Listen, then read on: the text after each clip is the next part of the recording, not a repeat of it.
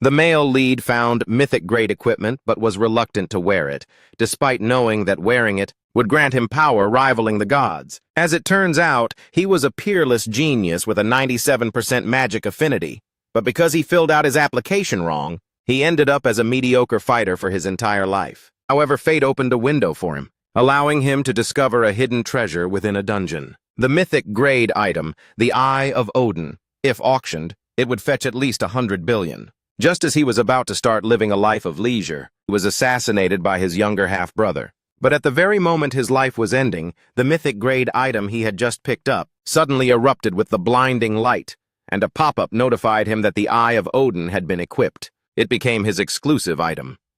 Zixuan let out a dying smile, thinking, "Forget it. I don't have the life left to use this gear anyway." But then, a pop-up appeared. "You have one usable blank card."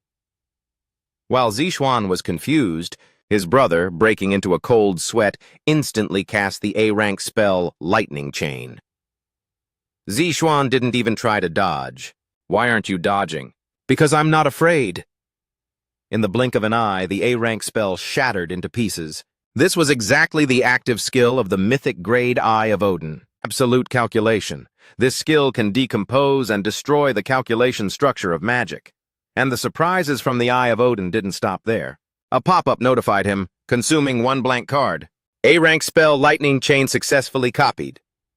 Even though it was an A-rank spell his brother had practiced for 10 years, in the blink of an eye, even the proficiency level was copied along with it by the blank card. As the last magic chain fell, his brother's fate was sealed. However, the heavily wounded and dying Zixuan was also down to his last breath. At the moment the coldness of death crawled over his body, a final pop-up prompted, "Executing new system. User can travel back to the point in time they most want to return to." The time Zixuan most wanted to return to was, of course, the day of the college entrance exam applications. That very day, as a masked angel of holy glory descended, a pop-up notified him, "You have become an enemy of the Aesir. Acquired passive skill, one noticed by the beast god. Acquired passive skill, Absolute God's Eye." When Zixuan opened his eyes again, he discovered he had been reborn 10 years into the past, back to his high school days, carrying his memories as a Earth-rank hunter. At this time, he had not yet filled in his cultivation direction, and his mind contained the secret clearing methods for countless dungeons. Countless opportunities and treasures were waiting for him to unlock. Most importantly, his mother had not been murdered yet. It was because 10 years ago, a red sun hung in the sky and the world tree quietly descended. Monstrous hounds appeared across the world to assassinate humanity, and then scale-covered wyverns emerged from the dungeons, leading to a 90% reduction in the human population. This environment, however, created the very first hunter. He was the first human who could wield the power of the gods. Afterward, hunters with different attributes were born one after another. They all possessed a system called Aesir, but because of his rebirth, Zixuan's system underwent a change. The original Aesir system changed into the Norn system. But the most important thing for him right now was to quickly change his college entrance application. To hell with the combat department. In the future, mages will be the world's mainstream. In my previous life, right after my mother passed away, the combat department started its decline. Those glass cannon mages, relying on their long-range, high-damage magical advantage, completely flipped their status. Instead, they became the standard for measuring the strength of major guilds. As for that A-rank hunter father who deliberately tried to wipe out my mother and me, I will make him pay 100-fold for this. Shortly after Zixuan finished his novice stamina recovery quest, a pop-up appeared. "Congratulations on obtaining a blank card," although it's unclear what this system represents, or how difficult it is to obtain blank cards. At the very least, I hold this trump card in my hand. I must maximize its utility. After saying this, Zixuan opened his character status panel. His level had dropped back to level 7 due to the time travel, and his combat skills had also reverted to his level from 10 years ago. Only the skills granted by the Norn system remained unchanged. Because of the one noticed by the gods skill, his magic skills from before the time travel were preserved. In the future, all of his attributes will increase as his level rises, getting a complete boost. Another one is the Absolute God's Eye skill.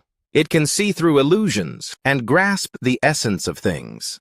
Finally, there is the copied A rank skill lightning chain. After the chain hits an enemy, it can inflict a paralyzed state.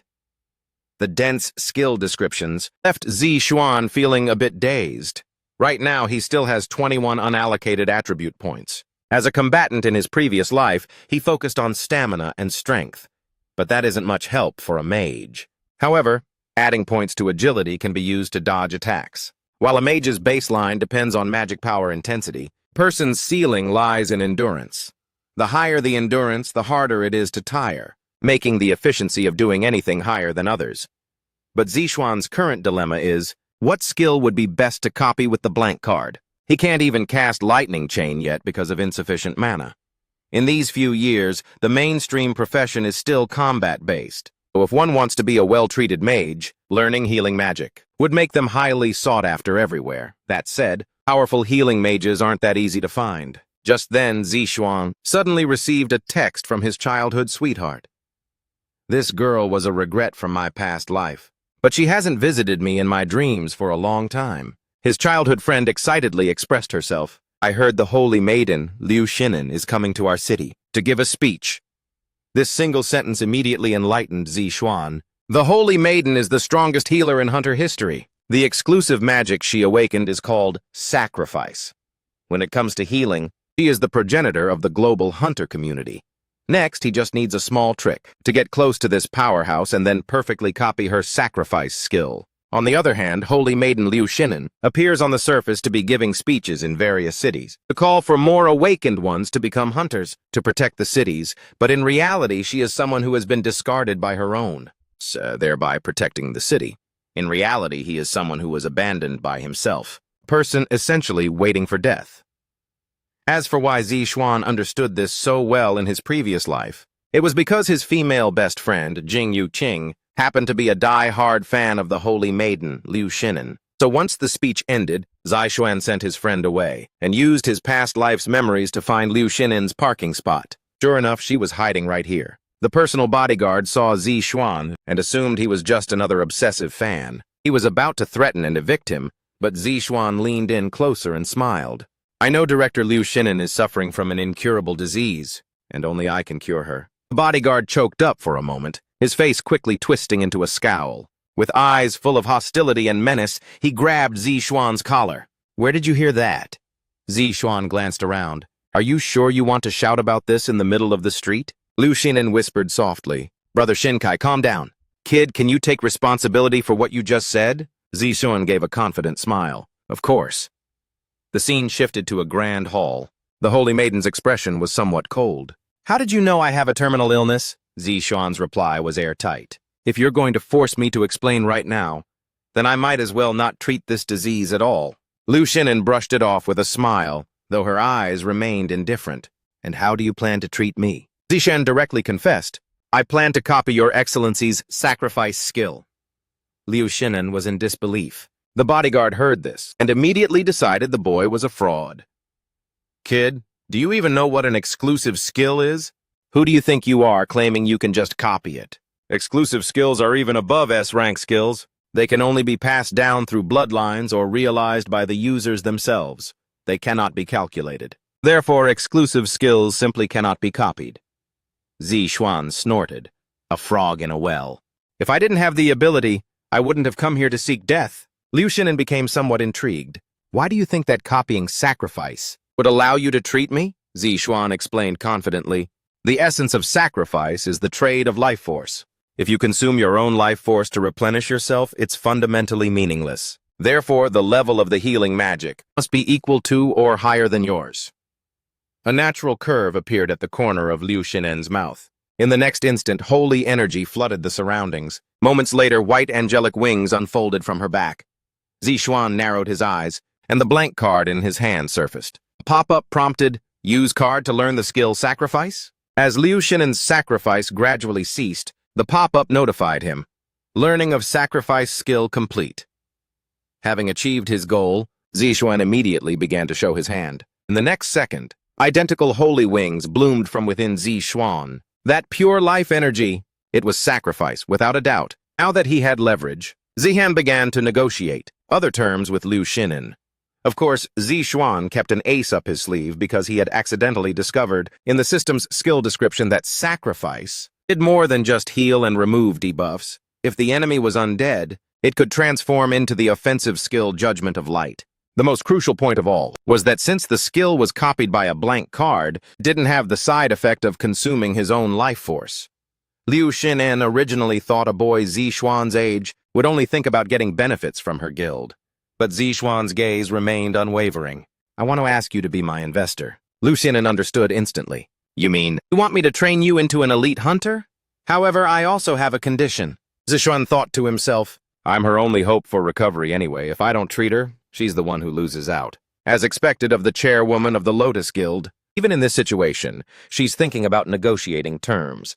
Liu Xinin then clarified her stance. My illness is a private matter unrelated to the guild, whereas what you need is closely tied to the guild. So do you have any intention of joining the Lotus Guild? Zixuan was stunned.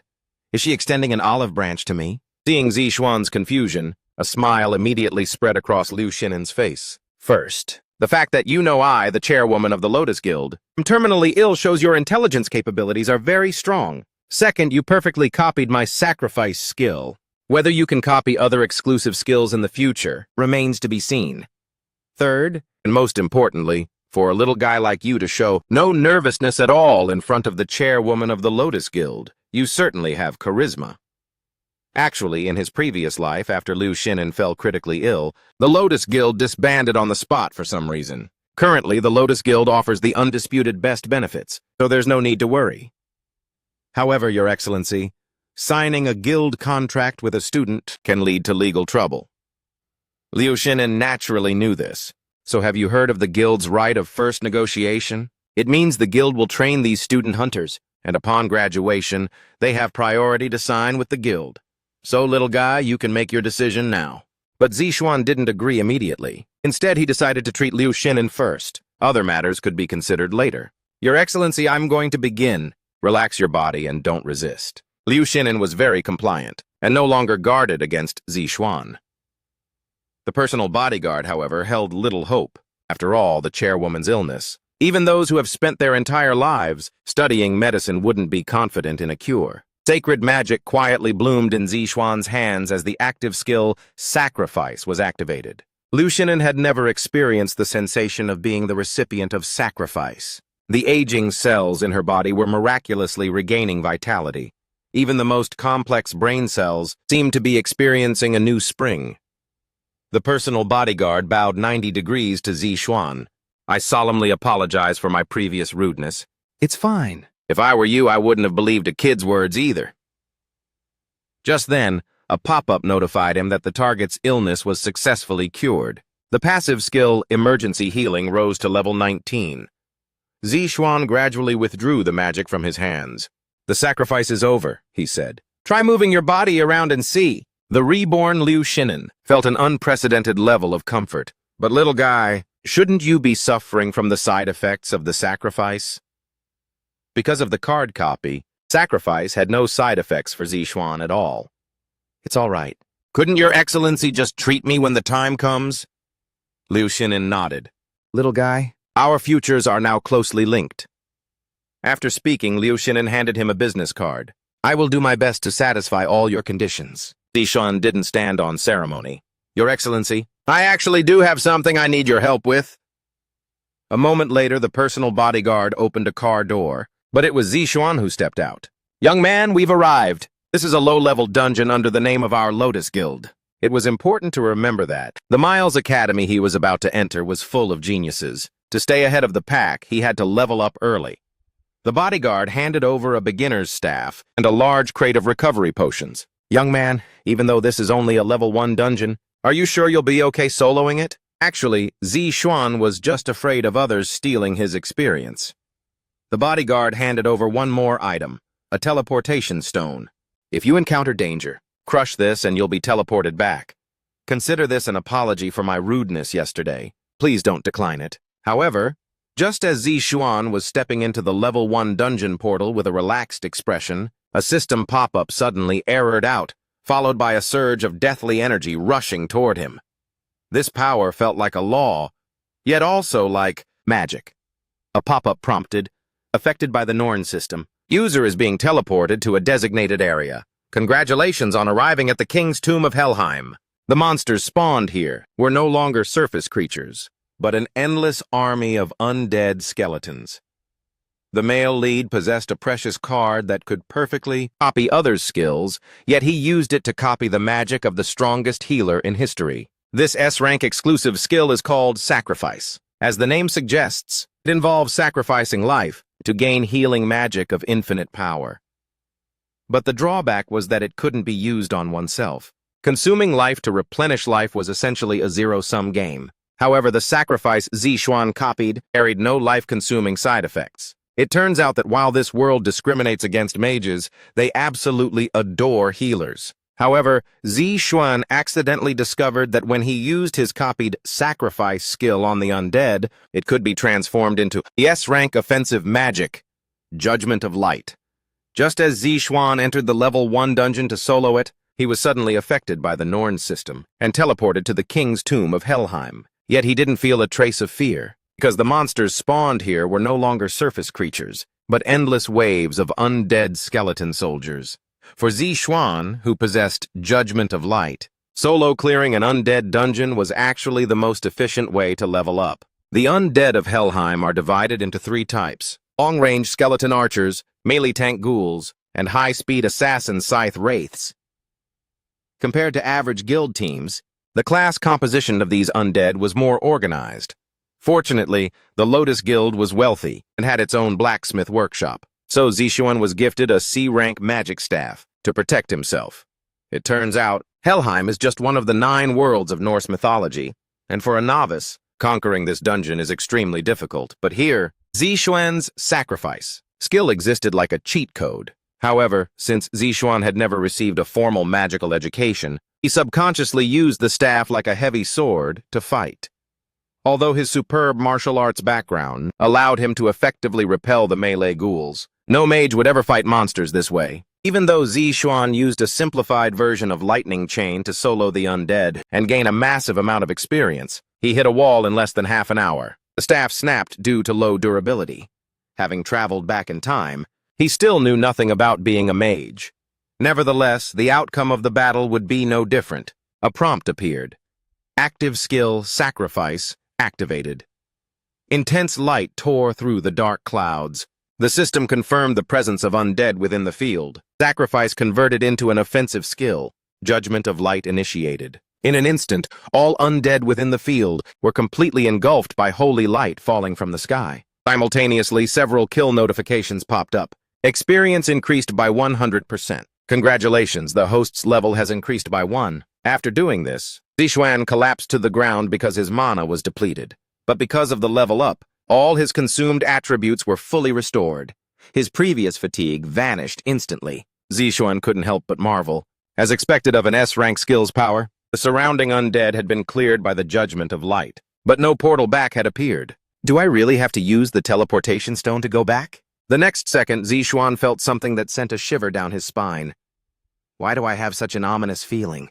The surrounding yin energy suddenly thickened several times over. Zixuan's heart skipped a beat. In the next moment, an extremely terrifying pressure made it hard for him to breathe. Just what kind of thing is approaching me? He raised the broken half of his staff and stabbed it hard into his thigh to maintain a shred of clarity.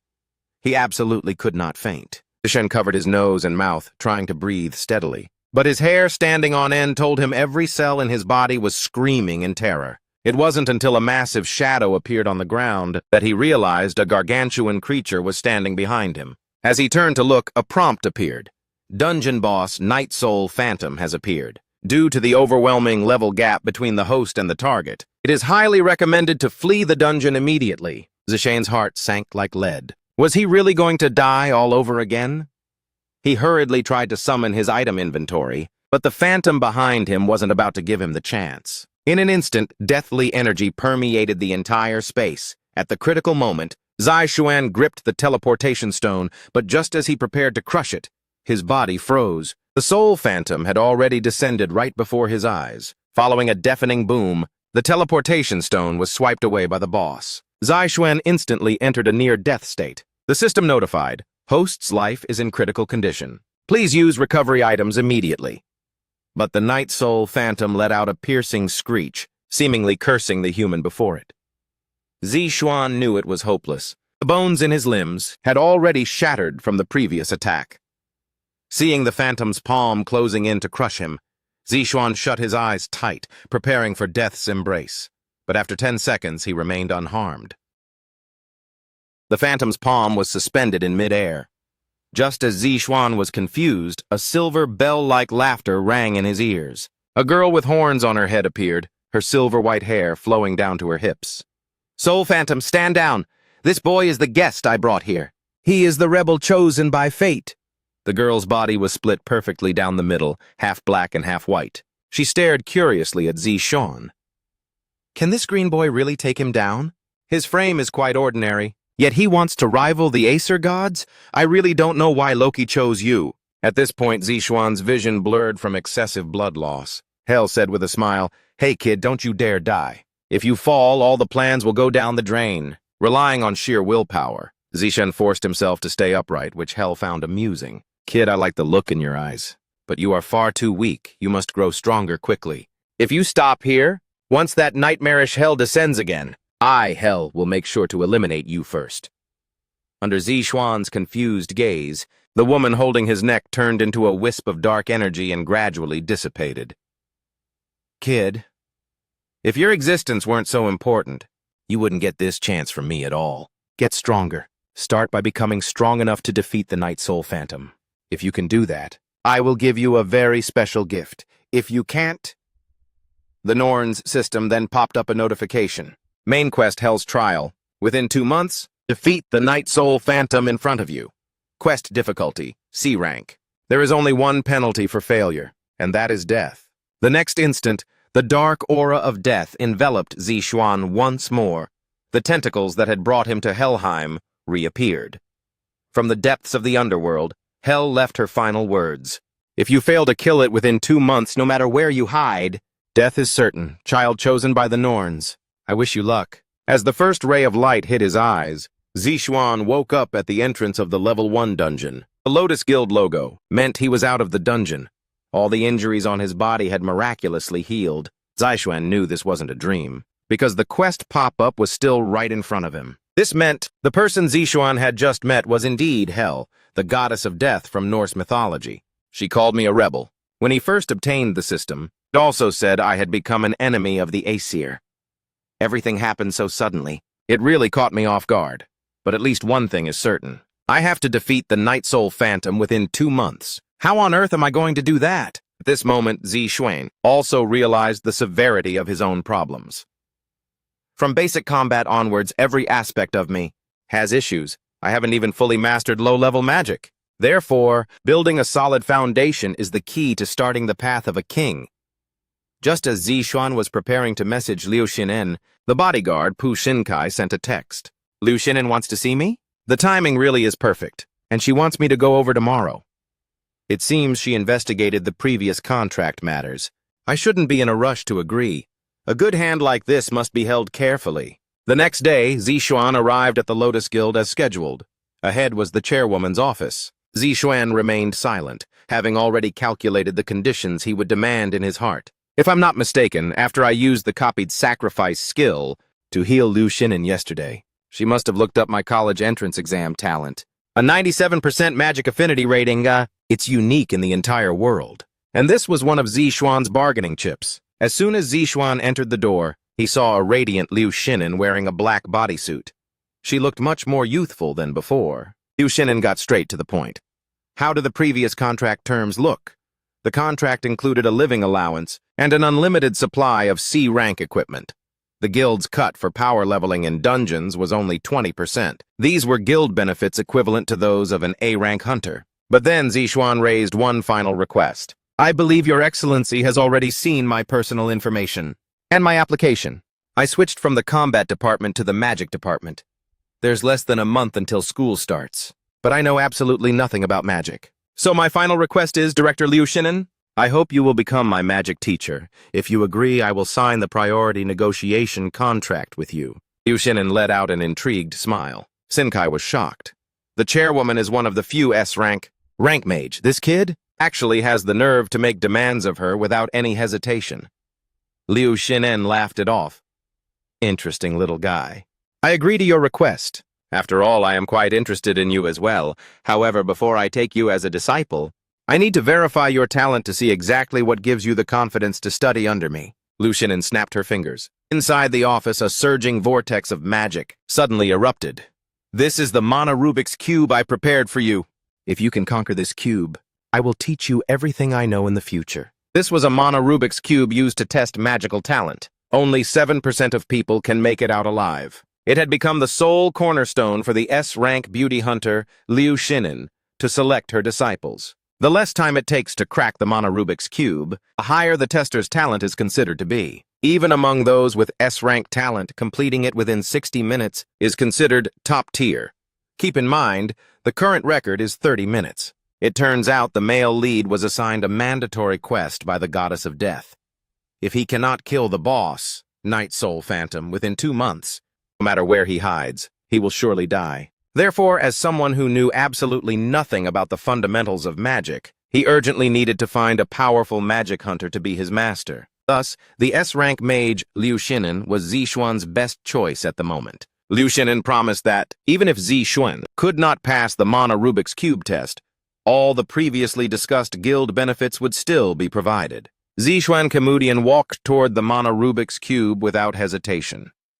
Although he had heard of this thing in his past life, facing the Mana Rubik's Cube in person still made him break into a cold sweat. Liu Xinin announced the start of the test. Zixuan knew he had no way back. Fine, let's clear this hurdle in one go. The bodyguard was a bit worried. After all, Zixuan was just a teenager. But Liu Xinin's sixth sense told her this little guy could definitely do it. What she was curious about, however, was how long it would take Zixuan to escape from the cube. Upon entering the cube, Zixuan felt as if he had jumped into a bottomless ocean.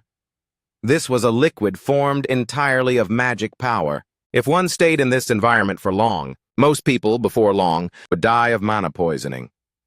Although Zixuan could still breathe normally, it was possible the symptoms just hadn't appeared yet. There is only one way to get out of the Mana Rubik's Cube. Find the one and only door connected to the outside world. The tester needs to concentrate and feel the fluctuations of the surrounding mana. Then, within the chaotic waves, find the pattern of the mana flow. But just then, Zixuan detected a slight movement within the Mana Rubik's Cube. Yes, it was in that direction. Mana in here? It seems all the mana is provided by this crystal. When he moved closer to look, the magnificent crystal was shining like a star. The magic power it erupted with was unparalleled. Outside the cube, Pu Xinkai asked in confusion, "Director, how long do you think he needs? You should know." Even if Liu Xinin did it herself, it would take 40 minutes, and that is already our country's fastest record. Liu Xinin had a premonition. This guy Zixuan is going to give us a surprise. Just as Pu Xinkai nodded in agreement, Liu Xinin suddenly felt a powerful surge of magic. She covered her mouth in disbelief, and at the same time Pu Xinkai's body shook. His eyes suddenly contracted. The cube was actually cracking. As more and more cracks appeared, the two looked at each other. Pu Xinkai hurriedly stopped the timer. 10 minutes. It actually only took 10 minutes. What on earth happened in there? It turns out that after Zixuan felt the crystal's formidable magic, he combined it with the various anomalies around him to confirm that this thing was the core maintaining the cube. Maybe if I just break it, I can get out. He gripped the magic crystal in his palm and used all his magic power. With a loud clink, the magic crystal instantly shattered and large cracks appeared across the entire Mana Rubik's Cube. A pop-up notification appeared. Congratulations to the host for mastering the essence of mana application. Immediately after, the barrier on the surface of the cube lost its core support and instantly collapsed. A dark figure walked out of the cube with total composure. Seriously, my hair got all messed up. At this moment, Pu Xinkai took a sharp breath. The current world record holder for escaping the cube was a genius mage named Camilla from Europe, with a time of 36 minutes. But the boy before them had broken that record with ease and set an unprecedented score. Pu Xinkai immediately rushed up and excitedly grabbed Zixuan's hands. You actually only took 10 minutes. Liu Xinin was also very curious. Zixuan, how exactly did you do it? Zixuan was confused. Is the Mana Rubik's Cube test supposed to be hard? I actually just discovered there was a magic crystal inside. Upon hearing this, Liu Xinin could no longer hide her shock. You actually broke it? This crystal can barely even be sensed by those with S-rank talent, let alone be broken. But facts were facts, and this meant the magic power hidden within Zixuan far exceeded the magic power contained within the cube's core. Having confirmed this, Liu Xinin walked forward with a confident stride. Zixuan, listen well. I will bet the Lotus Guild and all of my Liu Xinin's reputation on training you into the strongest mage in history. As dusk approached, under the welcome of his mother and childhood sweetheart, a prestigious Rolls-Royce Phantom stopped not far from them. While the two were extremely curious, the driver opened the door, and the person who stepped out was indeed Zixuan. Until Zixuan waved his hand at them. Hey, you king? Zixuan, did you get scouted by some rich lady recently? After entering Zixuan's room, Jing Yuqing kept staring at him suspiciously. Seriously? Why did you change your application to the magic department? Zixuan was vague. I just got tired of the combat department. Jing Yuqing had been close with Zixuan since they were kids. She didn't think Zixuan was the fickle type, but Zixuan just acted thick-skinned. People change. Are you okay, Zixuan? Mages don't make as much money as fighters. Weren't you trying to help your mother with the finances? Zixuan thought about the decline of the combat department in a few years, and immediately became impatient. Anyway, why are you lazing around on my bed again?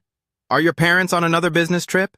But Jing Yuqing, lying on Zixuan's bed, felt incredibly relaxed. Zixuan, your pillow is so much more comfortable than the one in my room. It turns out Jing Yuqing's parents were in the business of processing monster byproducts, so they often traveled abroad to collect materials. Because of this, Jing Yuqing's life was practically that of an orphan. However, our parents are close, so whenever she shows up here, I know her parents are definitely away. Hey, you king, I want to ask you to teach me some magic theory. Jing Yuqing shot back. Teach you for free? No way. Zixuan waved his hand. What do you want? Tell me, and I'll see if I can satisfy it. Jing Yuqing's face turned slightly red. After thinking for a moment and imagining some wonderful scenario, she let out a giggle. Actually, I want you to grant me one wish. No matter what it is, you have to agree. Zixuan reluctantly added a condition. The promise is only valid for 1 year. Use it or lose it. He then wore a sly grin, thinking she'd surely forget it after a year anyway. Jing Yuqing looked displeased, but was immediately teased by Zixuan. If you keep pouting, you'll look even uglier. The temperature in the room spiked instantly because of that comment. Just as the two were flirting, his mother's voice came from outside. Kids, dinner's ready? Outside, his mother was serving rice. Inside the room, Jing Yuqing grumbled while lightly swatting Zixuan's arm with a pillow. Zai Shen, who hadn't felt this kind of joy in over a decade, sincerely hoped this beautiful moment could be frozen forever. Meanwhile, in the deep mountains, tens of thousands of miles away, battle was constant. The air was thick with the scent of blood and swarming with crows. A man dressed in ink black was covered in monster blood.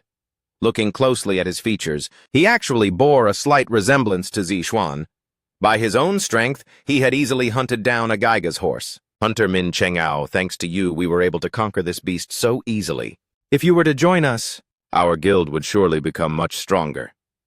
As a warrior approached, Min Cheng'ao's face grew darker until the warrior placed a hand on his shoulder. A cold glint flickered in Min Cheng'ao's eyes. The warrior continued rambling about guild benefits, but in the next second, Min Cheng'ao unleashed his suppressed killing intent. The chill was enough to make one's hair stand on end.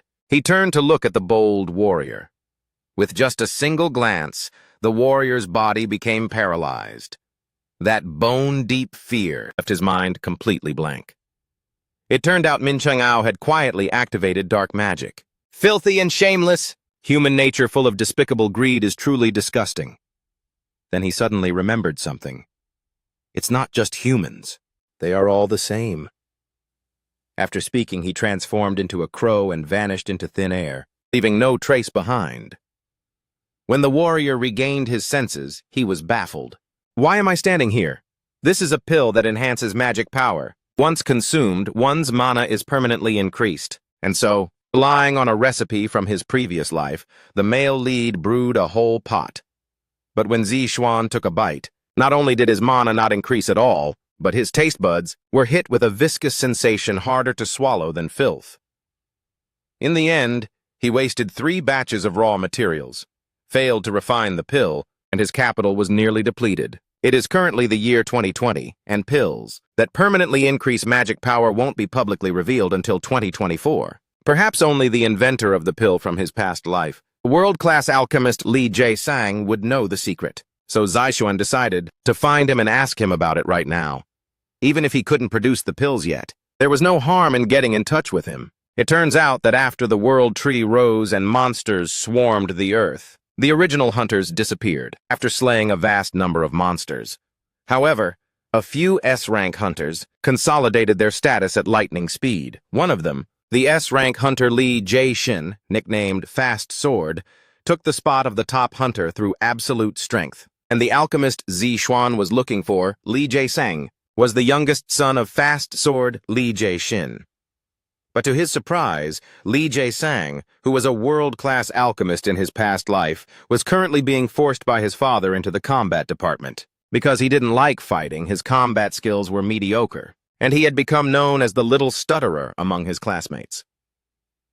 Seeing Li Jae-sang being bullied, Zixuan's expression immediately turned cold. These guys who bully the weak and fear the strong told Zixuan to get lost. The punk was blocking the classroom door, but the moment he pushed it open, Li Jae-sang was knocked back and crashed right into him. Seeing Li Jae-sang apologetically fumbling around, Zixuan's gaze became even colder.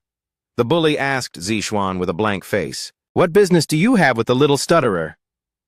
Zixuan ignored him completely, because his eyes had been fixed on Li Jae-sang the whole time. "Finally found you." At that moment, the bully put his arm around Zixuan's shoulder to test him. The next second, Zixuan casually shook the bully's hand off his wrist, and then calmly asked Li Jae-sang, "Do you want to go to the infirmary?" As a result, the bully, feeling his authority challenged, tried to save face. He grabbed Zixuan's collar and asked if he was tired of living. Impatient, Zixuan looked at him expressionlessly, staring at the bully's left wrist. "Do you want to lose this wrist too?" At this moment, Zixuan recalled his childhood friend's explanation on the essentials of casting magic. If you want to release magic, you must first visualize the calculation method, then drive the calculation cycle, and the magic will naturally take form. During his practice with Liu Xinin yesterday, it seemed that for the magic she released, one only needed to visualize the image of the arrow, then drive the calculation cycle. At this moment, the fog in Zixuan's mind cleared. He extended his index finger and, without chanting, successfully cast the spell by mimicking the process. A pop-up notified, "Holy Arrow skill activated." The agonizing pain of a fractured wrist instantly flooded the bully's brain. The students watching the bullying were completely stunned. Did any of you hear him chant just now? It turned out this bully was all bark and no bite. He usually bragged about how strong he was, but now he was finally humbled. Unexpectedly, the bully lost his head in a fit of rage and directly summoned the longsword. Just as the blade swung toward Zixuan, Liu Xinin's teachings from yesterday echoed in his mind. Let magic envelop your body evenly to generate a field. A field can powerfully repel physical attacks. Zixuan reached out with his right hand, and a prompt appeared. Magic field activated. In the next second, the bully's sword was vibrated right out of his hand. The barrier in front of Zixuan was actually identical to Liu Xinin's. The bully broke out in a cold sweat. In the next second, Zixuan's right hand firmly gripped the bully's cheek. He said slowly, one word at a time, "It's time for this to end, clown." Because at that moment, mana was swirling in Zixuan's palm. A pop-up notified, "Holy Arrow activated." Casting magic point blank meant the target would inevitably take the full force of the damage. At this moment, Li Jae-sang was completely dazed. Why is this senior helping me? Filled with confusion, Li Jae-sang and Zixuan walked to a secluded spot. Zixuan stated his purpose. Actually, I'm here to see you. I have a favor to ask. I want you to help me craft a certain type of pill. Li Jae-sang instantly became flustered. I don't know how to make things like that. Zixuan pulled a vial of medicine out of his waist bag. The person who sold this medicine on the black market was you, right? Li Jae-sang began to stutter. How could you possibly know that? It's impossible to track me down through the black market. Looking at his expression, Zi Xuan already had the answer he wanted. Indeed, it was impossible. No one should have been able to trace him through the black market. It's a hidden trading system that perfectly conceals all user information. Whether it's the transaction or the goods, everything is conducted through the Acer system. If that weren't the case, he wouldn't have thought about selling the Eye of Odin when he first found it. Zishen then shook the vial in his hand. I knew it was you. You're a terrible liar. Li Jae-sang lowered his head and pleaded, Please don't tell my father about this. Zishen patted Li Jae-sang on the shoulder. I'm not saying this to threaten you. I just need a talented alchemist to help me craft the pills I need. Staring at the medicine vial, Li Jae-sang's gaze became somewhat more determined. With the vial in his hand, Li Jae-sang was no longer as weak as before. Please follow me. This is my medicine-making studio. So, what kind of medicine do you need me to help you with? Zishen said decisively. A pill that can permanently enhance magic power. To his surprise, the future inventor of this very pill looked astonished. How could such a pill exist? Li Jae-sang asked in shock. If one wanted to achieve that effect, he then began to answer his own question. The formula would likely require the root of a mandrake and spring water from Jotunheim. But even that wouldn't be enough. Now it was Zi Xuan's turn to be shocked. The moment medicine was mentioned, he stopped stuttering entirely and could even deduce most of the necessary ingredients. He really is a genius. I definitely need to stay on his good side. Li Jae-sang suddenly lost his confidence again. A medicine that powerful? It's better if you ask another alchemist. But Zi Xuan grabbed Li Jae-sang's shoulders. I'm certain that I only want to ask you. I will provide all the necessary materials, even if other alchemists could make it with the recipe. Investing in a future world-class alchemist is a guaranteed win. So, Li Jae-sang, it's fine even if you fail. I'm willing to invest in you because I believe in your ability. All investments carry risks, and failure is perfectly normal. Hearing these words, the naive Li Jae-sang dropped his guard against Zi Xuan completely. This was the first time someone had placed such trust in him. Zi Xuan's lips curled into a slight smile. It looked like he had expanded his network. But for Li Jae-sang, Zi Xuan's words were a form of redemption. Compared to his father's other sons, Li Jae-sang's talent was weak. Because his mother died early, he had been mediocre since childhood. His father had never given him a shred of recognition. As someone insignificant, he had never been trusted like this. Zi Xuan's words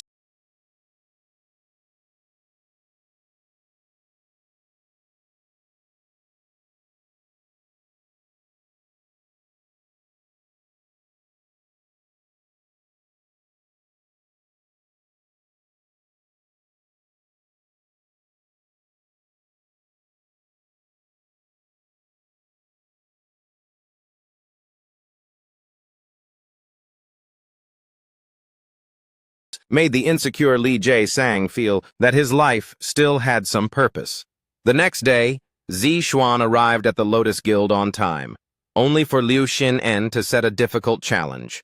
Before our first lesson begins, I want to test your combat sensitivity. To put it simply, your combat opponent today is me. However, the ready stance Zi Xuan took made the S-rank hunter Liu Xin-en feel a surge of pressure. During this period, Zi Xuan went one-on-one with Liu Xin-en almost every day.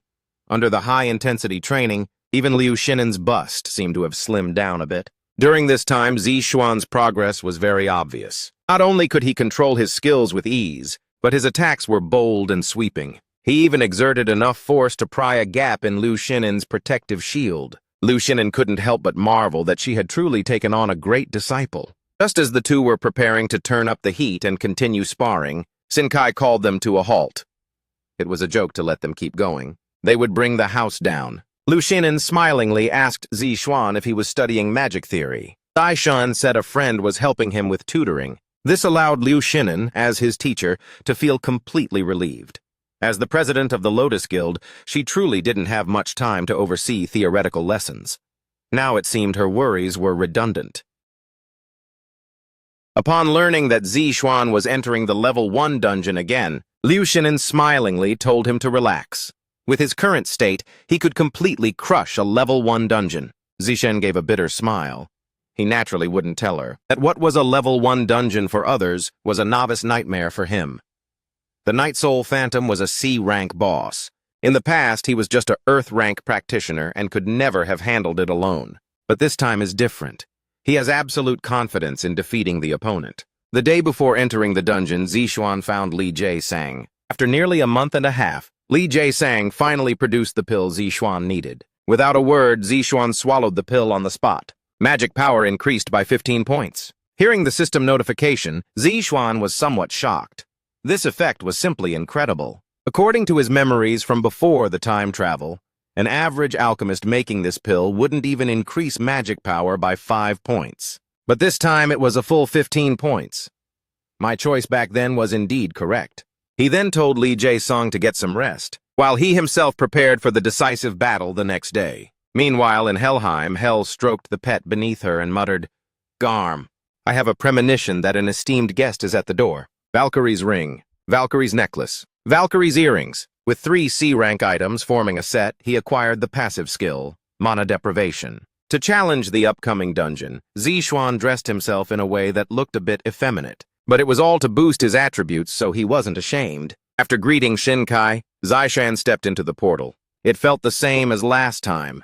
The dungeon transformed the instant he entered. Feeling the surrounding mana filled with death, Zixuan felt a faint sense of anticipation. As long as he defeated the Night Soul Phantom, he could see Hel again.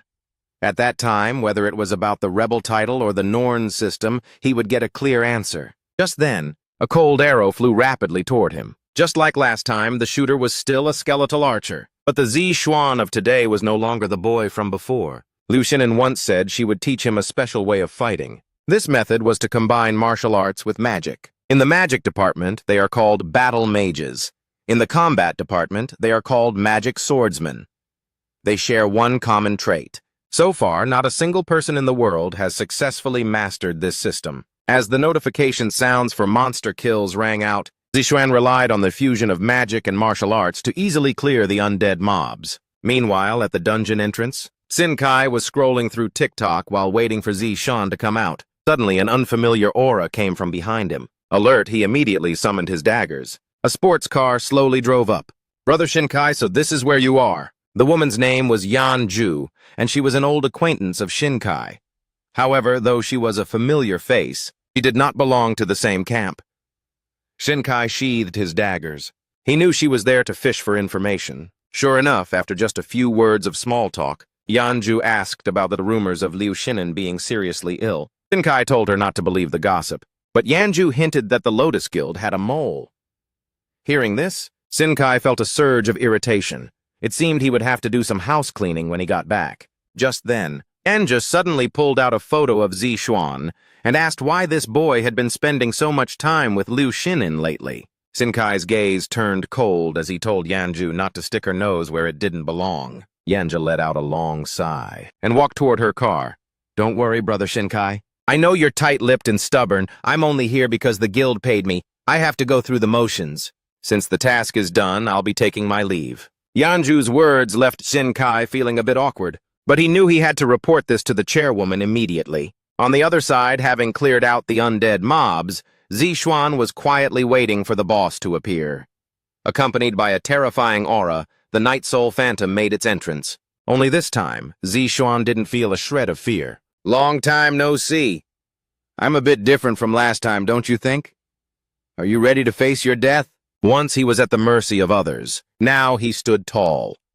Facing the Night Soul Phantom again, Zixuan's eyes were filled with fanaticism. Nearly 2 months of training would finally be put to the test today. The Night Soul Phantom was the first to lose its cool and launched an attack. But this time, Zixuan could clearly see through every one of its moves. After easily dodging a flurry of the boss's strikes, Zixuan slowly raised his finger.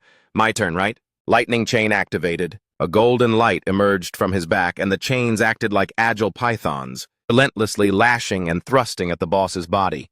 Not only that, Zixuan used the chains to bind the opponent. He knew the power of the lightning chain alone wasn't enough, so he unleashed Holy Arrow once more. 2 spells simultaneously attacked the hollows in the Night Soul Phantom's face. With a sudden blast, its eyes were scorched blind, leaving only 4 sockets still glowing. This strike completely enraged it. Its body trembled as its aura continued to climb. Warning: Night Soul Phantom has entered a berserk state. Accompanied by the system's prompt, The boss broke free from the chain's restraint, and its body began to expand like a swelling sponge. And right at that moment, sinister pressure suddenly rose from behind Zixuan. Before he could react, the system issued another prompt.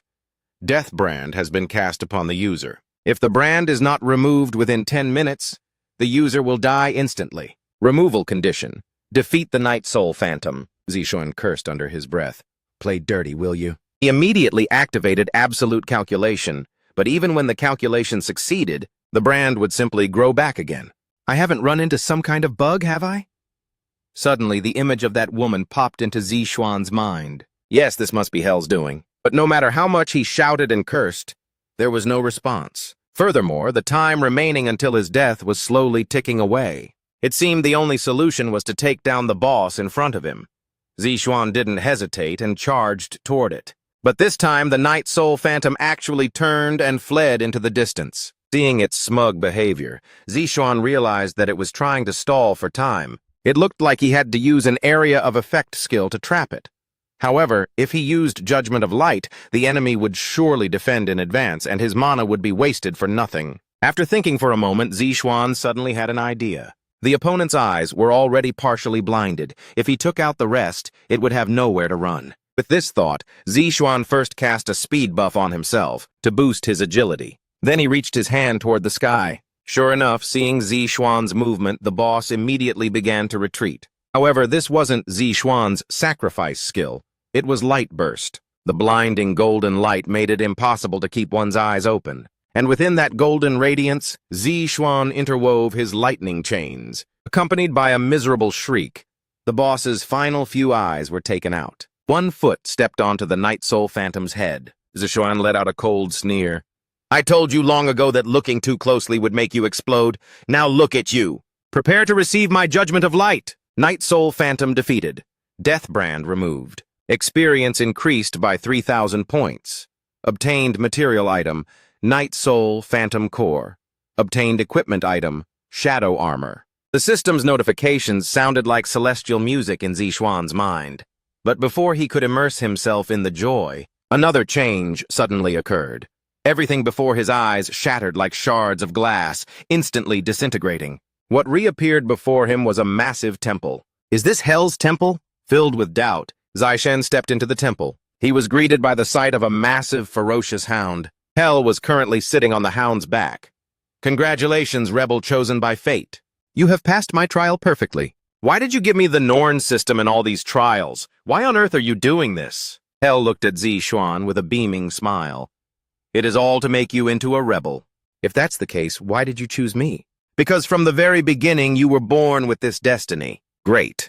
Listening to her talk is like hearing a philosopher speak in riddles. Zixuan was getting irritated, but before he could get angry, Hell suddenly leaned forward and pressed her hand against his mouth. You needn't feel wronged. The meaning of your existence is to eradicate the High God, Odin. You cannot yet comprehend the reason you were pulled into this. But there is one thing you must remember. This is not just a matter for us Aesir rebels. It concerns the end of humanity as well. Odin wants to seize this world. To stop it all, we need your power. While speaking, she pushed Zixuan into an abyss. Although he still had many questions to ask, it was already too late. When he opened his eyes again, he had appeared at the entrance of the dungeon. Damn it. I went through all that effort to beat the boss, and not a single one of my questions got answered. Just as he was feeling frustrated about it, the system voice suddenly rang out. Received a gift from Hell. Learned passive skill, Hell's Blessing. Effect. All status ailments are ineffective against the user. Nice. Another forced cheat code for the collection. On the other side, just as Zixuan left, Hell's face turned somber. The person is gone. Are you going to continue standing by? I don't recall inviting you. A bright light appeared in the temple. Please forgive an old man for his rude behavior, but how does it feel to meet the rebel in person? Hearing the words, Hell smiled slightly. As a rebel, this child's growth has indeed exceeded my expectations. I am very happy to have met him. However, Mimir, you should have something else to say to me, right? The rebel's law of causality has clearly been distorted. Did you think I wouldn't notice when he stood before me? It seems your title as the Giant of Wisdom is a thing of the past. Hearing this, Mimir's heart skipped a beat. As expected, nothing escapes you. Please calm down for a moment. But before he could finish, Hel's cold voice came again. The rebel's left eye, that was clearly what Odin sacrificed for the Well of Wisdom. What on earth are you and Loki plotting? Spending 300 million Heaven and Earth Bank credits to purchase a magic short blade, and this was just the tip of the iceberg on the woman's shopping list. The woman's name was Shayna, Liu Xinan's personal secretary. Following the chairwoman's instructions, she was responsible for buying some gifts for Zishan before school started. Although Miles Academy provided supplies to freshmen, the quality was certainly not as good as what could be bought outside. What Zishan didn't expect was that the other party would be so incredibly generous. The standards of a major guild are truly different. After buying the short blade, Shauna prepared to take Zishan to buy armor. Hearing this, Zishan immediately said there was no need. After killing the Night Soul Phantom, he had dropped a B-rank piece of equipment. Moreover, it came with a stealth skill. This kind of equipment could absolutely crush anything found in a mall. Vaguely hearing Zishan mention stealth, Shauna thought he wanted to buy a stealth card and told him they were rare and unavailable here. Zishan waved it off, saying he was just talking to himself and told her not to mind it. Besides, stealth cards were basically useless in dungeons anyway. Hearing Zishan's words, Shauna agreed, noting that only her brother in the entire country currently possessed a stealth skill. Zishan was stunned. "Who is your brother?" "My brother is Shinkai, didn't you know?" Upon hearing this, Zishan's CPU almost fried. That scruffy man was actually her brother? Their vibes were completely different. They couldn't possibly be biological siblings from the same parents, right? Just as the two were about to head to their next stop, a green glow suddenly emanated from around Zishan, resonating with the user. Zishan staggered, nearly falling over. Once he steadied himself, he realized these lights were the same as those from the treasure gate. He quickly excused himself to Shauna and chased after the light. He soon found the source, a glowing golden stone. Ding! A sub-skill of the passive skill, Absolute God's Eye, has been unlocked. Learned active skill, Insight. Effect. Appraise unknown items. Ignore stealth and illusion skills. Looking at the stone before him, Zishan froze on the spot. Inside the stone was actually a piece of growth-type equipment, the Ring of Thorns. This item grows with the user and possesses infinite mana. When equipped, it grants the skill Mana Perception, boosting it to the limit to detect mana fluctuations and significantly increasing magic sensitivity. Seeing this, Zishan bought it without hesitation. Shauna caught up to him. "Why did you run into an unknown goods shop? Did you just buy that stone in your hand?" Hearing this, Zishan understood. To those without the system, the item in his hand was just a useless, dark, crumbly rock. Putting the item in his bag, Zishan casually said it was nothing. But just then, the mall's alarm suddenly blared. "A dungeon rift has appeared nearby. Customers, please evacuate in an orderly manner. If your strength isn't enough, make up for it with divine artifacts."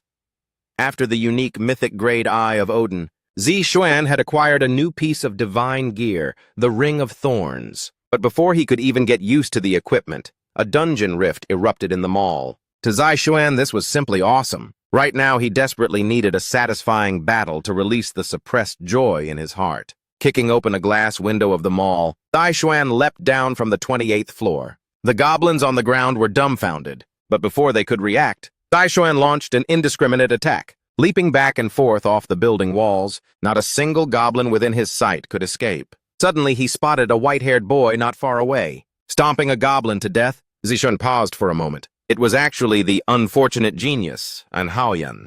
Yes, this white-haired boy was indeed quite unfortunate. He had lived under his father's high-pressure expectations since childhood.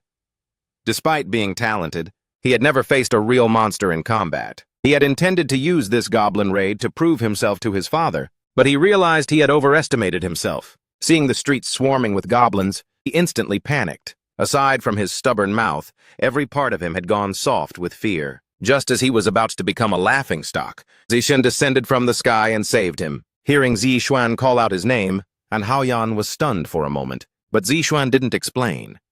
Instead, he told him to pull himself together and coordinate their attacks. Though it was just a casual sentence, it gave Anhaoyan an immense sense of security. Looking at the streets swarming with goblins, Zishan told him to use a taunt skill to lure as many monsters over as possible. Having stabilized his emotions, Anhaoyan no longer hesitated. He immediately summoned his weapon and stepped to the front. Although he didn't know what Zishan's deal was, the guy simply radiated confidence. He gripped his sword hilt and slammed it into the ground, a massive phantom appearing behind him. Under this powerful aura, all the nearby monsters were drawn in. Not only that, the monster's damage was reduced by 30%. Zixuan couldn't help but marvel. Provoking Shout was a much higher grade than average taunt skills, and he could use it repeatedly. He truly lived up to the title of a genius trainee. Zixuan didn't actually know much about Anhaoyan's past. Before he traveled back, he only knew the guy was a B-rank trainee, but didn't know if it was due to weak willpower or some other reason. He always seemed to lose very quickly whenever he fought others. This was exactly why he was known as the unfortunate genius. But what did that matter to Zixuan? He just had to help him overcome his weak personality. He believed that when the time came, Anhaoyan would surely be a valuable trump card to play. Pulling mobs, luring enemies, and then harvesting them, the two boys managed a seamless execution on their very first collaboration. It wasn't just that they were skilled. Monsters like goblins were practically born to be bullied by beginners. In no time at all, the goblins across the entire road were beaten into a pulp. This quickly attracted the authorities. A man claimed he was Jin Ba from the Trainee Management Bureau, specifically in charge of this rift incident. He just didn't expect two boys to have already handled the monsters. He was internally baffled, but he soon let it go, because he recognized Anhaoyan. Even if his actual combat power wasn't high, you couldn't ignore the fact that he had a wealthy father. Under his father's behind-the-scenes manipulation, Anhaoyan was the genius youth in everyone's eyes. But just as the man was preparing to report this to his superiors, Zixuan spoke up. He hoped the man would take the credit for himself and not reveal that they were the ones who cleared the monsters. The man stroked his chin and thought for a bit. While it didn't follow regulations, it wasn't impossible. Thus, he decided to give the two some bounty money as compensation. However, Zixuan stated that his share could go directly to Anhaoyan. He only needed the man to keep his presence a secret. Such a generous act surprised both of them. But in reality, Zixuan's modesty was all about social maneuvering. He wanted to use this incident to make Anhaoyan owe him a favor. Sure enough, hearing Zixuan say this, Anhaoyan was moved to the point of tears. His mother's surgery indeed required a lot of money, but his wealthy father wouldn't spare a penny. So he had no choice but to accept this favor from Zixuan. Soon, the opening day of Miles Academy arrived. At the entrance ceremony, besides the national genius Anhaoyan, there was also a girl with the highest looks in the room who caught the attention of the freshmen. She was Shu Ruina. Seeing her, Zixuan was also a bit surprised. This was someone who would top the rankings in the future. If he could pull her into his camp, he'd have another trump card. But Zixuan quickly dismissed the thought. Shu Ruina was different from others. Playing games with her was risky. Besides, he already held 3 cards, Liu Shinan, Anhaoyan, and Li Jae-sang. While Zixuan was still making his silent calculations, a man walked up to the podium. "Hello, everyone. I am City Mayor Q Ziren. The entrance ceremony for Miles Academy has officially begun. I believe you all know that the Academy has prepared a special event for you. You will enter a subspace with current students to engage in a name-tag ripping game. Isn't this—" Before he could finish, a magic circle emerged from beneath everyone's feet. A sudden flash of light sent a shock through everyone's hearts. The moment the magic circle activated, Zixuan immediately grabbed hold of Jing Yuqing. By the time they opened their eyes, they had already entered a forest. Zixuan let out a sigh of relief. Luckily, he grabbed Jing Yuqing in time. With a sudden teleportation, it would have been impossible for them to stay together. However, at that moment, Zixuan's peripheral vision caught a glimpse of something bright. Looking back, it was actually Shu Ruina, the girl he had been thinking about. Can you believe it? The way Miles Academy tests its freshmen is actually by making them play name-tag ripping against current students. The freshman hunting ground is a virtual world created by subspace magic. Every year, 5% of the students are eliminated here. Such a cruel event is designed to make students feel their own limits. In this place, both freshmen and seniors can only use skills below C rank. This meant that Zixuan's lightning chain could not be used here. Of course, there are no restrictions on one's unique skills. When a senior rips off a freshman's name tag, they receive 10,000 points. But if a freshman takes a senior's tag, they receive 100,000 points. These points will be used in daily life.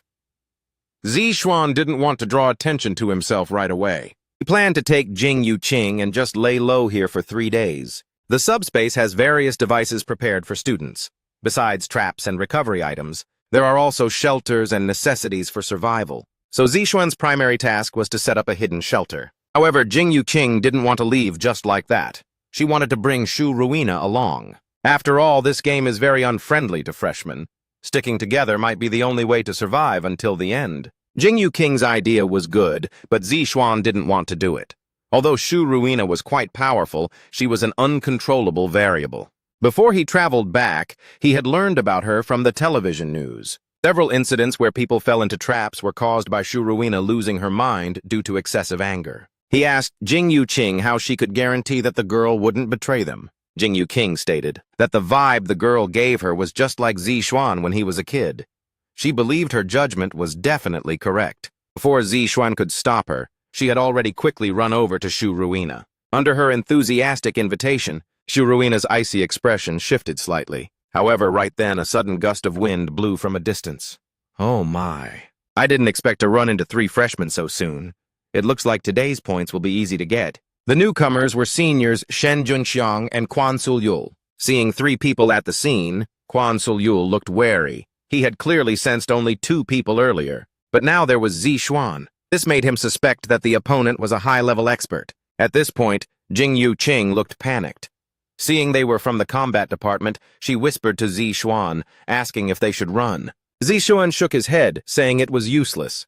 Quan Sulyul's innate skill was search. Once he set a target, he could track them within a 300-kilometer radius. If they didn't deal with them on the spot, they might team up with other seniors to deal with them. At this point, Shen Junxiang could no longer hold back. Despite Quan Sulyul's warning, he didn't take Zixuan and the other 2 seriously at all. He charged quickly at Zixuan, thinking he could finish him with a single strike. But Zixuan simply lowered his head slightly and dodged the blow. It's been a long time since anyone swung a sword at me. Having missed his strike and being mocked, Shen Junxiang immediately lost his temper. He swung his longsword repeatedly, hacking at Zixuan, but every single strike was effortlessly avoided by his opponent. Just as he was wondering what on earth was going on, Zixuan suddenly grabbed his weapon. How has a clumsy guy like you survived until now? As soon as the words left his mouth, Zixuan increased the pressure in his grip. The rigid longsword was instantly crushed into fragments. Hand over your name tag and I'll let you off. I'm giving you exactly 3 seconds to decide. How ridiculous can a freshman entrance ceremony get? On the very first day of school, freshmen are forced to fight upperclassmen. While all the teachers thought this would be a hunting carnival for the current students, Zixuan had already completed his first kill. When the notification popped up that someone had been eliminated, the staff actually thought there was an error in the system. Only Q Zeren had an excited look on his face. It seemed this kid was hiding his true strength. Meanwhile, on the hunting grounds, Zixuan told Jing Yuqing to accept the team invitation. Next, he was going to deal with the other one. Quan Sulyul looked extremely wary. The pressure radiating from the man in front of him was far too intense. After a brief moment of thought, he quickly blinked in front of Jing Yuqing, planning to use a surprise attack to create chaos and escape. Zixuan expressionlessly watched him from the corner of his eye. What a joke. Did he really think Jing Yuqing was a pushover? You should know that before the time travel. She was a top 3 elite trainee in the academy. Not only did Quan Sulyul's sneak attack get dodged, but Jing Yuqing also took the opportunity to cast a binding spell on his back. Quan Sulyul cursed under his breath and threw all his daggers, but in the next second, a magic barrier appeared in front of Jing Yuqing. Do you really think you can touch what's mine? Just as Zixuan was about to step in and finish him off, Shu Ruina suddenly began chanting magic. Looking up, several long swords were suspended above her head. Zixuan recognized it instantly. This was her innate skill, Swords of Alfheim. The magical light swords instantly pierced through Quan Sulyul's body. With a look of shock and resentment, he too was teleported out. Having survived this battle, the 3 of them formed a combat unit. Now it was time for the hunt. At the entrance of a shelter, a group of upperclassmen were lying in wait. The freshman hunt is a game that lasts 3 days. They didn't believe anyone could stay inside a shelter for the entire duration. After all, they would eventually need to come out for food and water.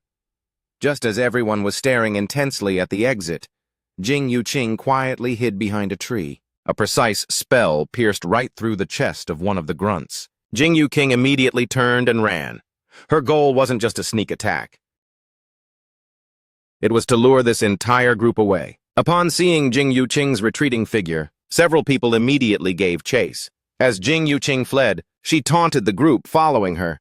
"You bunch of losers, come and get me!" These words instantly enraged the seniors present. Everyone chased after her without looking back. Soon, Jing Yuqing reached the spot she had agreed upon with Zi Xuan. This place was covered in glowing devil mushrooms. Just as she was about to be caught by the crowd, Zi Xuan applied a sharpness boost to her. At the same time, a notification appeared on the seniors' system panels. "You have entered this paralysis spore mushroom colony." A group of seniors who had trained for 2.5 years were actually being led in circles by 3 brand new freshmen. Upon receiving the message about the paralysis spore mushrooms, the senior team immediately split into 2 factions. One group thought the situation ahead was unclear and that they should head back to the shelter. The other group argued that they had chased her for so long that going back now would be too humiliating. After a brief discussion, a student named Zhen He told some of them to stay put and wait. He then led a small squad forward to capture Jing Yuqing. They quickly moved through the dense forest and reached a meadow filled with golden mushrooms.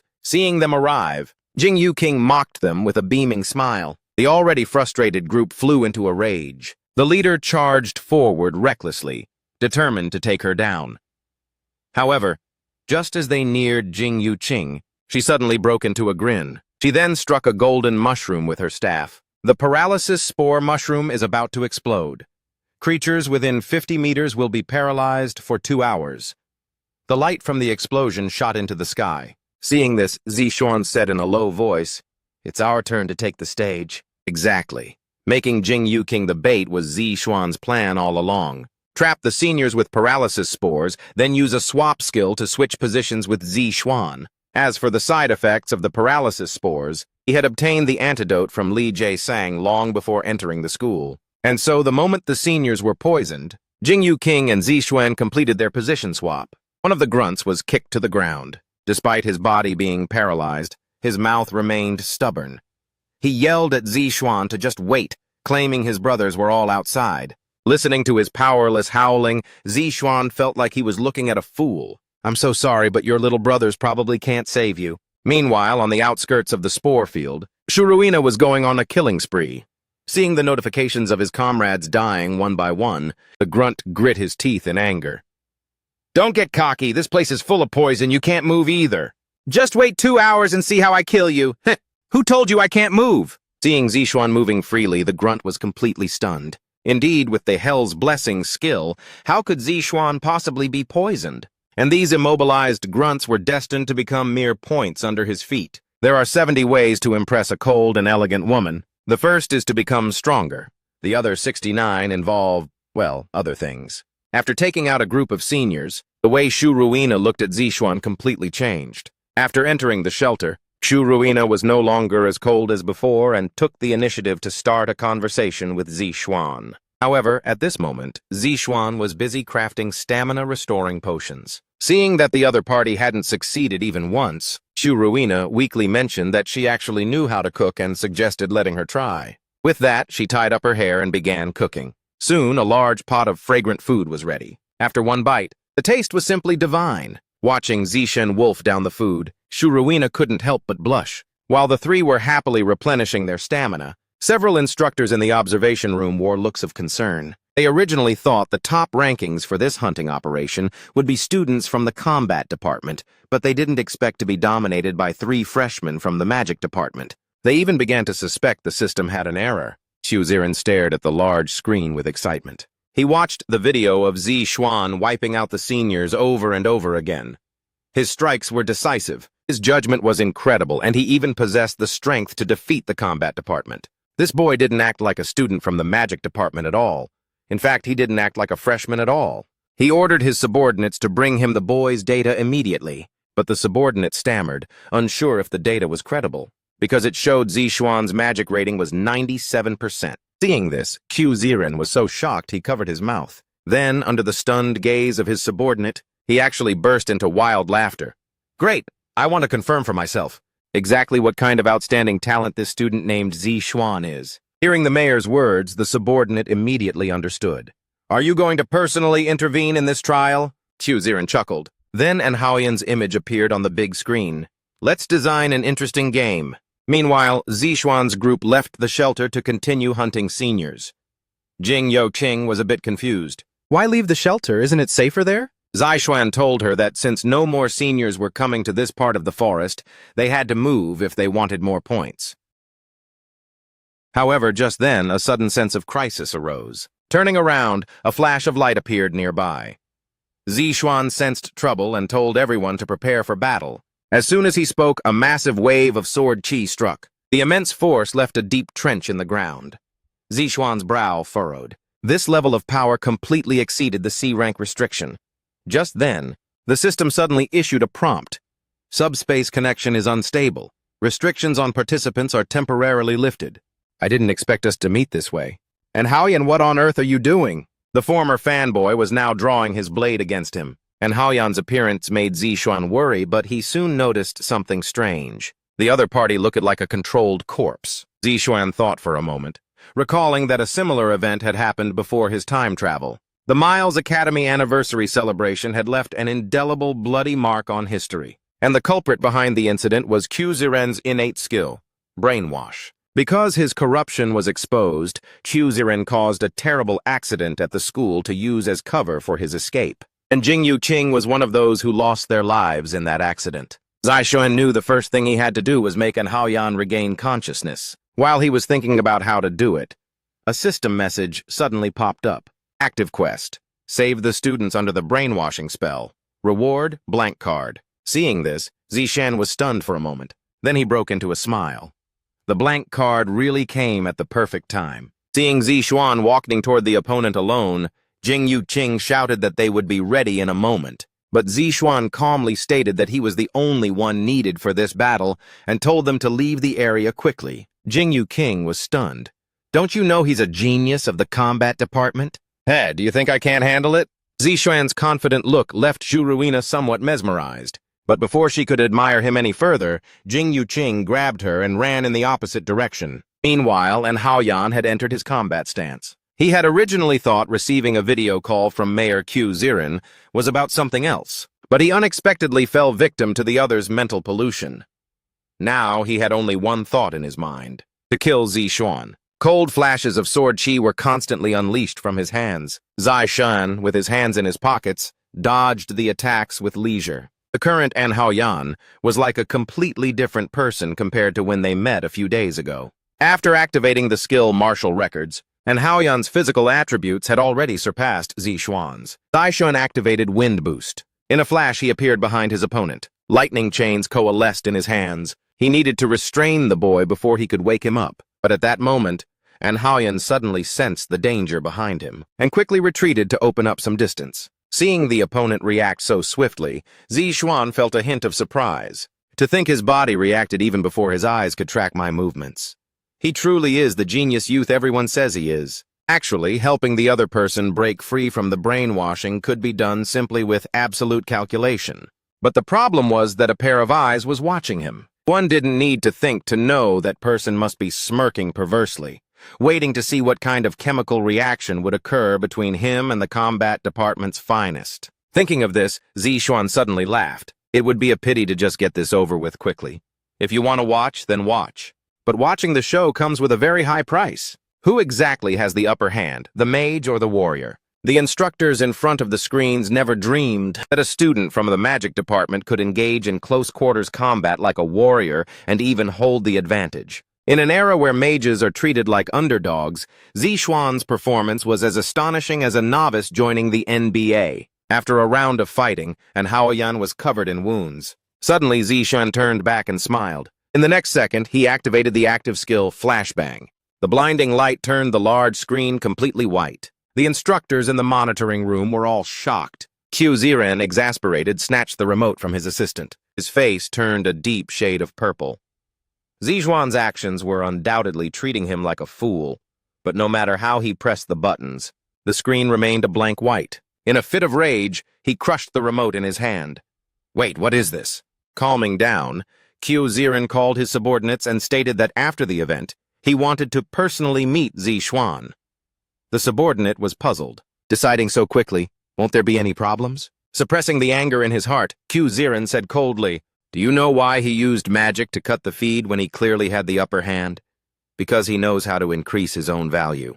On the other side, Zixuan, having used the flash skill, slowly walked up to An Haoyan. He gently touched the boy's head and activated absolute calculation, accompanied by a flash of light, and Haoyan's consciousness gradually returned. He stood up tremblingly, but in the next second, he collapsed with a twitch. Heh. Sorry about that. You attacked me out of nowhere. I couldn't just stand there and take it. Hearing Zixuan's words, An Haoyan was stunned.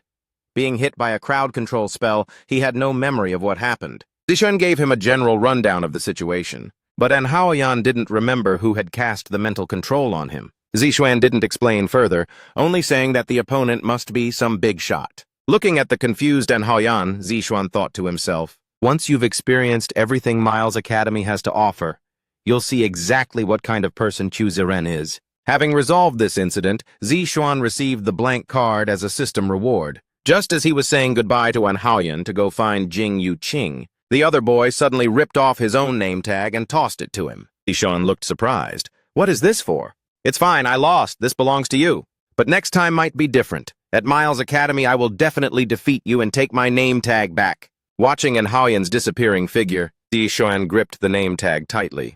Fine, I'll be waiting, but before that, I'm going to prove to the whole school that the era of mages has arrived, making 24.8 million in 3 days. Even a capitalist would walk away in tears of envy. The 72-hour freshman hunting operation came to an end. Zixuan broke the school record with a score of 1.53 million points. With the additional bonus points, each of them could exchange their points for over 20 million in cash. Upon hearing the news, Jing Yuqing and Shu Ruina screamed with excitement in the hall, completely disregarding the pride of the seniors present. Zixuan felt so embarrassed he wanted to disappear. However, just then, a dark-faced, burly man suddenly walked over. Hello, I am Instructor Kim Seokgi. I have something to say to the three of you. It's too crowded here. How about we go somewhere else? The three of them were then led to Mayor Q's office. But as soon as they entered, Zixuan's attitude did a complete 180-degree turn. Not only was he arrogant, but he also started picking faults. Jing Yuqing and Shu Ruina hardly recognized him. When Mayor Q finally arrived, Zixuan remained sarcastic, complaining that the man was late and acting superior. This left the instructor on the side speechless, but Qiu Ziren only frowned slightly and endured it. He told the three that he had called them here today to give them special benefits. After seeing their strength, the school decided to grant them 3 perks. First, they could use the suites in the dormitory for free. Second, they would have priority access to all school facilities that require reservations. Third, if they were unsatisfied with an exam grade during their studies, they would have 1 chance for a retake. After speaking, he took a contract from his subordinate to give to the 3 of them. But before the contract was even handed over, Zixuan rejected him flatly. These benefits sound nice, but we could get them within a month through our own abilities. Zixuan's provocative words caused Qiu Ziren's face to darken instantly. But he wasn't done yet. He snatched the contract from the man's hand, flipped through a few pages, and started nitpicking again. Signing a 5-year contract? And we have to give 30% of our earnings from training activities to the school? Are you giving us benefits? Or are you just trying to scam us for free? Qiu Ziren's face turned grim. He stated that this agreement wasn't mandatory and they could decide whether to sign it themselves. But the 3 of them quickly reached a unanimous decision. No signature. Qiu Ziren finally lost his cool. A powerful pressure rose from him. He intended to use mental control to force Zixuan into submission, but the moment the mental control entered Zixuan's mind, it was neutralized by his passive skill, Hell's Blessing. Not only that, Zixuan even pulled out his blank card. Hey, the reverse psychology actually worked. Learned active skill. Brainwash. Effect. When the target is weaker than the user can control them at will. A subordinate relationship can be established upon mutual consent. That's right. From the very beginning, Zixuan's goal was to steal the other party's skill. Qiu Ziren never dreamed that the prey in his eyes was actually the hunter. He managed to steal the skill just by using his sharp tongue. Qiu Ziren would never have guessed that the boy insulted his mother just to provoke him into using the skill. As the principal and chairman, not only was he publicly humiliated in front of his subordinates, but his intelligence was also ruthlessly crushed. Now, Zixuan's taunting had successfully activated Qiu Ziren's murderous side. Since playing fair didn't work, he decided to play dirty. The next day, he arranged a death gift pack for Zixuan and his friends. Mana Adaptation Basics, a course specifically designed to test a freshman's sensitivity to mana. It was similar to the Mana Cube Zixuan had entered before. Students had to pass through a device called the Mana Room. Generally, freshmen can endure up to the 3rd stage. Graduates can last until the 7th stage. The task Q Ziren gave the substitute teacher, besides monitoring Zixuan, was to strictly not interfere while they were inside the Mana Room. He called it testing the students' limits, but it was actually a low-handed attempt to kill Zixuan. Because while passing through the room, some people experience emergency reactions due to physical discomfort. If things go wrong, they could die on the spot, and these reactions often manifest after exiting the room.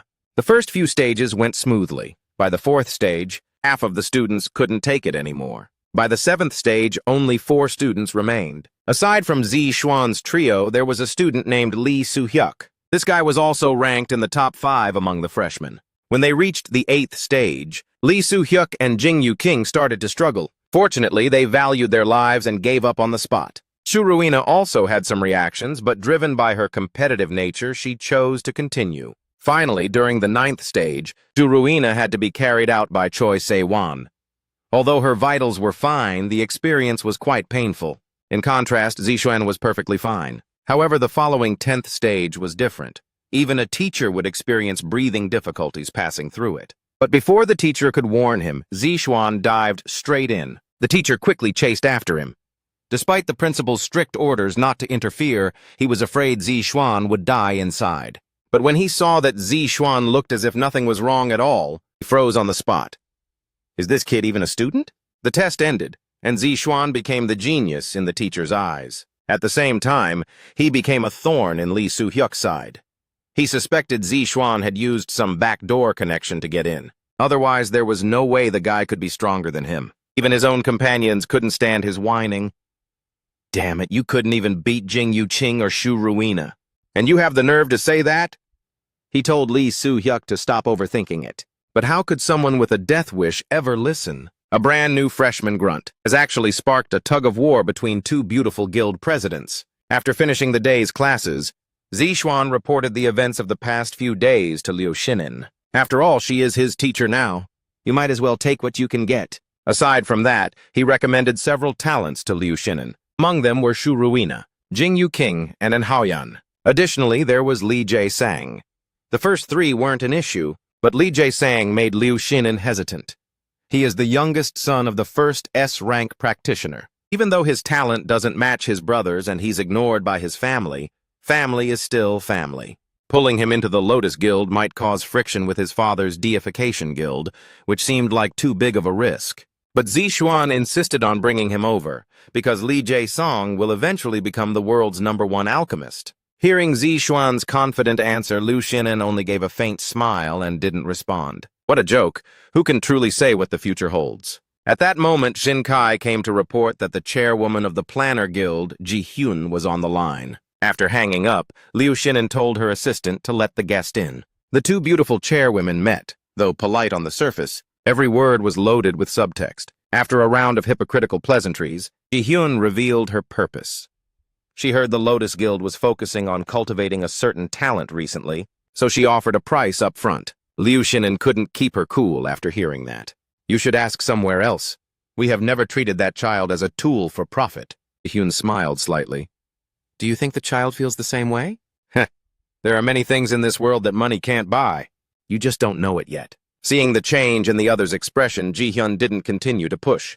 She stood up gracefully, indicating it didn't matter. She only came as a courtesy to let the other party know. Liu Xinin didn't let her off easy, immediately retorting that her courtesy made her very uncomfortable. Although both were smiling, the tension in the room was enough to make the Shinkai siblings feel suffocated. Fine then, I won't waste any more breath on you.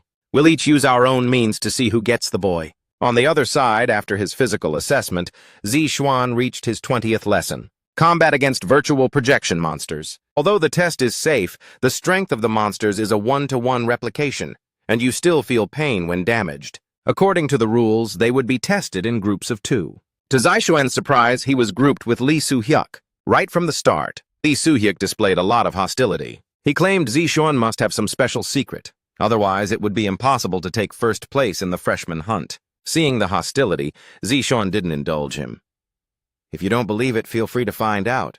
If you want to fight, I'm ready anytime. A fifth-ranked grunt, actually provoking the top dog. It's like a mangy dog looking for trouble in a hornet's nest. Just as Zixuan was ready to put him in his place, the instructor barked at them, stating it was their turn to enter the field. Zixuan let the matter drop for now. As the countdown ended, a virtual skeletal soldier was summoned. As a mage, Lee Soo-hyuk instinctively took a step back to prepare his chant. But in the next second, he was stunned by the scene before him. He saw Zixuan charging head-on toward the skeletal soldiers at high speed. Even the two girls from the combat department in the group were stunned. A mage had actually charged to the front line. Zixuan charged with an indifferent expression, not caring at all about their reactions. Since someone dared to provoke him, he had no choice but to show them what he could do. The power of lightning crackled in his hands. Zixuan swung his hardened fist and slammed it violently into the skeletal soldier in front of him. After a violent explosion, the skeletal soldier was instantly killed. Now not only the three people behind him, but even the instructors and freshmen outside were dumbfounded. What kind of monstrous god of war is this? At the same time, more skeletal soldiers were summoned. Zixuan was like a tiger coming down a mountain. Active skill. Magic armament activated. This is a special skill that an ordinary mage would never learn. It enhances a mage's physical damage. It's normally considered a useless skill. But for a freak like Zixuan who practices both magic and martial arts, it was perfectly tailor-made. Under everyone's shocked gazes, Zixuan completed the first stage of the test. Immediately after, the second stage began. A ghoul rose from the ground. It's been a long time indeed. Just like that, it didn't take long for Zixuan to perfectly clear the stage test by himself. The time he took even broke the school record. At this point, Lee Soo-hyuk completely snapped. What kind of trick did you play? A trick? That's just your lack of understanding. Also, don't make me repeat myself. If you dare to provoke me again, believe it or not, I'll crush you. The terrifying killing intent made Lee Soo-hyuk retreat instinctively. If the instructor hadn't appeared in time, he probably would have collapsed. But even so, he was still incredibly stubborn. He told Zixuan to wait. He would settle the score during the Miles Academy Festival. Zixuan let out a cold snort. Who do you think you are? Besides, I already have an appointment. The man rejected the school beauty's invitation for a double date. He focused solely on shutting himself in his room to practice his mana. It turned out that in the near future, the school would prepare a simulated dungeon combat for the freshmen. Warm-up exercises before entering a dungeon are extremely important. Even a mage who has trained for over 2.5 years would inevitably suffer mana backlash if they abuse high-level skills. When using magic, if there is a backflow of mana, the user's body will suffer extreme damage. Zixuan's lightning chains and traps were all high-level skills. So, during this time, he had been practicing alone in his room. Moreover, unknown dangers could appear during simulated dungeon combat. Condensing mana into his core, Zixuan completed his training for the day. However, right then, a system notification suddenly appeared before his eyes. Main quest. The first turning point. You successfully traveled back to the point in time you desired most. From now on, you will re-experience turning points that once made you regretful. Will you make the same choice as before, or a different one? Your choice may determine the life or death of others. The mission is divided into 2 routes. The difficulty and rewards are both unknown. Zixuan looked confused. What the hell does this mean? The scene shifted to the dungeon entrance. This operation was still conducted using random grouping. For the sake of fairness and safety, only low-level monsters similar to the students' levels would appear in the dungeon. The teacher's words acted as a reassurance to the students present. But only Zixuan knew that this was all a trap set by Kyuzaren. Most of the monsters appearing in the dungeon were indeed low-level, but among them, some boss-level monsters would be mixed in. Although he didn't know what Kyuzaren was up to, Zixuan had no intention of dancing to his tune. More importantly, before the time travel, Kyuzaren had shown his true colors during this very event. Therefore, Zixuan planned to use this opportunity to expose Kyuzaren's true face. Soon, the group lottery began. To Zixuan's surprise, he was grouped with Shuruina. Regardless, having a capable woman by his side was convenient. At least he wouldn't have to worry about the basic necessities. Besides Shuruina, Zixuan's group included Zhenya and Xingyu, 2 students from the combat department. When he saw these two, Zixuan froze for a moment. Before he traveled back, they had died at the hands of a boss while trying to protect other students. Thinking of this, Zixuan seemed to understand the meaning of the last system quest. Clearly, these 2 people were the choices placed right in front of him. It seemed the Norn's system had set this task from the start for this very trial.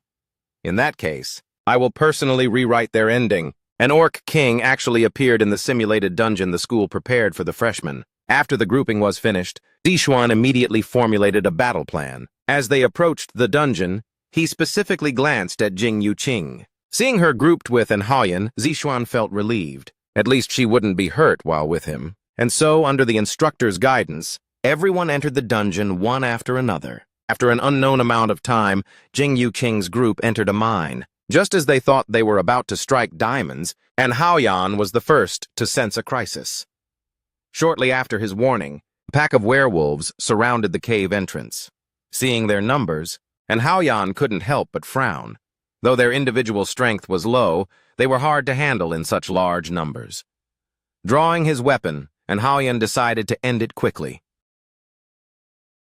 At the same time, Jing Yuqing activated Light Burst from the rear to support him. The only sounds in the mine were the screams of the werewolves and the rhythmic sounds of the group's attacks. Even though it was their first time working together, the four displayed decent chemistry. Soon, the werewolves were almost completely wiped out.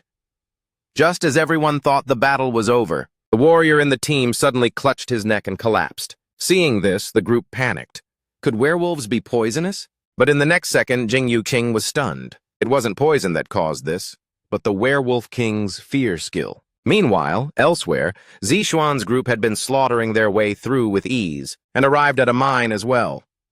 To Zixuan's surprise, however, this place was completely different from the scene in his memory. There was a crow-like mark on the wall. This was undoubtedly Qiu Ziren's handiwork. Since Zixuan refused to join him, Qiu Ziren had viewed him as a variable, one that interfered with his plans. This dungeon definitely contained a trap prepared specifically for him. Sure enough, just as that thought crossed his mind, Zishan sensed danger. He warned everyone to get ready. Just as the four of them moved into formation, the vibrating wall suddenly exploded. In the next second, a werewolf king leading a pack of werewolves charged out. Seeing this, everyone panicked. But immediately after, they remembered Zixuan's earlier plan.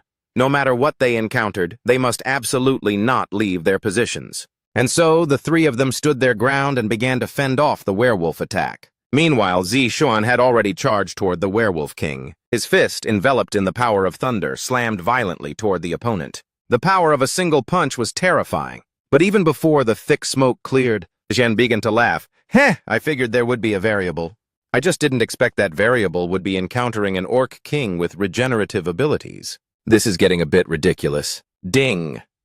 Identify the entity behind the orc king. The system confirms the presence behind it is Odin's crow. Automatically accepting special quest, Crow Hunter. Goal: eliminate all of Odin's crows that suppress you and the Aesir rebels. Difficulty: S. Single task reward. Blank card. Quest completion reward. Instant level up. Failure penalty: death.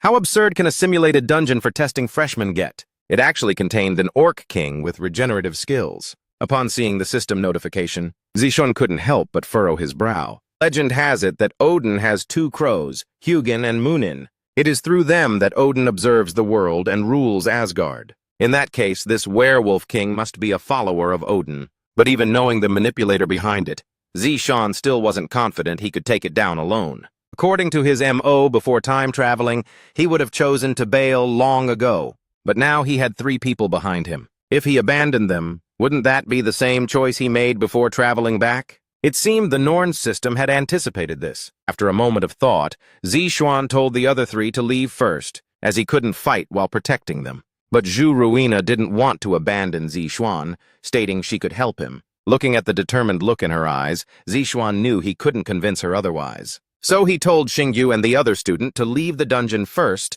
to seek help from the instructors. He and Zhu Ruina would stay behind to stall the werewolf king. Men and women working together make the job easier. With Zhu Ruina's support, Zixuan's offensive became much more efficient. Freed from his worries, he rapidly attacked the werewolf king. Suddenly, he noticed the werewolf king's body showing signs of melting. This was a sign that the physical body couldn't withstand the mana.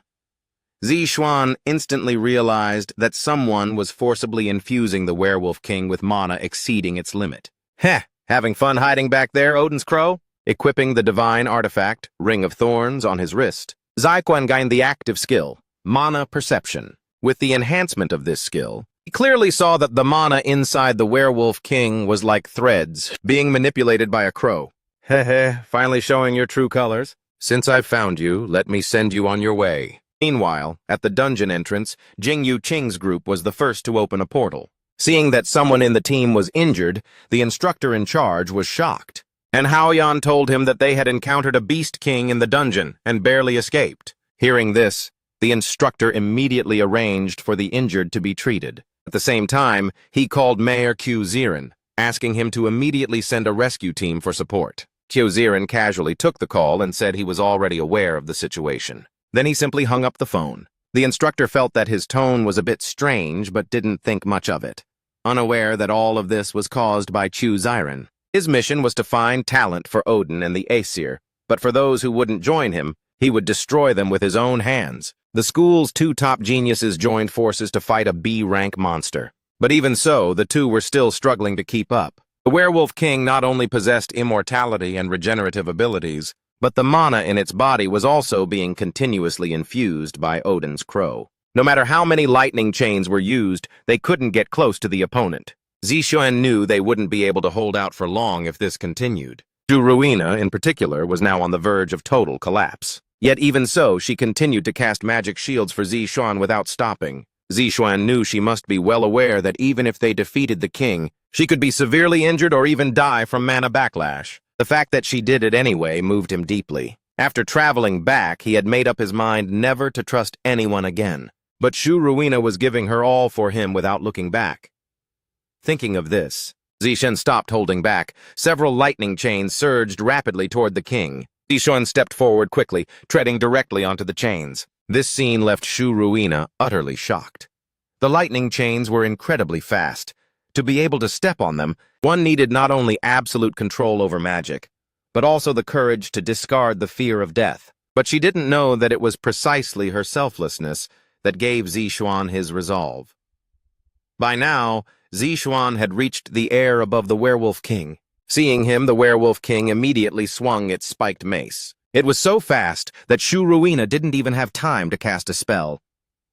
The moment the mace swung toward his face, Zixuan leaped straight up from the ground. He summoned a long sword directly into his hand. At this moment, memories of swordsmanship from before his time travel flooded his mind. Although they were just basic moves, once infused with powerful mana, they could unleash world-shattering power. Hacking repeatedly at the mana connection point, the sword in Zixuan's hand instantly shattered into several pieces, but accompanying the sound of shattering were the agonizing screams of the Werewolf King. Ding! The mana link between the Orc King and Odin's crow has been severed. After landing, Zixuan didn't even look back. His lightning chains aimed directly at the wall of the mine. After the explosion, a humanoid crow fell to the ground. Zixuan stepped down hard on it. He asked coldly, "What exactly is Odin's goal?" The crow could only struggle and flail its limbs. Aside from cawing, it could do nothing else. It seemed to be a creature without intelligence. In that case, it would be destroyed. The moment the crow died, a terrifying aura suddenly surged into the mine. "Not good! The battle isn't over! Watch out for mana backlash!" Zixuan had just issued the warning when chaotic mana flooded into his own body. Fortunately, he had prepared in advance. The chaotic mana was purified by the pure mana within his body. At the same time, he received the system rewards, obtained 5 talent points, 1 blank card, and leveled up by 1. He had just let out a sigh of relief, but in the next second, Zixuan's stomach did a flip. Shu Ruina was currently lying on the ground unconscious. Warning: a teammate has fallen into a critical state. If not treated in time, the subject will die. A man and a woman alone in a cave. Would you choose to be a gentleman, or would you release the beast within? After suffering the backlash, Zixuan immediately used his absolute calculation skill to clear Shu Ruina's mana channels. Only then did the mana accumulated within her body begin to flow properly. When Shu Ruina woke up, her mind was full of questions, but just then, Zixuan spoke calmly, saying he wanted to get their stories straight. However, Shu Ruina misinterpreted his words, and the sleeping beast in her heart was instantly awakened. Blushing furiously, she pinned Zixuan down. "Can't we just use our mouths?" But as a total straight man, Zixuan didn't realize she had gotten the wrong idea and simply started explaining his plan to her. He wanted her to keep his secret, as he didn't want others to know the full extent of his abilities. Shuruina felt like dying of embarrassment. Damn it, I was ready to take off my pants and you're talking about this? But since you have this kind of power, why hide it? Zai Xuan told her that the fact they encountered the Orc King here was entirely orchestrated by Qiu Ziren. That man had always treated students as tools. Once he labeled someone as valueless, he didn't care if they died. Therefore, to keep the man in check, he had to hide his true strength. Hearing Zixuan's explanation, Shuruina fell silent. But she was curious how Zixuan knew so much and hoped for an answer. Looking at her determined face, Zixuan even considered brainwashing her. But on second thought, if brainwashing failed, she might become his enemy. So he told Shuruina that he couldn't tell her too much yet, or her life would be in danger. Meanwhile, at the dungeon entrance, Jingyu King was crying her eyes out. The rescue team had just sent news telling everyone to start preparing for a funeral. But just then, the dungeon gates suddenly opened. Seeing Zixuan and Shuruina return safely, the instructor was stunned. 2 freshmen actually managed to survive against secret boss monsters?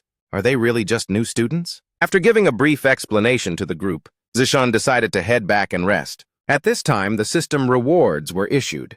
Because he chose the B route and completed the mission, he received the item. Idun's Golden Apple. Zixuan was in a great mood after receiving the reward, but on the other side, Qiu Ziren was fuming. His meticulously planned trap failed to snare Zixuan.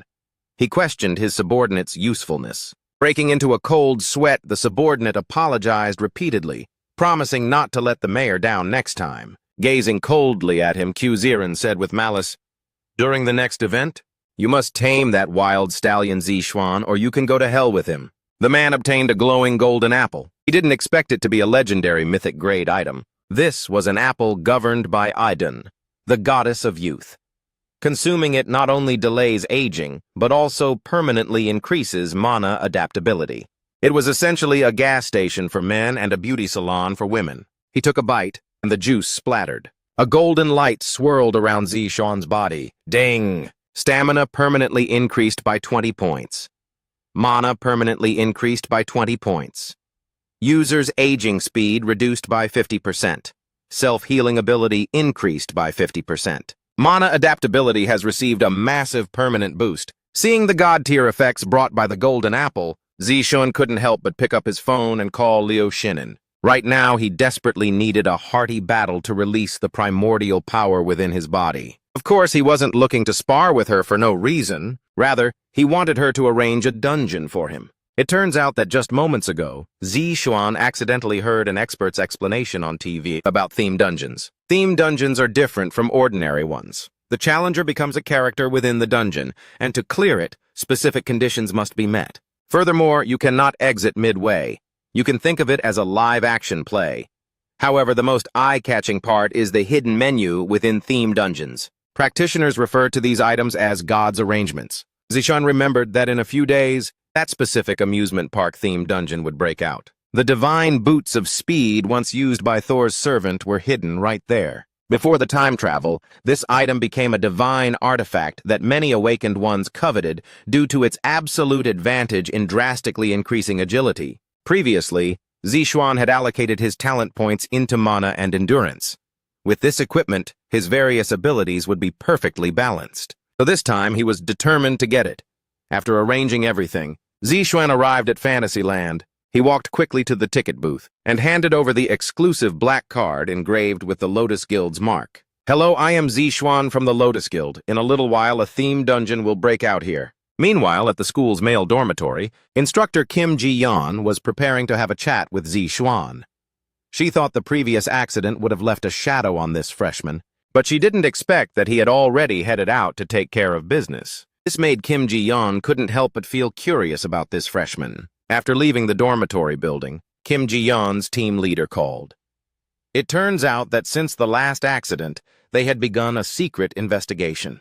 By following the clues, they discovered that the accident in the simulated dungeon was personally orchestrated by Qiu Ziren. Furthermore, he had an accomplice, instructor Kim Se-gi. The leader wanted Kim Ji-yeon to continue keeping an eye on these two during this period. Kim Ji-yeon said there was no problem, but in addition to those two, she wanted to add the freshman Zixuan to the watch list. because she felt he must know some secrets. With just a single black card, the owner of the amusement park was made to listen obediently. The name of a major guild is truly useful. To prepare for the soon-to-open theme dungeon, Zixuan used the Lotus Guild's name to have the park manager disperse the crowds. Looking at the time on his phone, Zixuan knew the dungeon was about to descend. Ding! Theme Dungeon Fantasyland in Ruins has appeared. As the system voice sounded, the surrounding space began to distort. Ding! Special quest. Please accept the 3 missions here and complete them all. Difficulty reward. Thialfi's thunderous stride. Watching the constantly shifting sky, Zixuan let out a long sigh. Sure enough, it was exactly like his memories before the time travel. The pirate ship was the location to trigger the quest. In his previous life, a guy claiming to have an IQ of 150 won the reward for this quest. But he was too arrogant and got targeted, so Thialfi's thunderous stride eventually fell into someone else's hands. Unfortunately for them, this time Zixuan was going to snatch it first. First mission discovered. Do you wish to start the pirate ship challenge? Zixuan smiled slightly and immediately clicked the confirm button. Power strong enough to distort space descended upon Zixuan. Zixuan vanished from the spot instantly. As the synchronization rate continued to climb, Zixuan was teleported into another space.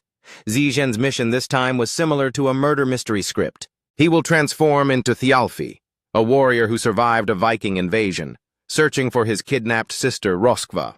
The reward for this mission is the active skill, Commander's Shout.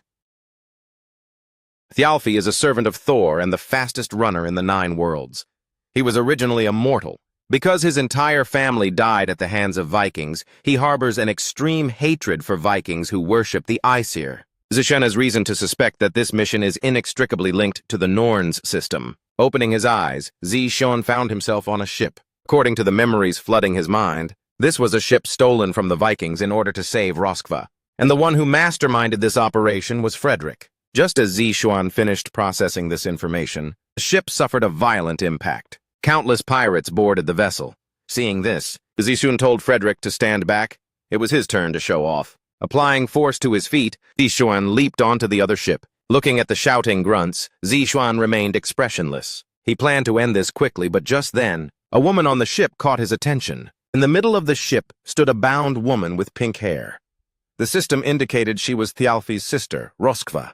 What surprised Zixuan, however, was that this woman was no stranger. She was none other than the genius girl with an IQ of 150 from before the time travel, Xu Yaxuan. This girl with a 150 IQ was born with a rebellious streak. When the amusement park issued the emergency broadcast, she had secretly followed Zixuan, intending to see what he was up to. Unexpectedly, she was sucked into the theme dungeon.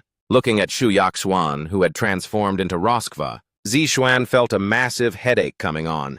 He clearly had the broadcast disperse the crowd, yet there was still a stray, and of all people, it had to be this rebel Xu Yaxuan. Seeing Zixuan scratching his head, the grunts on the deck thought he was afraid. They all began drawing their bows and aiming at him. Already frustrated, Zixuan flew into a rage on the spot. Why am I always surrounded by idiots? His suppressed irritation turned into a hardened fist, which he swung directly into the crowd of pirates. A single warning punch sent a whole group flying. Zixuan calculated in his mind how to utilize Xu Yaxuan, while simultaneously swinging his fists to pummel the grunts. In no time at all, the pirates were all knocked to the ground by Zixuan. He walked up to Xu Yaxuan and said in a low voice, "Stop pretending to be asleep. Get up already, you're Roskva now." Xu Yaxuan smirked. She then looked at Zixuan with a beaming smile. Hey, you found me out, Thialfi." Seeing her still teasing him, Zixuan punched the pillar behind her. "I know exactly what you're thinking right now. Don't try to use your little tricks to test me. You'd better think this through carefully." Accompanied by the notification sound for mission completion, the two were teleported back to the amusement park. He thought the punch just now would make her behave, but even after coming out, Xu Yaxuan was still full of lies. Unfortunately for her, she picked the wrong person to mess with.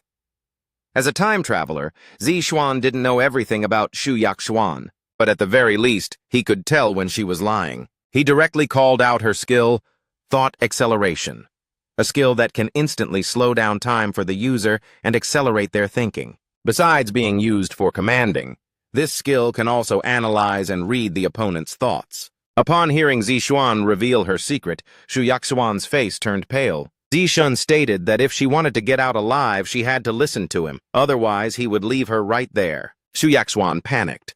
She begged Zixuan not to abandon her. Aside from her high IQ brain, she had almost zero combat capability, so she had no idea if she could survive this dungeon on her own. Zishen gave a devilish smile.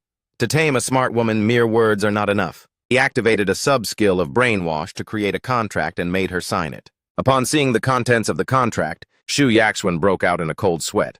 But to stay alive, she could only sign it with tears in her eyes. As a golden chain wrapped around her neck, the relationship between Xu Yaxuan and Zixuan became master and subordinate.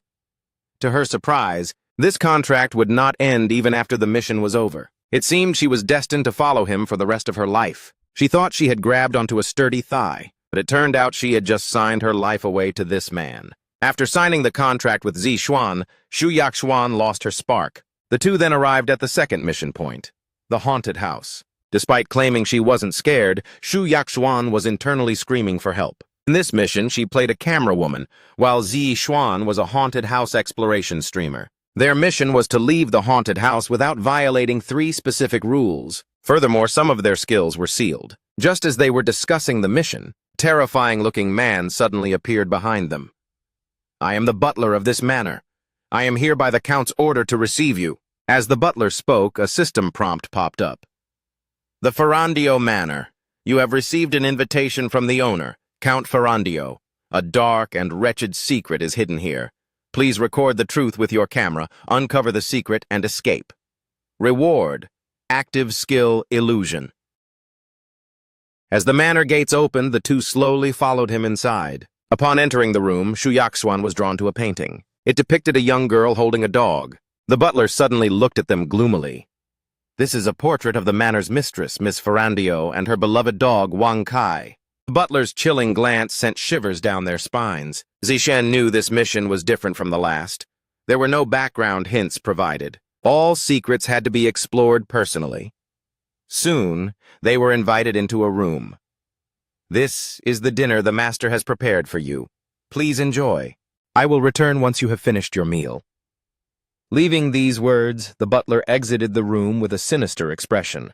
Zixuan suggested they gather information quickly while the butler was away. Xu Yaxuan agreed. She immediately activated her thought acceleration skill. Her mind raced with the power of a CPU running at full speed, and everything around her was clearly imprinted in her memory. When she opened her eyes again, she had already grasped several clues. First, the master of this manor was very small in stature, because the chair the master used was higher than the guests. Also, the cabinets in the living room were generally very low, and dust only accumulated below the handles. After reflecting on Xu Yaxuan's words, Zixuan found them very logical. He told her to record everything quickly as they prepared to explore the next scene. But just as they were about to head out, Zixuan froze. He realized they had been locked inside the room. Meanwhile, outside the amusement park, the appearance of the theme dungeon had already alerted the authorities and the media. Around a corner, 2 men were discussing the incident with worried faces. They were from the Practitioner Management Bureau,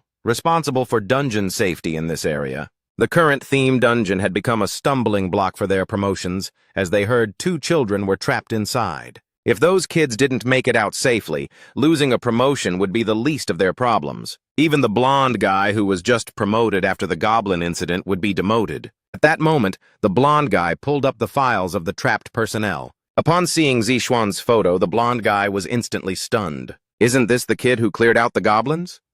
He only got his promotion because the kid gave him all the credit. Thinking of this, the blonde guy suddenly started laughing.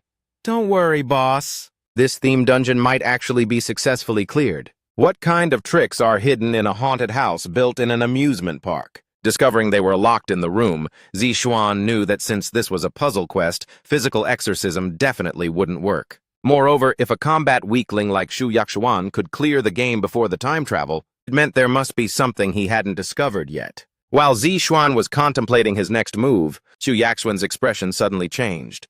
She told Zixuan to come over and look at the camera with her. Some eerie images appeared inside. When he saw the camera screen, Zixuan was also stunned. The images captured by the camera were actually different from what they saw in reality. This meant everything around them was an illusion. The camera was the key to finding the real path. After some exploration, Zixuan discovered that the food on the table was actually the butler's corpse. Zishan attempted to use absolute calculation to find the source of the illusion. As soon as the skill was activated, a prompt appeared stating the skill could not be used. So, he changed tactics and activated mana perception. Sure enough, he found a lead at the end of the table. He told Shu Yaxuan that the key was hidden inside the pudding on the table. Seeing through the camera that the pudding was actually the butler's mouth, Shu Yaxuan freaked out on the spot. But under Zixuan's intimidation, she could only bite the bullet and reach for the key. As the key was pulled out, the notification for the completion of the second mystery sounded. Meanwhile, the butler was watching the two of them, with a sinister expression through a crystal ball. It seems I haven't been a good host.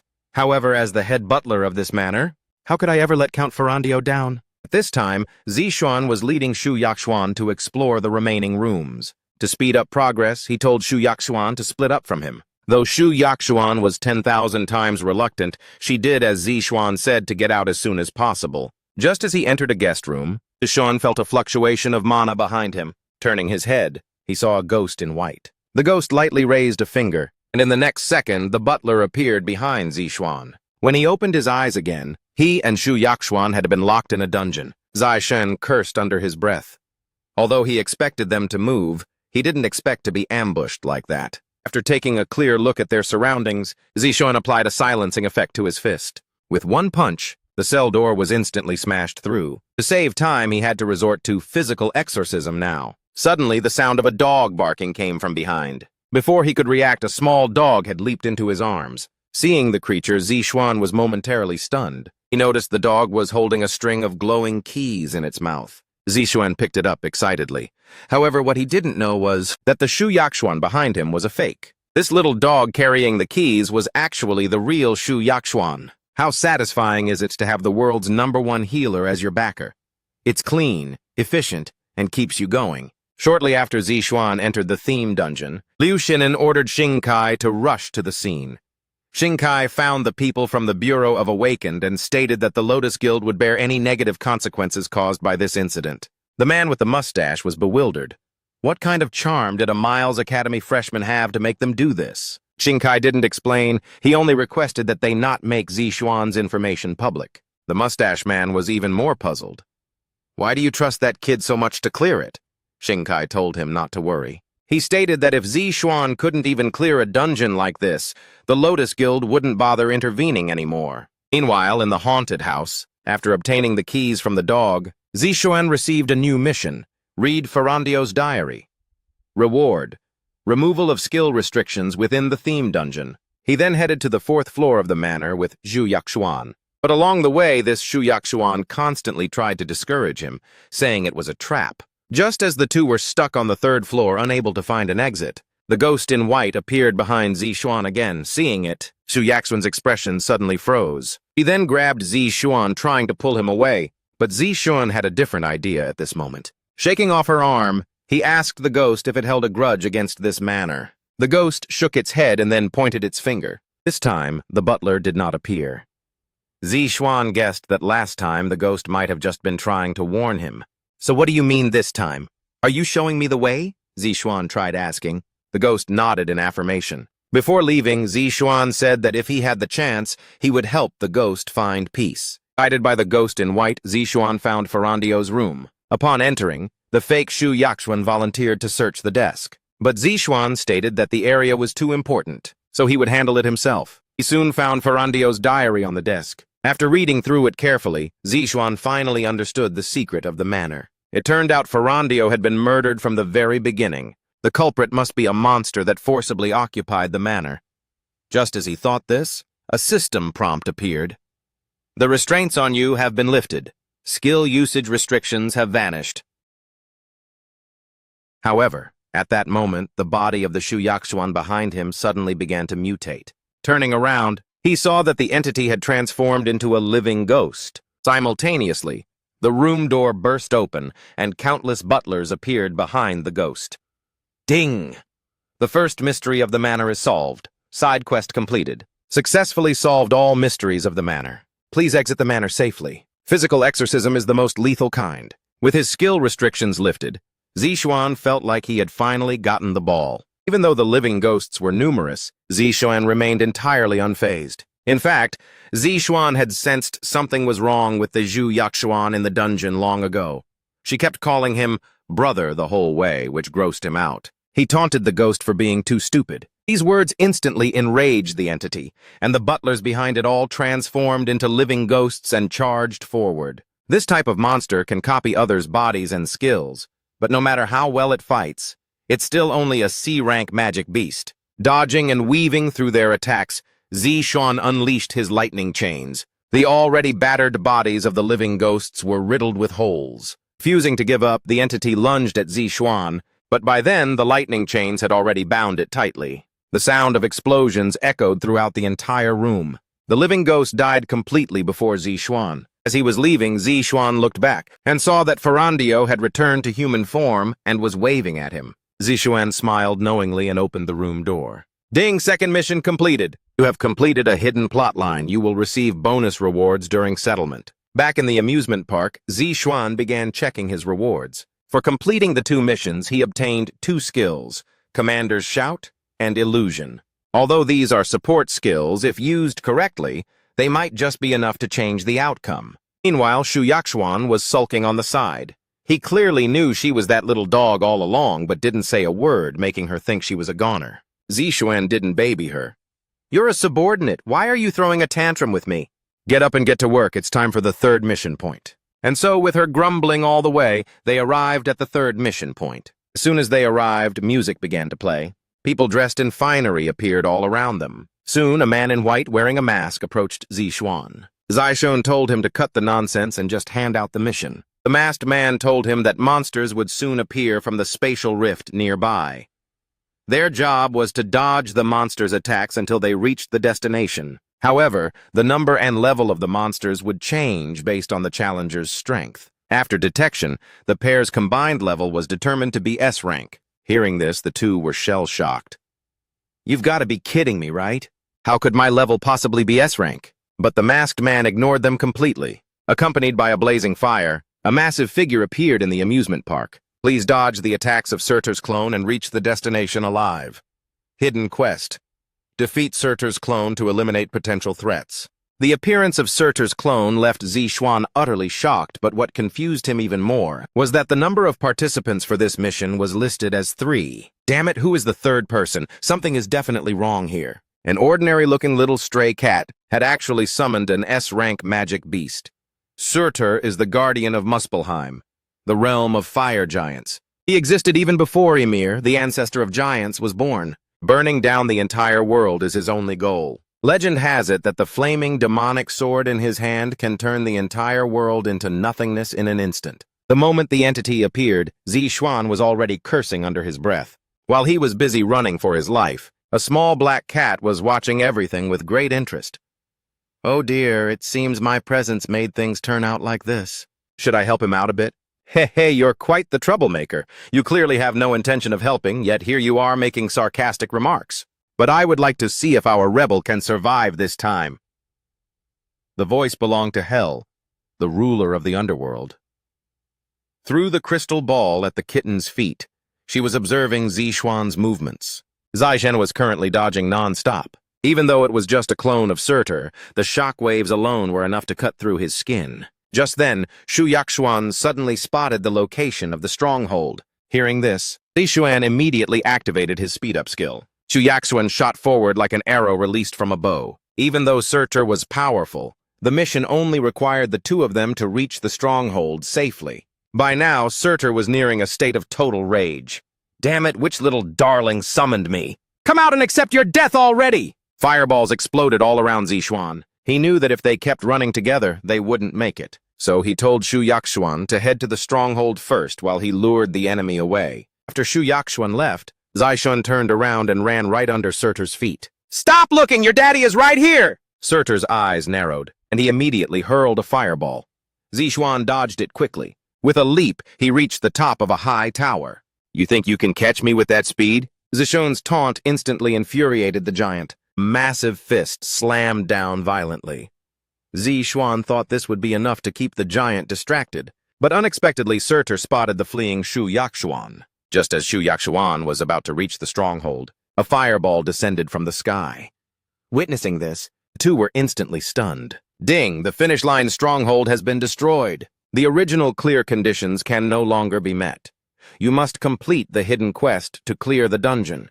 Looking at the raging fire before her, Shu Yakshuan was on the verge of tears. A mere mortal dares to oppose me? Go eat dirt! Hearing the giant's mockery, Zixuan gritted his teeth so hard they nearly shattered. Damn it, you're the one who played dirty first. Don't blame me if I get rough now. Catching a charged strike from an S-rank monster with one hand, this power-up is definitely a game-changer. Sir TR looked at the protagonist with a bloodthirsty grin. He raised his demonic sword high. This time he intended to kill Zixuan once and for all. Watching Zixuan continuously block the monster's attacks, Shu Yakshuan grew anxious. She had to think of a solution quickly to solve the problem.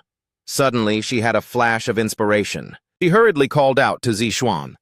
Upon hearing she had a way to deal with the giant, Zichen ran toward her at high speed. Shu Yakshuan told him that at the edge of the amusement park there was a massive water tank. They just needed to lure the giant there and use the water to extinguish the flames protecting his body. That might give them a chance for a fatal blow. Xuan thought about it and felt the plan was feasible. Although Surtur was a giant of myth, this guy was only a clone. As long as they hit his vital point, he would surely die. Furthermore, Shu Yakshuan stated she would use thought acceleration to predict the enemy's movements. And so, under Shu Yakshuan's predictions, Taishen successfully evaded Surtur's attacks. When they arrived at the edge of the water tank, Zixuan came to a halt. Seeing this, Surtur thought he was afraid, only to be met with another round of taunts from Zixuan. Surtur was livid. He threw a massive strike at Zixuan, but unexpectedly smashed the water tank instead. It turned out that from the very beginning, Zixuan had been using the illusion skill. The flood of water extinguished the flames on his body. Zixuan let out a great shout, gripping his long sword and leaping into the air, the blade infused with mana. He slammed the sword violently into the area of Surtur's heart. Heh, I forgot to tell you, I'm a literal cheat code. Surtur's pupils shrank as he let out an angry roar. Foolish human! Don't get too cocky. When my true form descends, I will ensure you have no place to be buried. As Surtur's clone dissipated, the system's voice rang in his ear. Final mission complete. Successfully finished hidden quest. Achievement unlocked. Indescribable strike. Obtained item, Surtur's eternal fire. Meanwhile, on a high platform in the amusement park, the small black cat watched Zixuan with great interest. It seems he really didn't need my help. This boy named Zixuan is truly interesting. He looks like he can't wait to grow stronger, don't you think? Hell's crystal ball flickered slightly. Hell's voice drifted out. Even so, for now, he only has a bit of minor skill. The existence of the rebel cannot be discovered by the Aesir yet. Even if that war is his destined fate, it is still too early. Odin, head of the Aesir. That is the final target he must kill. Therefore, he must become much stronger. Thialfi's thunderous stride. When equipped, increases stamina and agility. Grants the sub-skill, light step. S-rank skill. Light step. Allows the user to instantly boost speed for a set duration. Agility is doubled for 5 minutes after use. This skill can be used on others. Looking at the boots in his hand, which were more dazzling than golden Chelsea boots, Zixuan felt a surge of excitement. Finally, he could make up for his lack of speed. At that moment, his gaze suddenly swept toward Shu Yakshuan. Their eyes met, and Shu Yakshuan nervously stuffed a strange object into her clothes. Zixuan looked speechless. You're a subordinate. What secrets could you possibly have from me? He reached out and grabbed her. Hand over what's in your hand now. Reluctantly, Shu Yakshuan pulled out a bead and explained to Zixuan that the item she obtained was called Roskva's Seal. When equipped, it increases stamina by 50 and grants the skill Courage. Courage can clear fear status effects and boost stamina and agility. After doing the math, Zixuan felt the item wasn't very useful to him, so he let Shu Yakshuan keep it instead of seizing it. Just then, the masked man responsible for issuing the missions walked over. Congratulations, Challenger. It seems you are quite satisfied with your reward. It's all right. No thanks to you, I had to go through a lot of trouble. If there's nothing else, we're leaving. Hearing this, the masked man's expression suddenly turned solemn. He walked slowly toward Zixuan.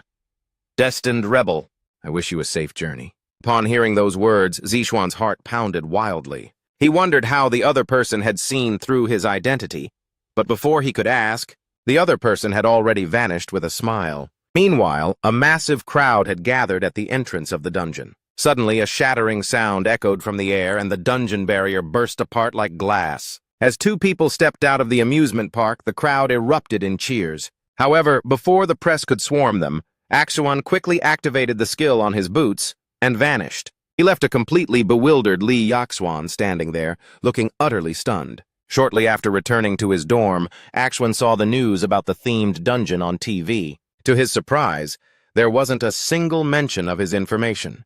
It seemed the Lotus Guild had already scrubbed everything clean for him. But this dungeon crawl made Aksuan realize one thing. He was too weak. Every time he escaped danger, it was only by relying on his wits, which clearly wasn't a long-term solution. He needed to become powerful enough to unilaterally crush his opponents, ensuring no one would dare lay a finger on him. Otherwise, he wouldn't be able to protect his family and his girlfriend. At that moment, in Chu Ziren's office, a short-haired instructor slowly walked into the room. "Mayor Lee, I definitely won't let you down. From now on, I will report every single move Aksuan makes in class to you." Chu Ziren looked at her with a sinister expression. "Heh, if you want to grow a beautiful flower, you have to clear out the weeds. I'm really looking forward to this upcoming event." As a teacher, the woman was shocked in class for the very first time, all because her student asked her for guidance on a 4-star grimoire. After receiving orders from Chairman Chu Ziren to monitor Zixuan, young Risu was assigned to be Zixuan's instructor. He handed out books printed with basic Earth-grade magic calculation formulas to the students in the class, using this to test Zixuan's capabilities, but he never imagined that the boy would read the text in the textbook after just a single glance. One must understand that the textbooks he gave the students were magic grimoires that contained mana and required decoding of formulas to read. The average freshman would need a week to decode it. Zixuan could actually understand the text in the grimoire instantly. However, what shocked him even more was yet to come. After class, Zixuan approached him with a 4-star grimoire, stating there were parts he couldn't understand and needed the teacher's help. Seeing the grimoire in Zixuan's hand, young Risu was completely floored. The book he was holding was something even instructors struggled to read. The boy's understanding of magic had actually reached such a terrifying level. Meanwhile, Shu Yaxuan was on her bed cursing Zixuan. Last time, Zishen had left her alone at the scene, resulting in her being interrogated by officials for several days. To make matters worse, due to the constraints of the contract, she couldn't reveal Zixuan's secrets. This feeling of having her throat locked made her extremely frustrated. So, she decided to find Zixuan in person to make him terminate the contract. But when she arrived at the school in a rage, she realized the other party had long since forgotten about the contract. Not only that, but she was immediately assigned a task on the spot. It turned out that since returning, Zixuan had been preparing to open a shop. As a time traveler, Zixuan planned to use his knowledge of the future to make money. After all, practitioners need a massive amount of gold to pay to win in the later stages. The first money-making method he thought of was partnering with Li Jae-sang to open a magic merchant shop. While they were struggling to come up with a name for the shop, Shu Yaxuan showed up. So Zixuan had her use thought acceleration to come up with a good name for the grand opening. After some deliberation, the shop was finally named Elixir Workshop. Since Elixir was an alias for the sage's stone in the past, it was the perfect name. Having finished with that, Zixuan went to the library. But no matter how he studied the 4-star grimoire, he still had no clue. He hadn't been able to get an answer from young Risu either. It seemed that to understand the principles within, he could only go to Liu Xinen. Shortly after Zixuan left the library, a man wearing glasses quietly recorded his movements in a notebook. The scene shifts to the Lotus Guild. Upon learning that Zixuan came to ask for help decoding a 4-star grimoire, Liu Xinen refused on the spot, because the concepts appearing in a 4-star grimoire are meaningless if not understood personally. Only by understanding them himself can he step into the realm of a first-class practitioner. Zixuan was a bit disappointed. It seemed he was still quite far from a first-class level. Suddenly, Liu Xinen shifted gears, saying that since Zixuan was her student, she could tell him a cultivation method. Saying this, she pulled out a ribbon and handed it over. "This cultivation method of mine can help you grasp the concept of amplification. Are you interested?" Taking the ribbon immediately, Zixuan became excited. "As long as it makes me stronger, I'll do anything. Thank you." A week later, Zixuan received a perfect score on a minor quiz regarding magic calculations. This didn't have any special meaning. From the beginning, he hadn't focused his attention on academic grades. The Magic Rune Calculation Lab. Uncovering these secrets was Zixuan's ultimate goal. Until now, Zixuan had been unable to escape the system's shadow. He had been showing off his skills, but recently he stopped relying on the system. Instead, he was growing on his own, which greatly motivated Zixuan and helped him move toward a better future. I don't know how long the system will remain friendly toward me, or what the future holds. Zixuan truly thought this way. When monsters appeared, and hunters became the focus of the world, the center of life, Zixuan felt one thing most profoundly. Useless things are eventually discarded, whether they are objects or people. A world following the rise of Yggdrasil is more desolate than before. Humans no longer endure, nor do they easily trust one another. Zixuan knew very well that to survive one cannot rely on others. One must clash and grow more intensely. After the exams ended, Zixuan immediately headed to the AR combat system testing room. It was there that he decided to practice the amplification, taught to him by Liu Xinin. Confirmed the information for freshman student Myung Zixuan, transferring facility usage rights. Available time 20 hours. Squeezing into the AR system room and scanning his student ID, a familiar voice flowed out. After Zixuan switched his grade visibility to private, he took a deep breath. Phase 1 wave starting. A moment later, data blocks mimicking the forms of monsters began to arrange themselves in front of Zixuan. The forms that took shape were skeleton soldiers and a pack of draugrs. Although it was an endlessly familiar sight, current Zixuan was incredibly nervous, because this time he planned to give the monsters a special advantage. In the fight, several skeleton soldiers on the front line charged at Zixuan. After easily dodging the attacks, Zixuan confirmed the number of enemies surrounding him. Total of 10 units. Eliminating them wasn't a problem, but he still couldn't help being tense. Activating active skill, Magic Sword. Swords imbued with a blue light, aligned neatly on both sides of Zixuan's head. Whoosh! The enemy attacks came in quick succession. The skeleton soldiers wielding swords, and the draugrs stared obsessively at Zixuan. Zixuan couldn't help but break into a cold sweat. There was only one reason: the training method and item Liu Xinin had given him. Equipped item, Gleipnir Replica, rank B. The rope that bound Fenris, a counterfeit modeled after Gleipnir. Once tied to the user's body, all stats will decrease by 50%. However, if the bound rope is untied or torn, stats will return to normal. Even though it was a counterfeit, Gleipnir is a powerful binding-type artifact. An item that can reduce an enemy's stats by 50% is a rarity unseen in any auction house. Of course, finding the opportunity to tie the rope when facing an enemy is an issue, but he didn't care much about that. The reason Zixuan borrowed this item was not to deal with enemies. Zixuan smiled faintly, recalling his conversation with Liu Xinin a week ago. So, to put it simply, it's about repeatedly using a single type of magic. What, using only one? Yes. Then continuously analyze the calculation formula for that magic. That is your assignment. Is amplification really related to this kind of training? Of course. However, it's best to start with low-level magic. If you use complex magic from the start, it's difficult to induce amplification. Let me see. First, Magic Sword should be appropriate. Understood. Since you're the teacher, I'll give it a try. Zixuan, take this with you as well.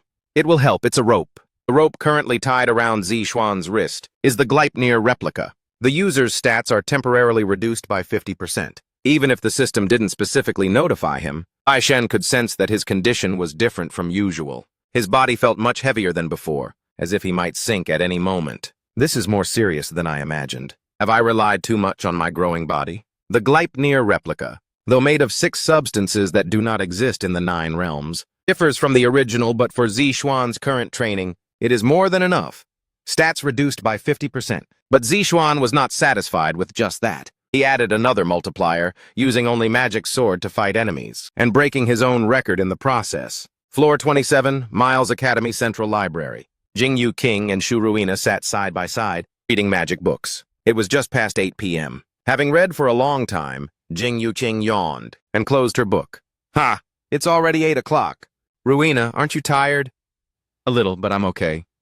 You're so diligent. So annoying, Shu Ruina's response made Jingyu King shake her head in dissatisfaction. Of course, despite saying that, Jingyu King's theoretical grades were much better than Shu Ruina's. While the opposite was true for practical applications, Jing Yuqing held the advantage in overall grades. At the end of the day, Jing Yuqing was engaging in a form of self-deception. Of course, she was completely unaware of it herself. Jing Yuqing rested her chin on her hand and said, "By the way, Myung Zixuan has been really busy lately. He's in and out of the AR room all day long. Are you sure he won't ruin his health doing that?" "Yeah. He said he only recently got back from the theme dungeon. I'm worried he's pushing himself too hard. He's always getting caught up in strange things. Well, even back when he applied for the combat department, he didn't really spare his body during training, but lately it seems a bit excessive." Hearing Jing Yuqing's words, Ruina's expression turned somewhat somber. In fact, Zixuan's recent actions made it look like he was overly obsessed with becoming stronger. After going through various incidents, he should have been exhausted, but Zixuan continued to move forward without showing any signs of fatigue. It made people worry if he might collapse. As she looked down at her magic book, Ruina's pupils briefly lost their focus. "Zixuan, it's like he's running away from something." Hearing Ruina's remark, Jing Yuqing nodded in agreement. "I definitely get that feeling too. But I have no idea what the reason is. Anyway, if he doesn't talk, there's no way for us to know." As the two were talking, a man's voice suddenly cut in. "Hey, do you know where Myung Zixuan is?" Jing Yuqing and Ruina turned toward the source of the voice, and then a familiar, cunning face came into view. It was Lee Su-hyuk. "He should be training in the AR system room right now. Why do you ask all of a sudden?" Jing Yuqing shrugged as she answered. Lee Su-hyuk responded coldly, "You don't need to know." He immediately turned and walked away. Jing Yuqing clicked her tongue in frustration. How can someone be like that? "We told him, so he should at least say thank you," Jing Yuqing grumbled with dissatisfaction. Ruina tilted her head in confusion. What was his name again? Another week had passed since then. Zixuan went to the AR combat system room every day after school. The way he defeated enemies every day using only magic sword would have given anyone else a shock if they saw it. As a result, Zixuan had already broken his previous record of 27 floors, reaching floor 41. He achieved this feat using only a single E-rank magic, top-tier B rank, or perhaps the entry level of an A-rank practitioner. In the academy, those who break through floor 40 of the AR combat system are usually evaluated this way. Of course, it varies based on skill and technical proficiency, but floor 40 is known as the magic wall. This is because the enemies that appear are exceptionally powerful. Floor 41 of the AR combat system is a score that even instructors find difficult to reach easily. But Zixuan didn't feel happy about that because in the next moment, something even more worth celebrating was waiting for him.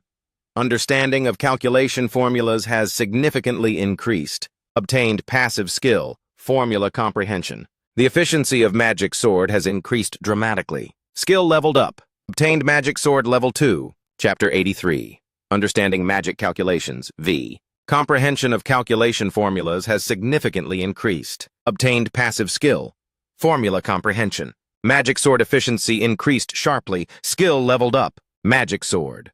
Level 2 has been learned. Zixuan looked at the stream of notification messages popping up. He gave a soft smile. Now I understand the meaning of amplification mentioned in the 4-star grimoire. Amplification actually means that the skills you possess have reached a higher tier. In other words, it signifies a skill rank up. No wonder the teacher had me use the skill over and over again. Zixuan nodded, looking at the status window in front of him. Active skill. Magic Sword, Level 2.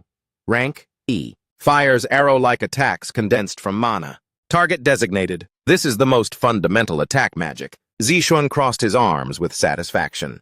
Moving from level 1 to 2 might just be a single-digit change, but the significance it represents is massive. Typically, the efficiency of an active skill increases by 1.5 times per level. Zixuan soon realized how he was able to achieve such results. It seems studying calculation formulas lately really did help. It was a logical conclusion. Since his return, Zixuan had been relying on blank cards and hadn't specifically studied calculation formulas. Of course, thanks to Jing Yuqing's classes and the magic lectures he attended recently, he had at least dabbled in the basics, but he had never delved deep into the essence of magic. But things were different now. For the past few days, Zixuan had focused solely on analyzing the magic sword formula. Not only that, he successfully broke through floor 41 in the AR system. Lately, Zixuan had been pushing himself to the limit to understand magic, and now he had finally achieved some results. Amplification seems to be based on a deep understanding of magic calculation formulas and skill proficiency. Upgrading active skills is something only the top 2% of practitioners, and those at A rank or higher can achieve. Raising a skill to the next level through a leap is commonly known as realm in martial arts and amplification in magic, and it is viewed as a great barrier. Zishuan had just broken that barrier. He didn't expect to succeed so quickly, but good news is good news. Zishuan thought back to a few days ago, the day he went to see Liu Xinin for help. At that time, she said that the barrier of amplification must be broken on one's own. No one else can help. But she believed Zishuan's talent was enough to do it. I approached her at first to use each other, but now it feels like we've truly become mentor and apprentice. Zishuan thought to himself and smiled softly. With a grin, he stood before a training dummy, ready to test the results he had just achieved. He lightly raised his hand. He began injecting mana. Active skill. Magic Sword Level 2 activated. Blue mana particles gathered at his fingertips, quickly forming the shape of an arrowhead. At the same time, the mana sphere emitted a piercing noise as it rotated. This was a skill upgrade. The shape of the sword was clearly different from what Zishuan had fired before. At a glance, this mana far exceeded the ordinary. The power of this magic sword. This was a destructive force that only magic of at least C rank or higher could display. Zishuan looked at the blue blade floating in the air, lightly stroking his chin. The mana consumption was the same as before. This means if I can master skill upgrades well, I can deal with more enemies using less mana in the future. What originally required the mana of an E rank skill can now exert the power of C rank. Zishuan could only feel pure amazement. This was clearly a domain of another level. Getting more and more interesting, isn't it? Zishuan said, the corners of his mouth turning up slightly. A strong sense of achievement that can only be felt when taking a step forward. Zishuan felt excited and continued to throw himself into training. Maintaining his focus, he targeted the moving dummy in front of him and fired his magic. Boom, boom! About 4 hours later, having practiced magic until he nearly fell asleep, he came back and collapsed on his bed. His body screamed in pain, but a smile hung on Zishuan's face. Miles Academy, Magic Theory Classroom. I don't even know where to begin being surprised. I can't even wrap my head around it anymore. The next day, Friday, during the Understanding Magic Calculations class, Zishuan went to see instructor Young Risu. He confessed the achievements he had made, the success of amplification and the skill upgrade. This was simply a jaw-dropping story. How on earth did he achieve growth at this speed? Instructor Young Risu frowned in shock. He had only been teaching Understanding Magic Calculations for a month. Zishuan said that within this single month, he had already mastered a 4-star grimoire, while others could at most read the cover of a 1-star grimoire. He had already surpassed the achievements of most professional practitioners. Amplification is a concept that only appears in 4-star grimoires. For a 17-year-old kid to master it, it is absolutely impossible according to conventional growth rates. Something is wrong. Young Risu himself, at that age, was also called a genius. However, when Young Risu was 17, he could only open a 2-star grimoire. But a 4-star one?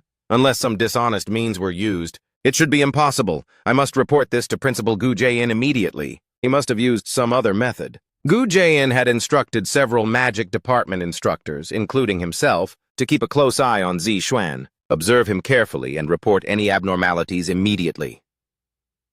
At the time, Young Risu wondered why Gu Jae-in said that, but now he understood a little. Young Zishuan was an anomaly. He displayed a growth rate that defied common sense, far exceeding the level of a student.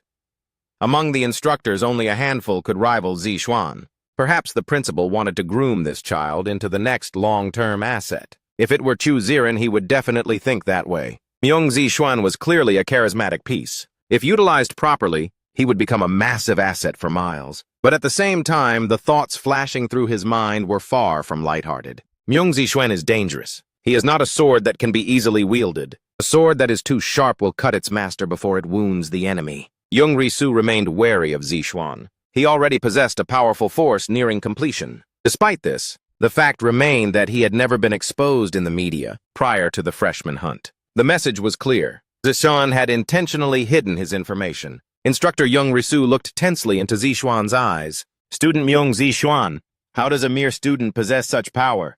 Who knows? The cold voice made Instructor Young Risu's body tremble slightly. Zishuan added nonchalantly, if that guy Gu Jae-in can keep a secret, maybe I'll tell you.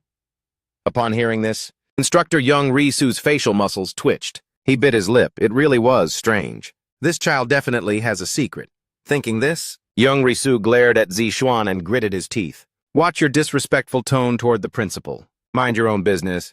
Brainwash. After Zixuan spoke, Instructor Young Risu's body stiffened, unable to move. At the same time, the mana emanating from Zixuan invaded Instructor Young Risu's mind. Active skill, Brainwash, contaminates the spirit of the designated target. Zixuan revealed a smile.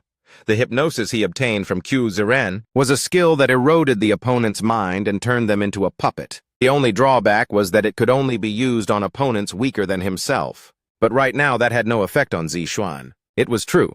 Currently, I am much stronger than Instructor Young Risu. Over the past month, Zixuan has broken his limits multiple times, searching for hidden fragments, clearing themed dungeons, and simultaneously studying magic books. To understand magic calculations, his relentless efforts have made him significantly stronger. An A-rank practitioner, though not perfect, Zixuan has reached that unbelievable realm. As a rookie instructor, Young Risu cannot withstand Zixuan's massive mana. To conquer an enemy, one must destroy them completely from the inside. This is exactly why Zixuan used Brainwash on Instructor Young Risu. Precisely. In order to obtain internal information and prepare for the future. In the future, countless tragedies will occur at Miles Academy. However, even as a regressor, Zixuan cannot remember every single detail. To monitor Q Ziren's corruption and eventually overthrow the tower, the presence of a spy is necessary. Of course, the moment Q Ziren sees Instructor Young Risu, he will know he has been brainwashed. It doesn't matter, it's necessary to provoke him first. Force him to make the first move. If Q Ziren falls for this provocation, then that's a good thing. Zixuan plans to have all of Q Ziren's attention focused on himself, then approach from a blind spot to gradually dismantle him. That is Zixuan's plan. In the process, he can also save the lives of innocent students. Zixuan nodded slightly, then looked at Instructor Young Risu's face. Due to the successful brainwashing, Young Risu appeared somewhat dazed. Zixuan chuckled and shoved his hands into his pockets. Instructor Young Risu, for the next few days you will be my companion. Companion? Yes. To put it simply, you're my errand boy. Hearing Zixuan's words, Instructor Young Risu seemed unable to comprehend. He just tilted his head blankly. Instructor Young Risu said Zixuan had long since stepped across the threshold of an A-rank practitioner, because he was just instructed to steal classified information regarding Q Ziren and Miles. He couldn't ask for more details. But at the very least, Zixuan's current achievements are truly extraordinary. Profound understanding of alchemy and runes has further stimulated Zixuan, opening new horizons for him as a mage. At the same time, I succeeded too. Why, hey! Don't look down on me now. I can read it too. Besides Zixuan was a reckless girl who had once again forgotten she was in the library. Jingyu King excitedly grabbed Zhu Ruina's shoulders. Shaking her frantically, she cried, "Ruina is going to suffer!" Zixuan chuckled as he felt a sharp gaze directed toward him. He turned toward the source of the gaze. He saw a familiar face. The librarian who had stared at Zixuan last time was staring at him again. "I'm not the one being noisy," Zixuan gestured, acting aggrieved. But it had no effect. The librarian simply glared at Zixuan as if all the noise were his fault. Zixuan sighed and rubbed his chin. Speaking of which, the next event isn't far off. Zixuan's hand, which had been flipping through the magic book, paused for a moment. The next event that is fast approaching, the guild internship. Another scheduled tragedy where innocent students will die in large numbers. But there is no need to worry. Zixuan has already far exceeded the growth rate Gu Jie-in expected. Regardless, Gu Jie-in will never be able to fully grasp Zixuan's current achievements. And now I've even obtained S-rank equipment. No matter what happens, I can handle it. Zixuan took a deep breath. He focused on the magic book in front of him. Of course, I won't let my guard down. I'll keep looking for the underhanded strategies as always. Practice repeatedly and then head into battle. That is the practitioner's way. And that is Zixuan's way. Zixuan nodded, reaffirming his resolve. The librarian's piercing gaze had already been forgotten by him. Scratch, scratch. The sound of writing echoed in the quiet library, a very faint sound that no one else would hear. This should be sufficient for the report. The librarian nodded with satisfaction. It was the same librarian who had been observing Zixuan just now. I don't understand why the chairman would be interested in an ordinary magic department student, but that is not for me to interfere with. The librarian of the Miles Central Library performs a very special job. recording observation diaries of the students and reporting them in secret. This time, the mission was to write a special observation diary on Myung-Zishuan. This was a top priority task. A moment later, when Zishuan and his companions stood up to leave their seats, the librarian put away the paper. On the observation diary, the following was written. Student Myung-Zishuan, observation diary. 39 books borrowed to date. Mainly borrows books regarding magic and calculations. Mainly visits the library with Shu Ruina and Jing Yu Qing. Notably, as of late, there are records of borrowing magic books of 4 stars or higher. Chapter 84.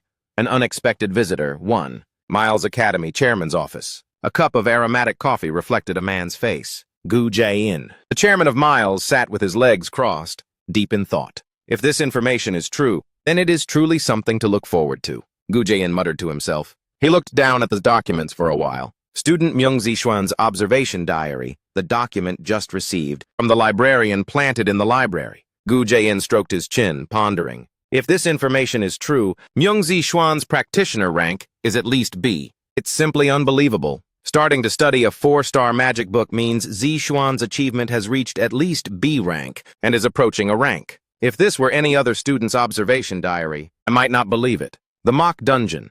Zishuan defeated the mutant goblin shaman there. Created with the help of that person's power, he defeated a monster equivalent to B rank. Although it was said to be a collaboration with Shu Ruina, it was actually Myung-Zishuan who defeated the monster. Of course, Shu Ruina is also a talented student. But did she really provide significant help? Against a B-rank boss monster? I'm afraid not. No matter how much of a genius she is, Shu Ruina is just the best among the students. But Zishuan is different. He is already on a trajectory that cannot be compared to other students. One corner of his mouth curled up slightly. Gu Jae-in was certain that Myung-Zishuan was hiding his strength. Of course, at that time, it was just good luck to have such an opportunity. If Myung-Zishuan really is hiding his strength, then defeating the goblin shaman makes sense. Now, it wouldn't be surprising if his achievements are even higher. How interesting indeed. Gu Jae-in recalled the time Zishuan refused the Miles Academy exclusive contract. Back then, Zishuan even resisted his unique skill, brainwash. To this day, he still cannot understand how the boy did it. An ordinary student resisting a unique skill. It has never been heard of before and likely never will be again. However, one thing was certain. Gu Jae-in wanted Myung-Zishuan. To obtain him, he was willing to do anything. He would break the boy first, no matter what, and then take control of him. With greedy eyes flashing, Gu Jae-in was full of confidence. He had already instructed his right-hand man, Instructor Jung, to win Zishuan over. Zishuan would become his lapdog. And in the very near future, Gu Jae-in took a sip of his coffee with a satisfied smile. For some reason, it tasted slightly more bitter than usual. On the way back to the hotel after class, Zishuan encountered a completely unexpected situation. A faint mana sensed from behind, and a perceived hostility. On the mana threads spread out in an instant. He felt the presence of multiple people. Someone is following me. Those people aren't stronger than me. The mana sensed from behind is at most B-rank level. For Zishuan, who just broke through the A-rank threshold, they don't pose a danger, regardless of their numbers. The gap between a B-rank and an A-rank practitioner is like heaven and earth. Even fighting alone, Zishuan wouldn't lose. However, despite this, Zishuan still felt an inexplicable sense of discord. The reason was simple. 2 groups. Currently, there were actually 2 different groups following Zishuan. While the intentions of one were unknown, the intentions of the other were quite clear. They are showing hostility toward me. Looks like I need to change locations. It's a hassle, but I have no choice.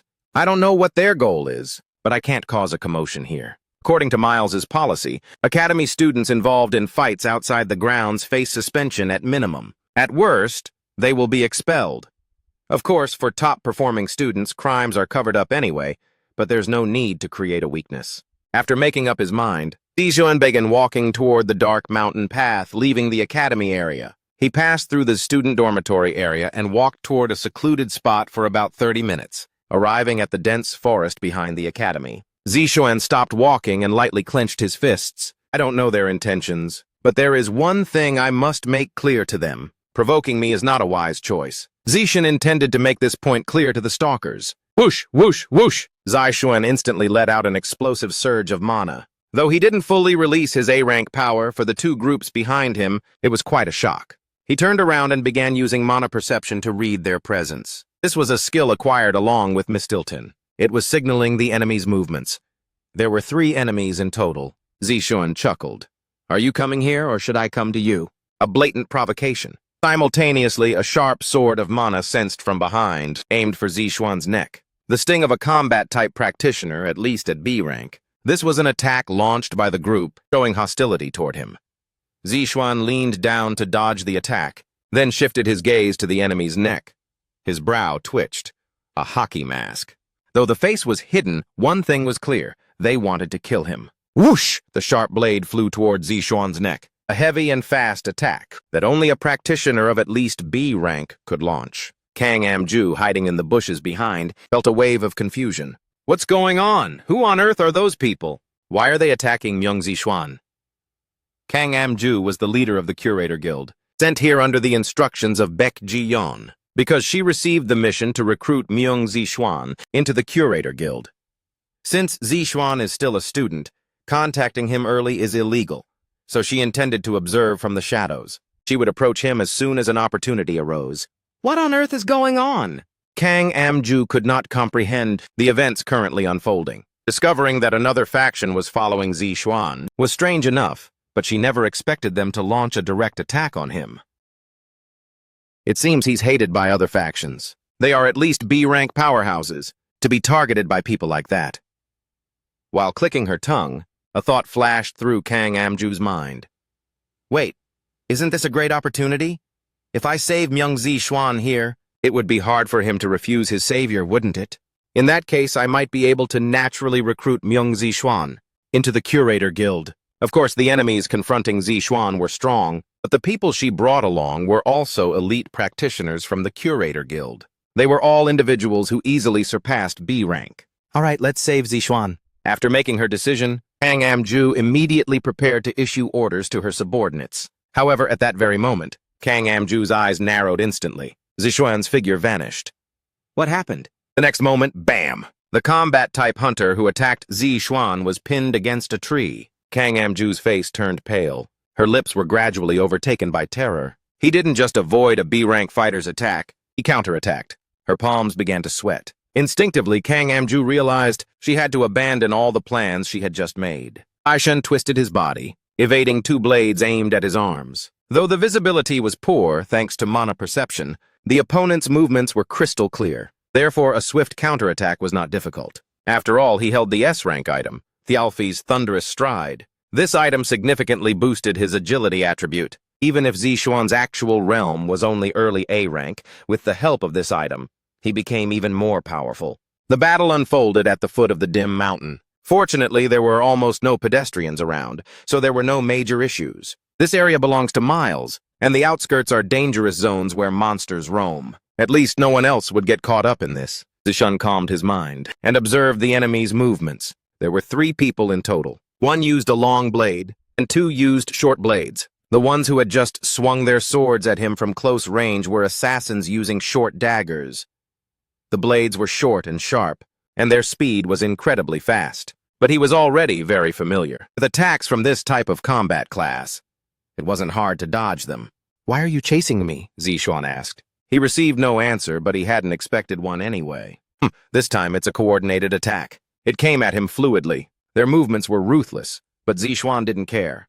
The enemy's attacks were clearly sluggish. They were slow enough to see and dodge with ease. Moreover, the training in the AR combat system had definitely paid off. To successfully achieve amplification, Zixuan had repeatedly performed field challenges in the AR system, breaking through level 41 using only Magic Sword. He had even used the Gleipnir replica to weaken his own attributes, while constantly engaging in battle. Of course, he had removed the Gleipnir replica now. Just like running after taking off sandbags, Zixuan's body felt so light it was as if he could fly. I'll ask one more time. Who sent you? Zixuan asked in a calm voice. However, the enemies only used attacks to evade the question. Whoosh, whoosh, whoosh, humph! The swords swung by the 3 cut through the air, followed by the sounds of successive impacts against the ground. Zixuan easily avoided the attacks this time as well. Looks like they're a tight-lipped bunch. Zixuan clicked his tongue.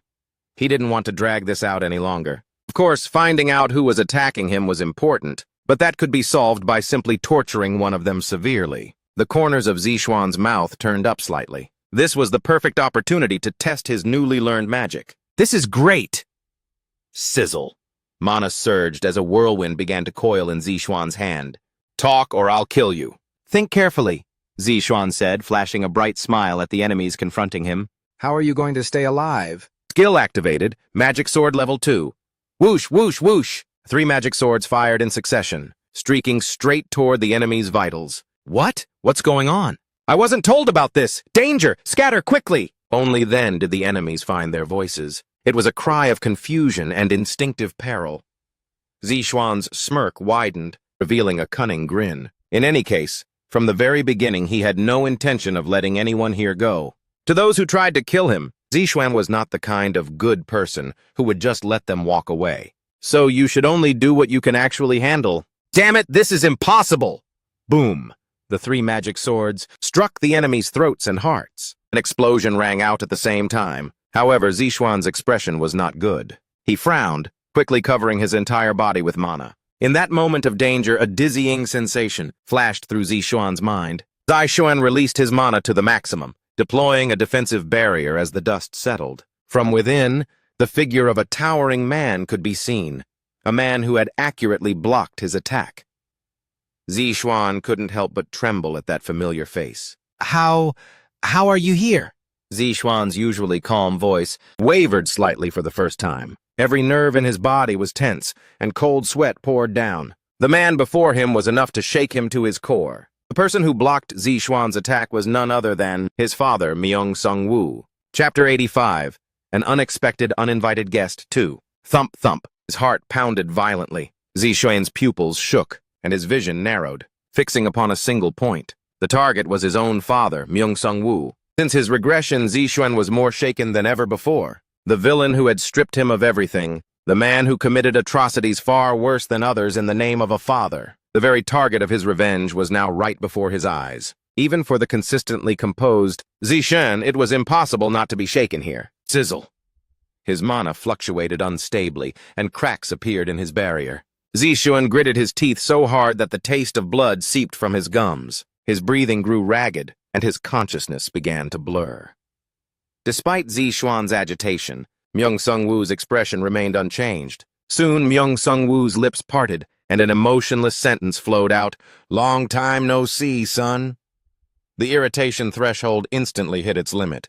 His barely maintained expression twisted as Zixuan's emotions collapsed. At the same time, the mana throughout his body exploded to its limit. Clang, clang! Zixuan shot out chains. It was an almost instinctive movement. Blocking Zixuan's continuous attacks, Myeong-sung-woo recalled the events of a few days ago. At that time, he had received a call from Chu Ziren, asking him to execute a student. He had originally intended to send 1 or 2 B-rank practitioners to handle it. Sending an A-rank practitioner for that idiot seemed like overkill. In these times of labor shortages, he didn't have the spare capacity to send people for such trifles. But after seeing the name of the target to be executed, his mind changed. Myeong-Zixuan, the designated opponent of Asgard, the successor of destiny. He had long wanted to kill him, but those with the power of prophecy are not easily killed. The prophecy passed down 10,000 years ago from the 3 Norn sisters. It is precisely the power of that prophecy that protects Zixuan. Even a god cannot change established fate. This is the power of prophecy, destiny. Therefore, the Aesir, even Odin himself, could not kill Zixuan. To change an established prophecy requires immense divine power. However, facing the first apocalypse, the Aesir did not possess enough divine power to bear such a burden. But it was impossible to understand how, even for a child with the power of prophecy, he could become powerful so rapidly. Since he possessed a human body, his growth rate should have inevitably hit a limit. The power of prophecy is something even the Aesir cannot easily change, but it is not omnipotent.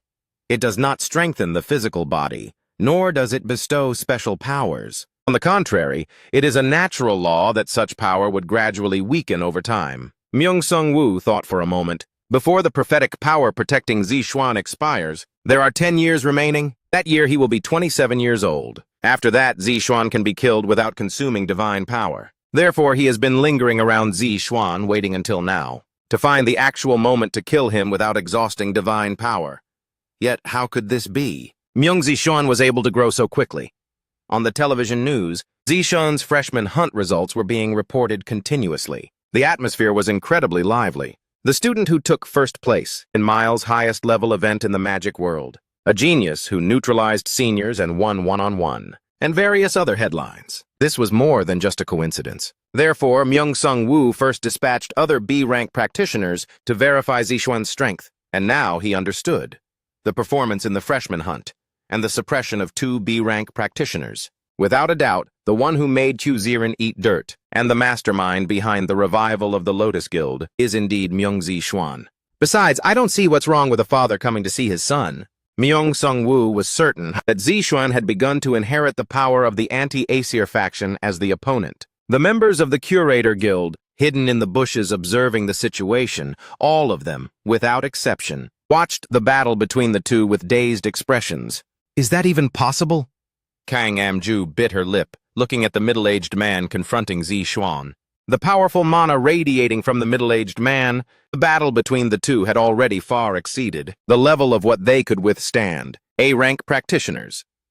Although Zishuan is still just a student, the realm he has reached is naturally surprising.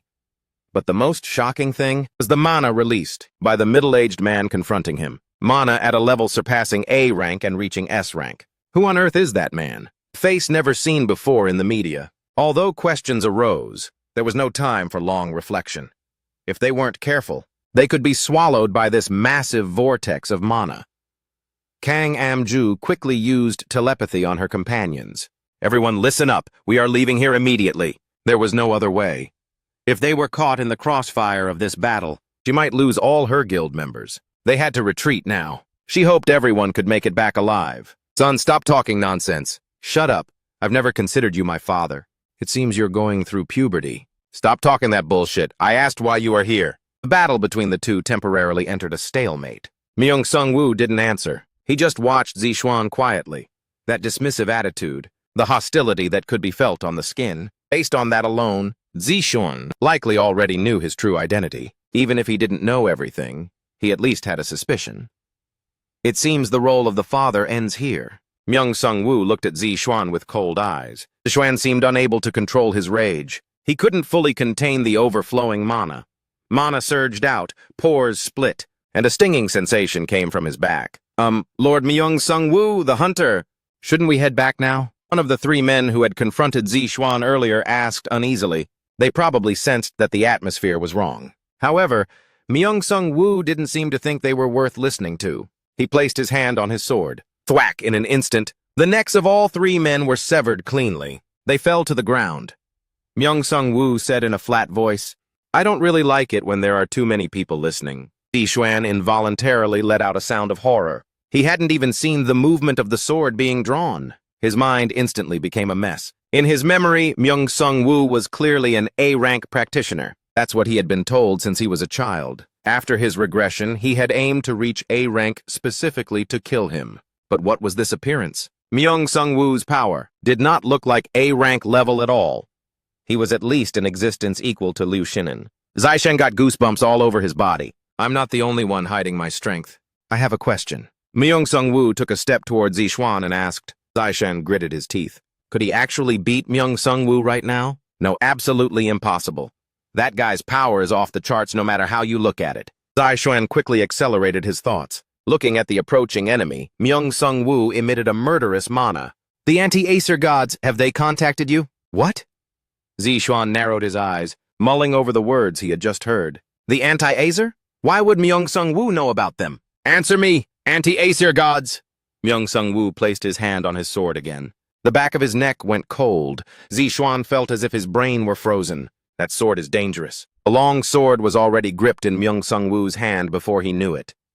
The mana contained within the white blade was unbelievably pure. In that instant, kill. Zishuan twisted his body rapidly. The sword swung with unpredictable speed, and Zishuan barely managed to minimize the damage to his body. In a flash, the sword left a gash on Zishuan's cheek. You've grown stronger, Myung Sung-woo said, looking at Zishuan's determined eyes. The weak appearance he saw for the last time years ago was certainly not like this. He thought for a moment. Here, due to the constraints of the prophetic power, he could not kill Myung Zishuan. However, Crippling him did not violate the restrictions, nor was it a bad choice. Of course, this would consume a significant amount of divine power, but as an act to eliminate a potential threat, it was definitely worth it. Myung-Sung-woo solidified his resolve and tightened his grip on the sword. Cut off both hands and feet so he can never be a practitioner again. Make it impossible for him to gain any more power. This way, at least the factors posing a threat to the Aesir will vanish. Meanwhile, Zishuan adjusted his breathing and quickly spread his mana. Mana perception. First, I must create an opportunity to escape from here. Once I'm inside the academy facilities, even Myung-Sung-woo will find it difficult to attack me. I have to create an opportunity no matter what. I must come up with a way immediately. Hurry! Zishuan moved his lips to stall for time. Are you going to kill me? Not right now. Then get lost! Myung-Sung-woo responded calmly to Zishuan's crude words. I will not kill you. But your limbs! I must take them here. Myung-Sung-woo's blade was like refined obsidian, covered in black sword ki. The compressed mana exploded along with the sharp sword chi. The sword strike, launched at godlike speed, flew toward Zishuan. A perfect strike aimed at the left arm. However, clash. For some reason, Myung-Sung-woo's attack failed to reach Zishuan. The sword chi seemed to be blocked by an invisible barrier. Skimming past him, Zishuan narrowed his eyes and muttered to himself, what on earth is this? An attack that even I, equipped with Thialfi's thunderous stride, could not see. However, the entity that blocked the attack for him is somewhere here. Myung-Sung-woo's blank expression twisted for the first time, his gaze shifting to a spot behind Zishuan, the top of a towering tree. Myung-Sung-woo looked up there and spoke in a low voice. Has the treaty between the Aesir and the anti-Aesir gods been abolished? If not, how dare you move against the great Odin? I have no idea what you're talking about. Zishuan also looked up toward the treetop where the voice came from. What? Did that cat just speak? Zishuan's pupils contracted. There was only a small cat where the voice originated. In an instant, his mind became a mess. He had no idea what was happening. The mana flowing from the cat, this was a truly transcendent realm that far surpassed Myung-Sung-woo. The cat lightly leapt down, shook its tail upon landing, and said, Hello, Mr. Myung-Zishuan. Nice to meet you. I am a clone of Hela, Hela said with a smile. I am the one observing you, the enemy of prophecy, and the guide for the 5 trials. Chapter 86, An Unexpected Visitor 3. Zishuan was shaken by the thick, heavy mana he had never felt before. He watched the 2 entities facing off. Hela, the black-furred cat with heterochromia, and his father, Myung-Sung-woo. Both entities radiated transcendent mana, destroying everything around them. Mana that surpassed the human domain. Their power was at least equal to S-rank practitioners, if not stronger. Zishuan took a step forward and asked, Who exactly are you? Hold on a moment. Before answering, Hela surged her mana, staring at Myung-Sung-woo's stiff face. She smiled and said, Let's chase away this uninvited guest first, then we can continue. As soon as Hela spoke, black smoke began to rise from her body. Mana spread through the air like ink, gathering around her. Finally, it transformed her into the likeness of a young girl. She had a face identical to Hel's, yet clearly appeared much younger. Amidst Zishuan's shock, Myung-Sung-woo's voice suddenly came from ahead. Why am I an uninvited guest? I am this child's father. Hela snorted at this. With a cold sneer, she said, Father? Do you still intend to deceive this child? Hugin! Hela used her elongated black nails to slash her own left forearm. Bright red blood imbued with mana splattered, staining the ground red. Dozens of black hands rose from the earth. Zishuan felt a familiar dread. His entire body trembled. It was the exact same scene as when he first encountered Hel. Countless hands reached out from beneath his feet. The darkness began to swallow everything, a sense of dread originating from a distant place. The only difference was that those hands were not pointed at him. Myung-Sung-woo's face twisted slightly. The black hands shot out by Hela rushed toward Myung-Sung-woo. Thud, thud. Myung-Sung-woo repelled the hands with his sword, but Hela's attacks were faster. The black hands shot from his blind spots, which could not be repelled by a sword, left wounds upon his body. Abdomen, forearm, and legs. Red lines were carved and blood splurted out in succession. Hela watched Myung-Sung-woo's face with a composed smile. However, her cold eyes held no emotion, no hostility, no wavering. He simply swung his sword repeatedly like a machine. Hela's attack temporarily stopped, and the two entered a brief state of calm. Covered in blood, Myung-Sung-woo asked in a low voice, Is it really necessary to go this far? You know it as well as I do. The second twilight is fast approaching. We have no choice. Relying on a mere mortal to end the war of the gods, Lord Loki has truly grown soft. Odin, who tries to kill that mortal, isn't much different, is he? Hela's words made Myung Sung Woo's brow furrow deeply. A cold voice rang out. You will regret this.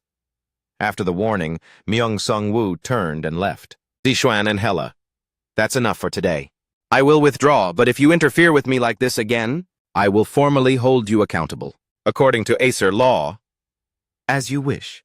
But if you interfere with me like that, Hela laughed innocently, releasing mana that strangled Myung Sung Woo's neck. It was a level of power completely different from the previous attacks. 4 hands flew in simultaneously, seeming ready to cut off his breath. Even Myung Sung Woo could not react to Hela's attack this time. Myung Sung Woo gasped, letting out a heavy groan. Hela took a step forward and withdrew her mana.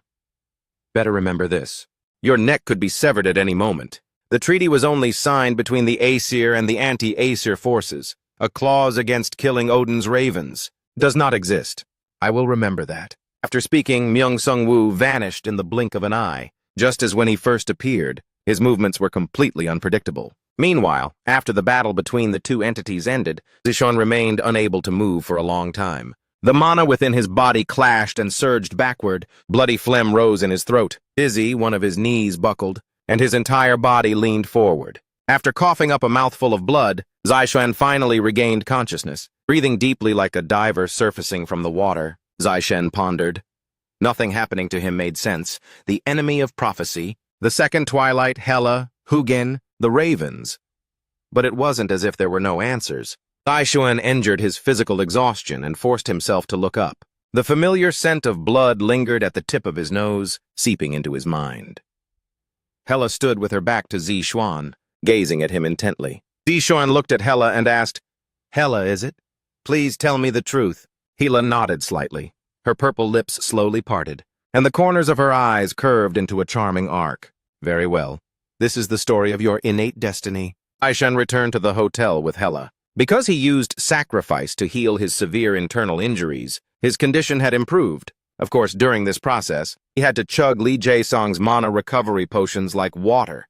There wasn't even time for the pleasure of feeling regretful. Hela, he had many questions to ask her. He couldn't afford to waste time. Adjusting his breathing, he calmly composed his emotions. Just moments ago, he had been so agitated that he nearly lost his life. If he had controlled his anger then, he might have already prepared an escape route and avoided the battle altogether. How foolish.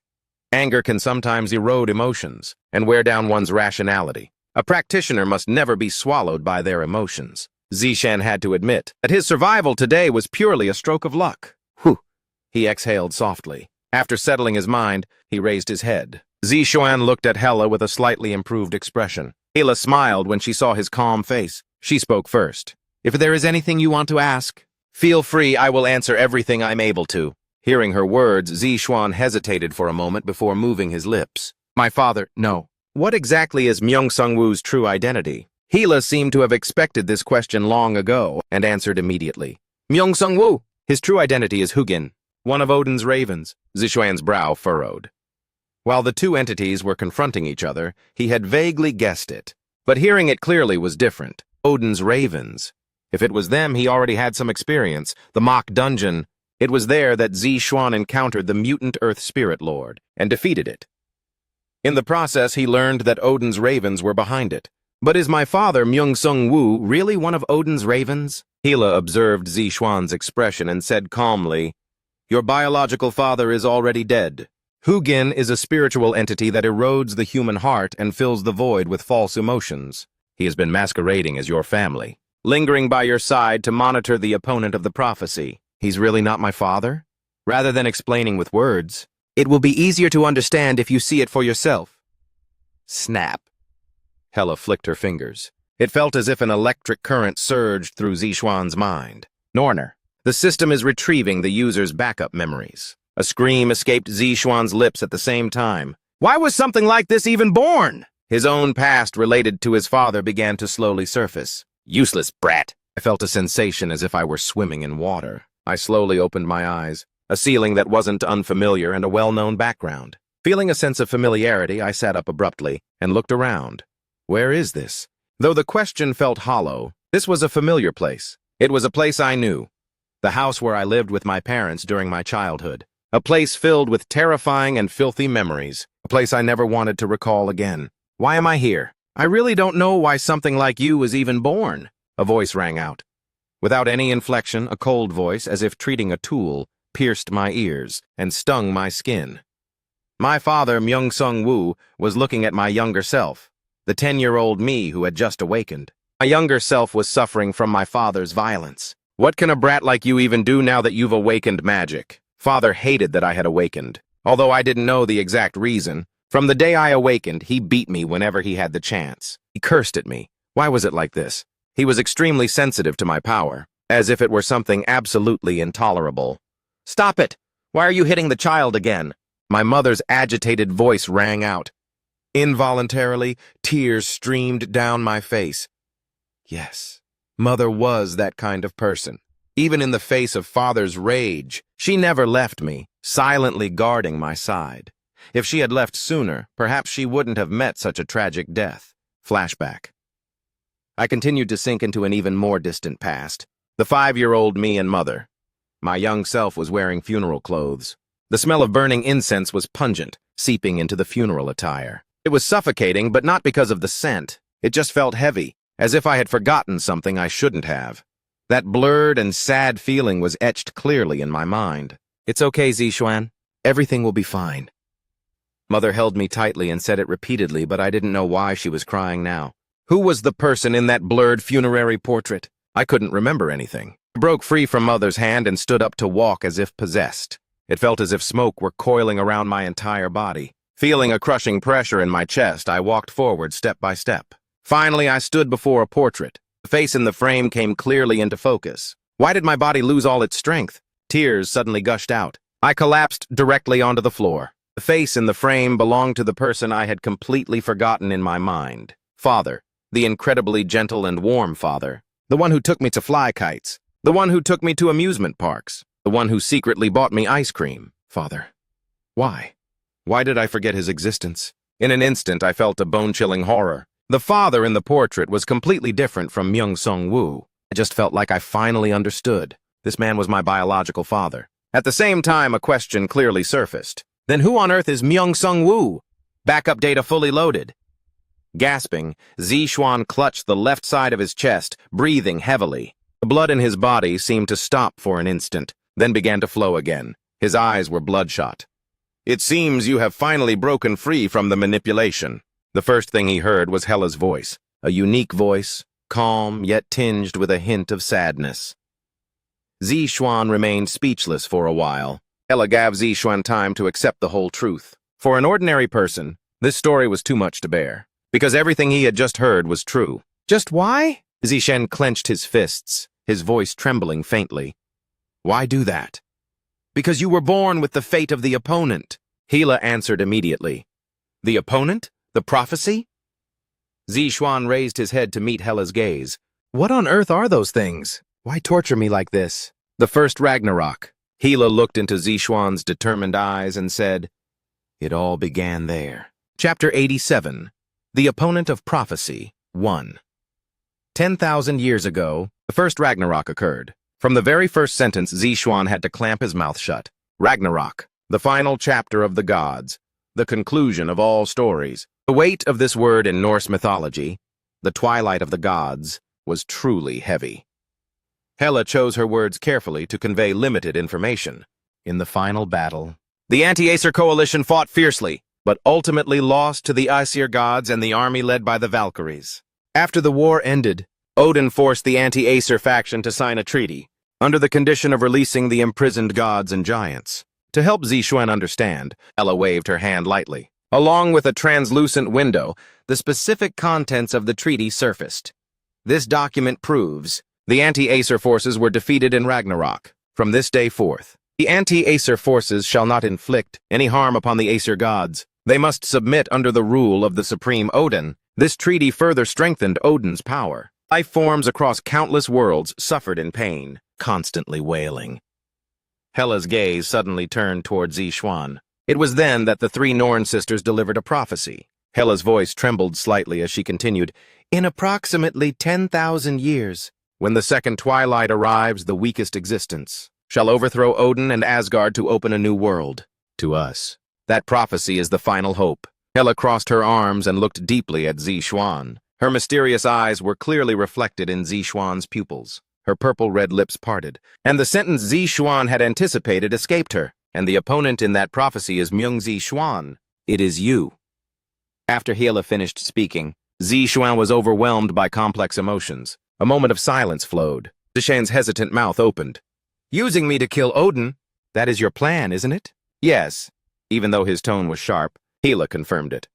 Zixuan adjusted his breathing and asked, "What is Odin's goal? What exactly is he doing for the apex of the 9 realms?" A light flashed in Hela's eyes. Her purple and red eyes shone brightly. Simultaneously, a massive amount of mana surged, and Zixuan was instantly surrounded by the thick mana in the vicinity. Hela seemed to find it difficult to maintain her mental composure. She gasped for air, and Zixuan's entire body trembled. While he didn't know everything, at least one thing was clear. Hela was furious. Toward Odin and the Aesir gods, her anger was both raw and passionate. Unlike when she faced Hugin with composure, this time was different. Odin wants to bring all 9 realms under his total control, and Midgard, where humans live, is no exception. Above a rectangular wooden dining table, gold and silver decorated utensils were neatly arranged. On the pristine white tablecloth, countless drinks and foods were laid out. Ornate chandeliers cast a transparent glow, illuminating the area below. In the main seat sat a tall, one-eyed god. Odin, the supreme god of the Aesir, the existence holding paramount power. Just as he picked up his fork and knife, preparing to eat, the dining room doors were suddenly pushed open. Odin did not look back. He put down his utensils and asked, "What is it?" Hugin strode in, knelt before Odin and said, "The opponent of prophecy. It seems he has had contact with the anti-Aesir." Odin's expression did not change, but the other gods seated at the table could already tell. Just now, Hugin's words were enough to shake Odin. The opponent of prophecy. The existence the 3 Norns prophesied would destroy Asgard and kill Odin himself. Odin felt irritated and fell into deep thought. This was strange. Wasn't the opponent of prophecy already bound by the system he himself had set up? After pondering for a moment, Odin nodded. Mimir did this. Yes, it seems something else was overlaid on the Aesir system. Indeed, if it is the Giant of Wisdom, such a thing is possible. While Odin was deep in thought, Thor, who was beside him, suddenly interjected. "Haha, father has grown timid. Why worry about such a thing? In any case, there is a treaty between us and the anti-Aesir forces, right?" That was true. The being originally chosen as the opponent of prophecy was neither a god, nor a giant, nor a dragon. He was just an ordinary human, hardly a concern. Heimdall, sitting opposite him, picked up where Thor left off. Heimdall, the guardian of Asgard and the blower of the Gjallarhorn. The two usually got along very well. Amidst the conversation between the 2 gods, Freya warned in a low voice, "That is not the case. It is never wrong to be careful. Do you not remember that we lost Baldur in the last war? Even the thing that killed him was just a tiny mistletoe twig. Mistletoe has vanished from the divine treasury. What that implies, you all should understand. Freya, the goddess of beauty and leader of the Valkyries. She was one of Odin's most favored deities." Odin pondered for a moment, stroked his beard, and said, "Heimdall, go and inspect the opponent of prophecy." A solemn voice. Upon hearing Odin's command, Heimdall bared his white teeth and grinned.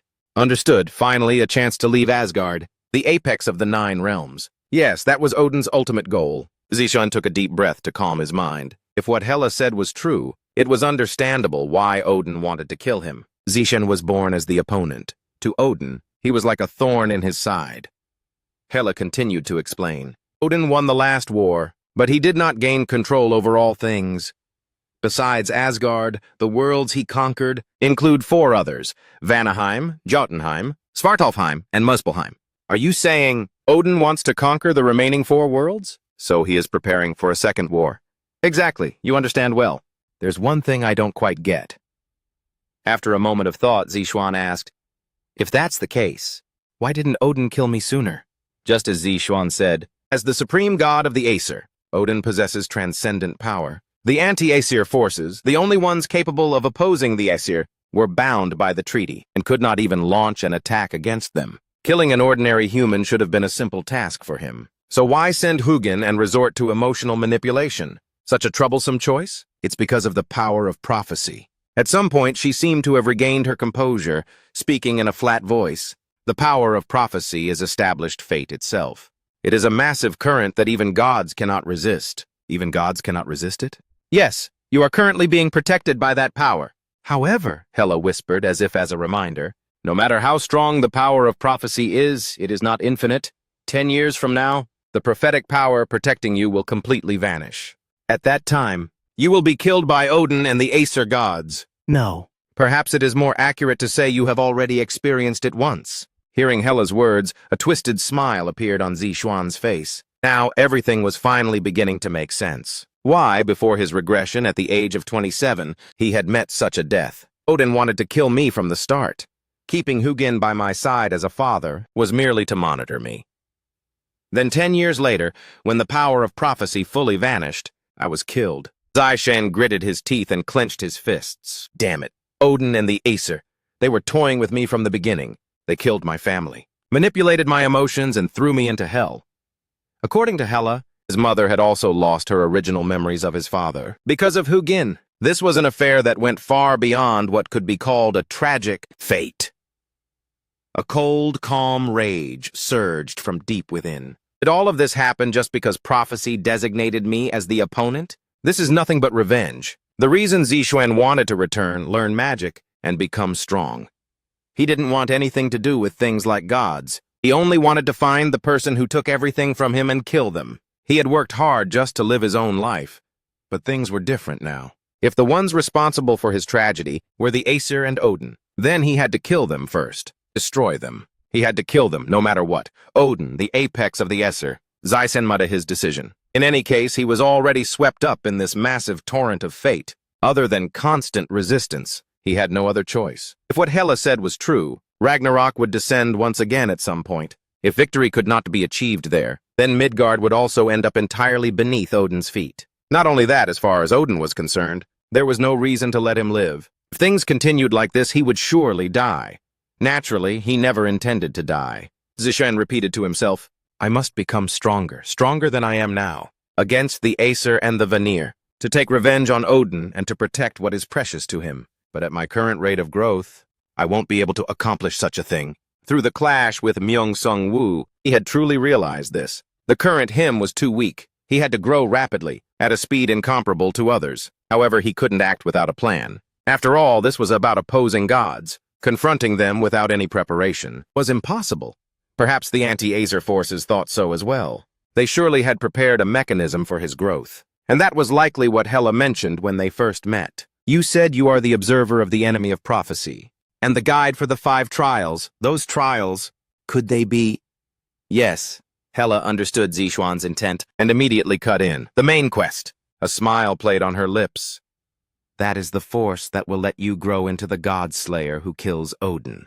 Hela crossed her arms and lightly snapped her fingers again. Before Zixuan's eyes, a translucent window emerged, filling his field of vision. Displaying quest information. Displaying progress for the main quest. Path of the God Slayer. Main quest progress, 1/5. Remaining trials, 4. Please complete the quest. Build the body of a God Slayer. Main quest. Path of the God Slayer. The user was born with the destiny to oppose Odin and Asgard. To stop Odin's ambitions, inherit the power of the anti-Aesir. Hell's Trial 1/1. Trial 0/1. Trial 0/1. Trial 0/1. Trial 0/1. Difficulty? Reward. Protection of the anti-Aesir. Chapter 88. Enemy of Prophecy 2. The next day, after classes ended, Zishan headed to the AR combat system training ground and fully immersed himself in training. After about 5 hours of fierce combat, he finished near midnight. His current AR combat system record stood at level 45. Zishan had achieved his best result to date.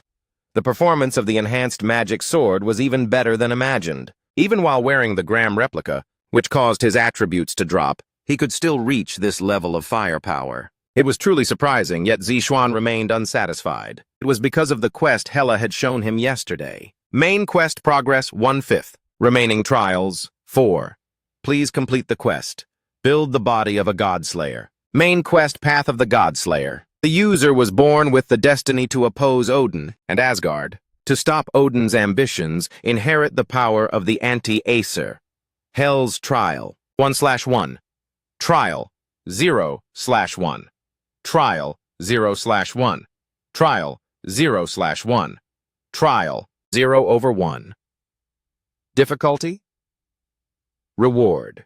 Protection of the anti-Acer, Z Xuan, stepped out of the system device and sat on a chair, recalling yesterday's events. The words Hela said before leaving were still echoing in his ears. The second Ragnarok is fast approaching. When the twilight arrives, all restraints and shackles will vanish. Simply put, the power of prophecy protecting you will also disappear. I will prepare the next trial. Please become as strong as possible before then. Otherwise, next time we will meet in Helheim. Zishan pondered for a bit. According to Hela, the power of prophecy could protect him. The time he had protection from Odin and Hugin was 10 years. But what they did this time made him realize something. As the opponent, he inherited the power of the anti-Acer. No matter what, they would try to deal with him. Hela said Ragnarok might come early. If Ragnarok happens sooner, Z Xuan will also lose the protection of the prophecy. If he doesn't get stronger quickly, forget 10 years, he might not even survive for a few. However, Z Xuan clearly repeated to himself, I didn't intend to drag it out that long anyway. Z Xuan had no desire to be toyed with by the Aesir and Hugin any longer. Yesterday, Hela said that when the next trial was ready, he would come find him again. Then she vanished. Upon leaving, she said this was the only chance for time to flow backward. Z Xuan chuckled softly. The Norner system. It had brought Z Xuan back to the period he desired most. But Hela warned that, for Z Xuan's regression, the anti-Acer gods had exhausted nearly all of their divine power. He could no longer count on such a miracle, but it didn't matter. Z Xuan never considered himself to have two lives. He always believed this was his final chance and gave it his all. The second trial was still far off, but Z Xuan would become even stronger. Zishan stood up once more. First, he planned to master amplification. Last night, Q Ziren received a call from Myung-Sung Woo at 3 a.m. At the time, he was hiding from debt collectors. Because of Chu Ziren, he had taken out high-interest loans thinking he was going to die. Just thinking about it made his teeth ache. By now, his sister should have died from her illness, and the Lotus Guild should have fallen into his hands. But why did things turn out like this? Xiu Ziren was suffering from insomnia due to his rage. Because of this, he was able to answer the call immediately. Upon identifying the caller, Chu Ziren asked excitedly, So how did it go? Is that brat Myung Zishuan dealt with? I couldn't kill him. There is a powerful entity behind him. There was nothing I could do. Damn it, that kid. Is that why he's so arrogant? Chu Ziren's face twisted. He recalled Myung Zishuan's insolent face, the humiliation and rage he felt when they first met at the Lotus Guild headquarters. Looking back, his ill-fated connection with the boy started right then. Suddenly, Myung-Sung Woo's voice came from the other end of the line. Now it's your turn to answer. Why haven't you annexed the Lotus Guild yet? I clearly gave you plenty of time. An unexpected variable appeared. Does that variable happen to be related to Myung Zishuan? It was an unexpected question, but Q Ziren realized that this question was an opportunity. Though he wasn't certain. One thing was for sure, his sister hadn't died, and she was closely connected to Myung Zishuan. Of course, whether Zishuan actually influenced her was something he didn't know for sure. But during their first meeting, the boy had explicitly stated that CEO Q wouldn't die. The fact that Q Shinin was sick had been kept secret from the public. So how did Zishuan know? It was also incomprehensible why Q Shinin, as a CEO, would protect a mere student like Zishuan so fiercely. Perhaps there really was a connection. That was Q Ziren's thought. That was why he had asked Myung-Sung Woo to get rid of him. Q Ziren gripped the phone and responded quickly. Yes, Myung Zishuan is definitely connected to her. I know that now. I'll find a way to handle it. However, there is one thing you must remember. Through the smartphone, Myung-Sung Woo's voice sounded incredibly heavy. He said in a low tone, If you fail to annex the Lotus Guild this time, your life is forfeit. I'll remember that. Q Ziren hung up the phone, drenched in a cold sweat. A chill ran down his spine. He had felt this way ever since he first came into contact with them. But Myung-Sung Woo was particularly dangerous. Myung-Sung Woo gave off the same feeling as facing a demonic beast rather than a human. Within the scope of Chu Ziren's knowledge, there was no one stronger than him. Even if he were to face South Korea's top S-rank practitioner, Lee Jae-shin, he was a powerhouse whose victory or defeat could not be easily determined. However, Myung-Sung Woo had just said so himself. that behind Myung Zixuan, there was a powerful existence he could not handle. Chu Ziren felt curious. What kind of person could it be to make the mighty Myung Sung Woo say such a thing? And how exactly did Zixuan establish a connection with such a titan? Since then, it had been several days of theory classes. This was to be expected, as theory classes are always scheduled, a few days before every major event. The Miles Academy staff were also chaotic and busy, as they had to invest significant manpower into these events. Both instructors and students felt the pressure. There was simply no time to manage practical lessons. Therefore, Zixuan was growing bored with the repetitive theory classes lately. I've read through every magic book in this library. In fact, Zixuan had already visited the libraries in every facility within Miles Academy and finished reading all the magic books. Since they were originally precious items, their numbers were not vast, and thanks to the stamina attribute Zixuan had boosted early on, he didn't feel any fatigue. In any case, he hadn't just finished reading all the books. He had memorized the contents of every textbook. Afterward, he felt that studying separately was too much trouble. Since he was already sitting in the chair, he might as well finish it all in one go. Aside from that, Zixuan had made significant progress in combat experience. After leveling up the magic sword skill, the subsequent skills weren't difficult either. He had also successfully raised the levels of several other low-level skills. Perhaps such achievements would make him even safer during the upcoming events. Repeatedly using magic, analyzing offensives, and injecting mana to manifest them. Although it might not seem like a big deal once realized, Zixuan had already crossed a major threshold. Good, everything is proceeding smoothly. Zixuan felt satisfied, yet he couldn't hide a sense of regret. Among the 3 concepts recorded in the 4-star magic arts, creation, destruction, and amplification, I have only mastered amplification and destruction. Even destruction was obtained through absolute calculation. Fundamentally, I don't truly understand it yet. Creation. It was a wall he had yet to climb. Despite working this hard, I still haven't fully mastered the 4-star magic book. While his growth rate was astonishing to others, for Zixuan, it was simply a matter of not having enough time. Just as Hela said, he needed to become a godslayer and grow even faster than he was now. There were 4 trials remaining. No matter what, future challenges would not be easy. As Zixuan quietly composed himself, he suddenly heard the instructor's voice.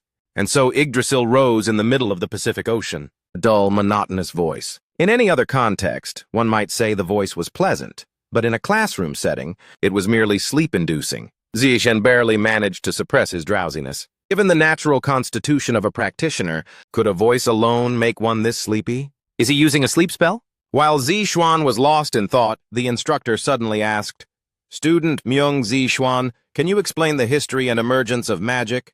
Was it because his sigh was too loud? The instructor singled out Zixuan precisely and posed the question. Zixuan was startled but quickly regained his calm and answered, "About 10 years ago, monsters ran rampant. With the appearance of awakened individuals who accessed the Asir system, the magical language known as runes appeared in the world. It is a field of study that triggers phenomena by injecting mana into calculation formulas." That's enough. That was an excellent answer. It seemed the instructor just wanted to confirm if Zixuan was paying attention. After all, a student who kept sighing couldn't possibly be studying. Despite this, Zixuan's grades had always been excellent, both in written exams and practicals. He always scored perfectly.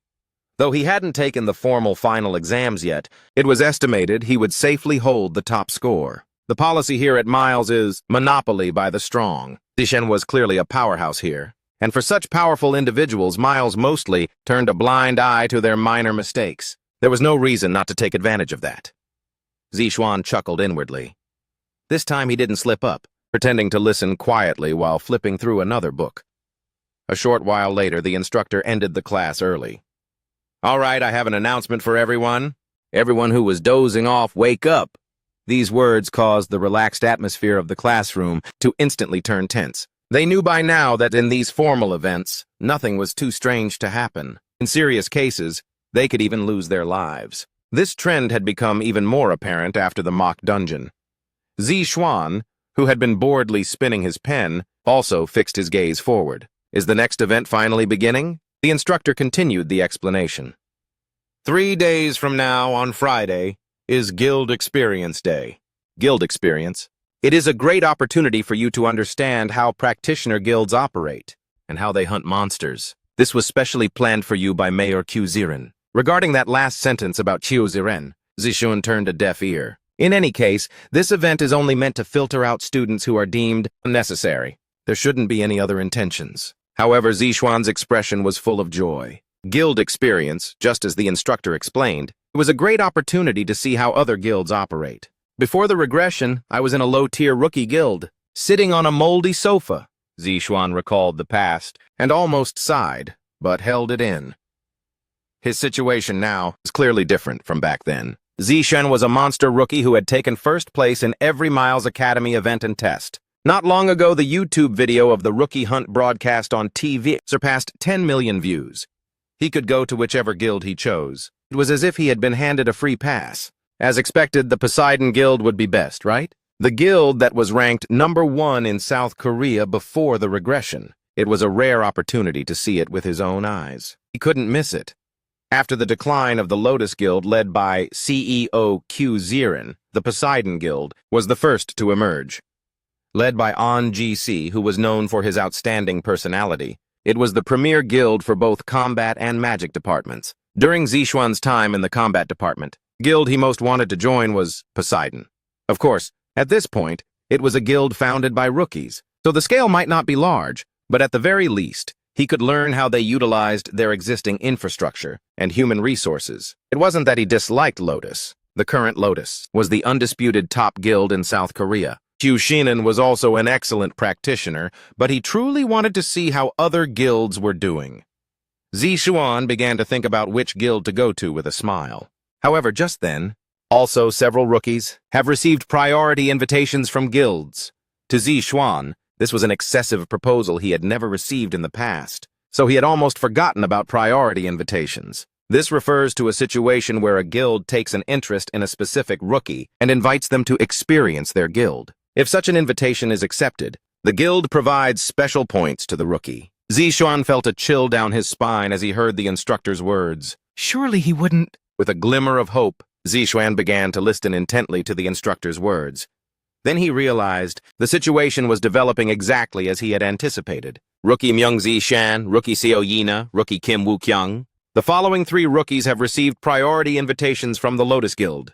Please make your decision by midnight today. Organize the documents and send them to me. Zishuan let out a sigh. I thought of the teacher's face. As expected, the teacher wouldn't let me go to another guild for the experience. Qiu Shinan is a very greedy person when it comes to talent. And in her eyes, the most valuable person for the future is precisely Myung Zishuan. Chapter 89, Guild Experience 1. No wonder. That day, she asked who the most eye-catching rookies were. Zishuan sighed softly. Recalling the past, previously, to report the results of the rookie hunt, he had visited the Lotus Guild. Qiu Shinan and Park Hana had asked Zishuan if, during this rookie hunt, there were any eye-catching rookies, and if there was anyone worth Lotus personally reaching out to recruit. At that time, while Zishuan was renewing his contract, he mentioned 4 names: An Ho-yeon, Kim Woo-kyung, Seo Yina, and Lee Jae-sang. Aside from the current student Lee Jae-sang, the others were all rookies the same age as Zishuan. They were rookies who participated in the rookie hunt together, and they were the geniuses who recorded the 1st through 4th spots in the overall rankings. The Lotus Guild carefully observed the performance of these 4 rookies. That's why the current situation arose. The members of Zishuan's faction will all be going to the Lotus Guild for the experience. To be precise, they were the ones who earned this opportunity. Probably no one would refuse. The indisputable strongest existing guild in South Korea, the reputation of Lotus was simply too great. An Ho-yeon must have been invited too.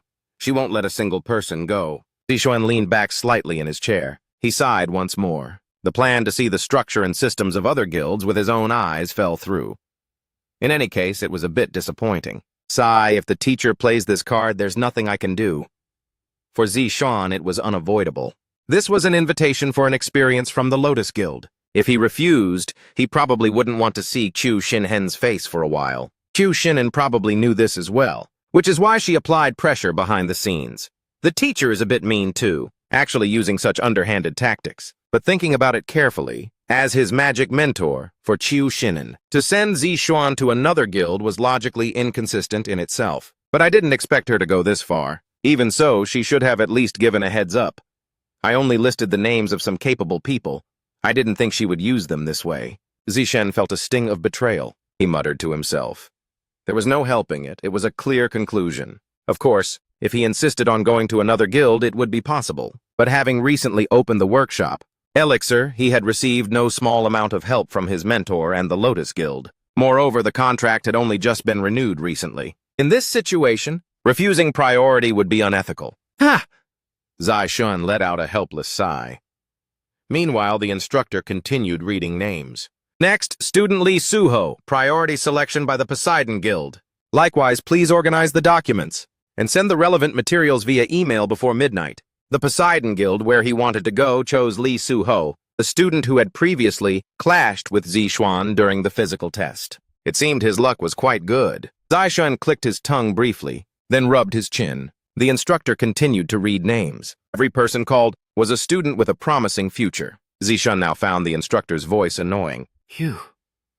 He let out a short sigh, and then pulled himself together. Since things had already turned out this way, Zishuan decided to try and view it with a positive attitude. Fine, the Lotus Guild's facilities are great anyway. That much was beyond doubt. Although he wanted to check out the Poseidon Guild, getting involved with Lee Suho was another matter entirely. Without a doubt, if he had gone with Lee Suho, the guy would surely look for trouble.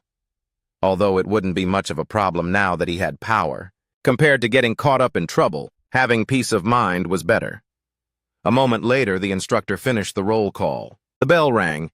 Zishuan sat in his seat for a while, standing up only after the crowd had dispersed. As he turned around, he heard a familiar voice. Hey, Myung Zishuan, let's walk together. Looking toward the voice, Kim Woo-kyung and Seo Yi-na were walking over. Zishuan waited for them, lost in thought. If I go to the Lotus Guild, at least my teammates won't die during this event. But this also means that during the guild experience, innocent students will inevitably die. That night, An Ho-yan sent an urgent message requesting a meeting at the base. It was a contact made at near midnight. A few hours earlier, around 6 p.m., at the Miles Academy individual training grounds, An Ho-yan stretched his body after finishing his swordsmanship training. He muttered to himself, maybe I should ask Brother Zishuan to get me some fatigue recovery potions. My body has been feeling sore lately. It seems fatigue has accumulated. Recently, after theory classes ended each day, An Ho-yan had been undergoing special swordsmanship training, a brutal schedule of spending up to 6 hours on the sword every day. Because of this, his entire body was screaming. Moving was difficult, especially now having just finished training. Of course, the fruit of his labor was the successful acquisition of a new skill. The problem was that the newly mastered skill inflicted no small amount of damage on his body. It was an S-rank skill after all. For An Ho-yan, who was still just a student, mastering this skill would normally have taken at least several more years. Even with his current all-out effort, he could only use it for about 6 to 7 minutes. But An Ho-yan didn't mind. Don't be impatient. This isn't a skill I can fully master yet. However, it wasn't without results. He was now able to perfectly master the wings of ultimate martial arts. As a rookie, he was already able to use A-rank skills with ease. Yet An Ho-yan was not satisfied with this. Zishen is already at a much higher realm. To win at the Miles Academy Festival, no amount of time is enough. He thought for a moment, then lowered his head and cast aside his thoughts. Naturally, he wasn't without some impatience, but without proper rest, the body would break down. Now was the time to rest.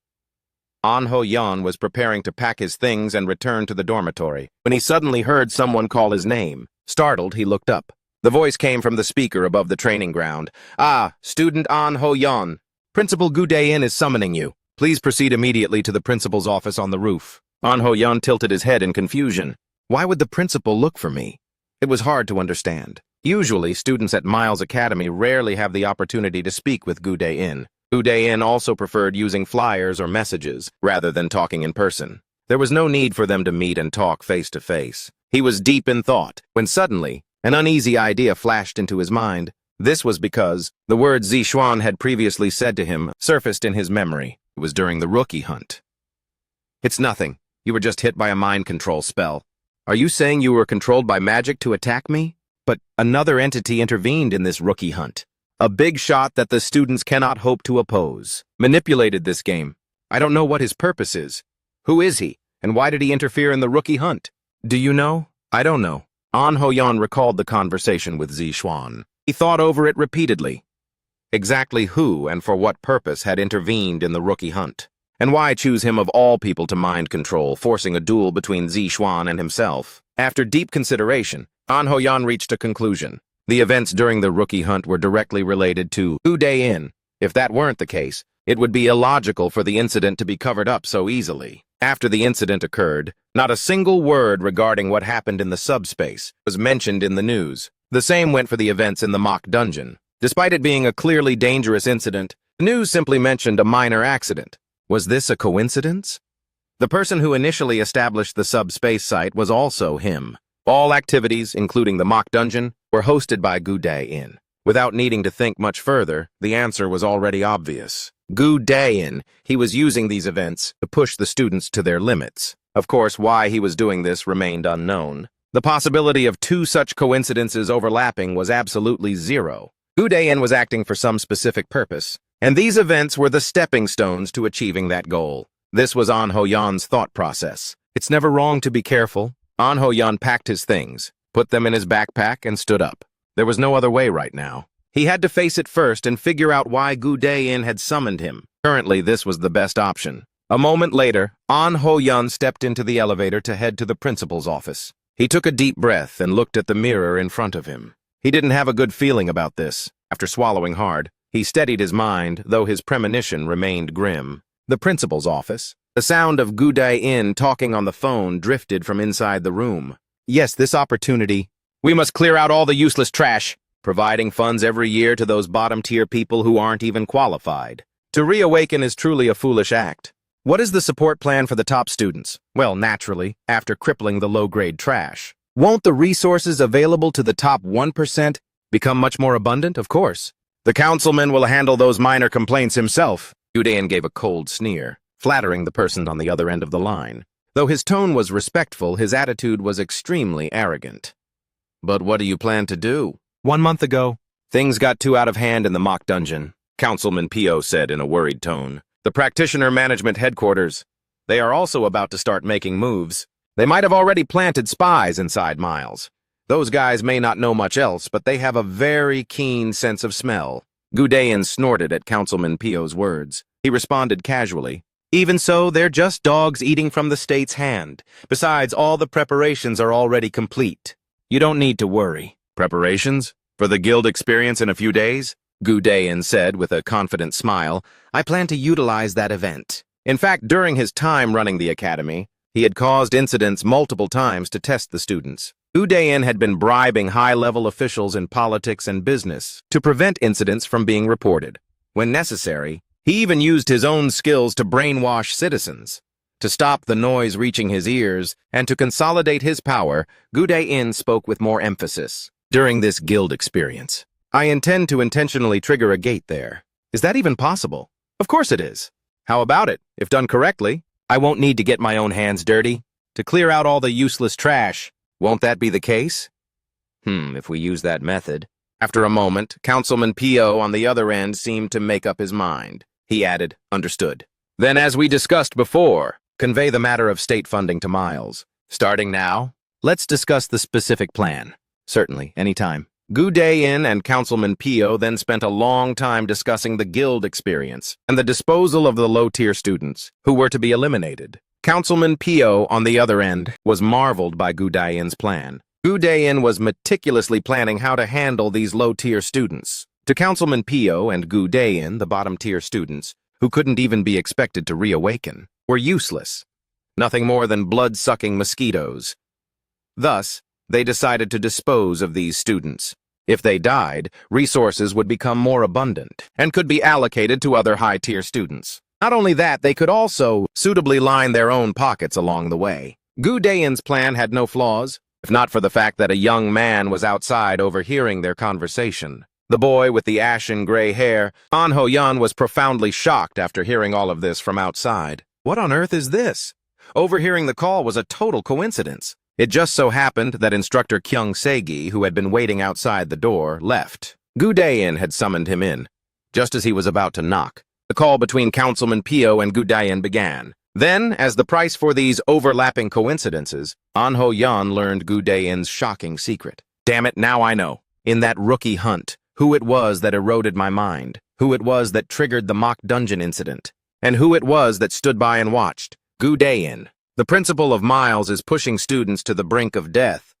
For the mid to lower tier students, he encourages them to reawaken, cultivate better practitioners. As for the bottom tier students who show no promise at all, he does it to save funds. A truly loathsome human being. An Ho-yeon gritted his teeth.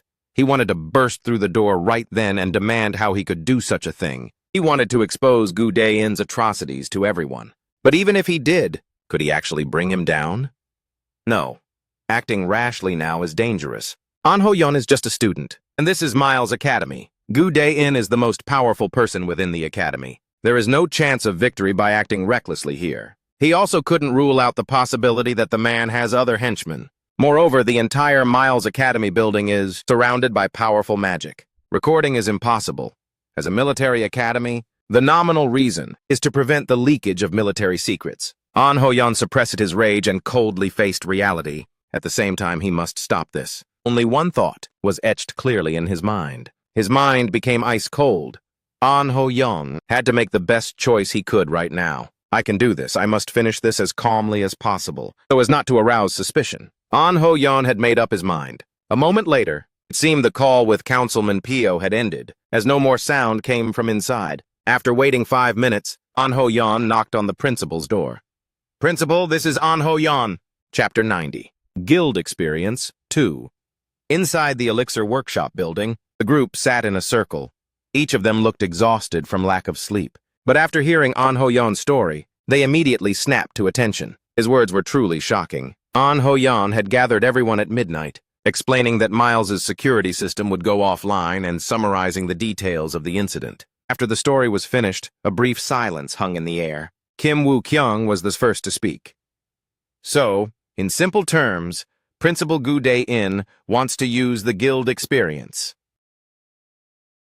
to kill off the low-performing bottom-tier students, is that right? Yes, that's correct. I personally overheard the phone conversation. There is no doubt. An Ho-yeon nodded. A deep silence fell over the base. Of course, everyone here knew in their hearts that Gu Daein was a bad man with unspeakable secrets. But this time was truly going too far. What kind of school tries to kill students just because of low grades? Gu Daein. The principal's corruption is brought up every year, but this is too much.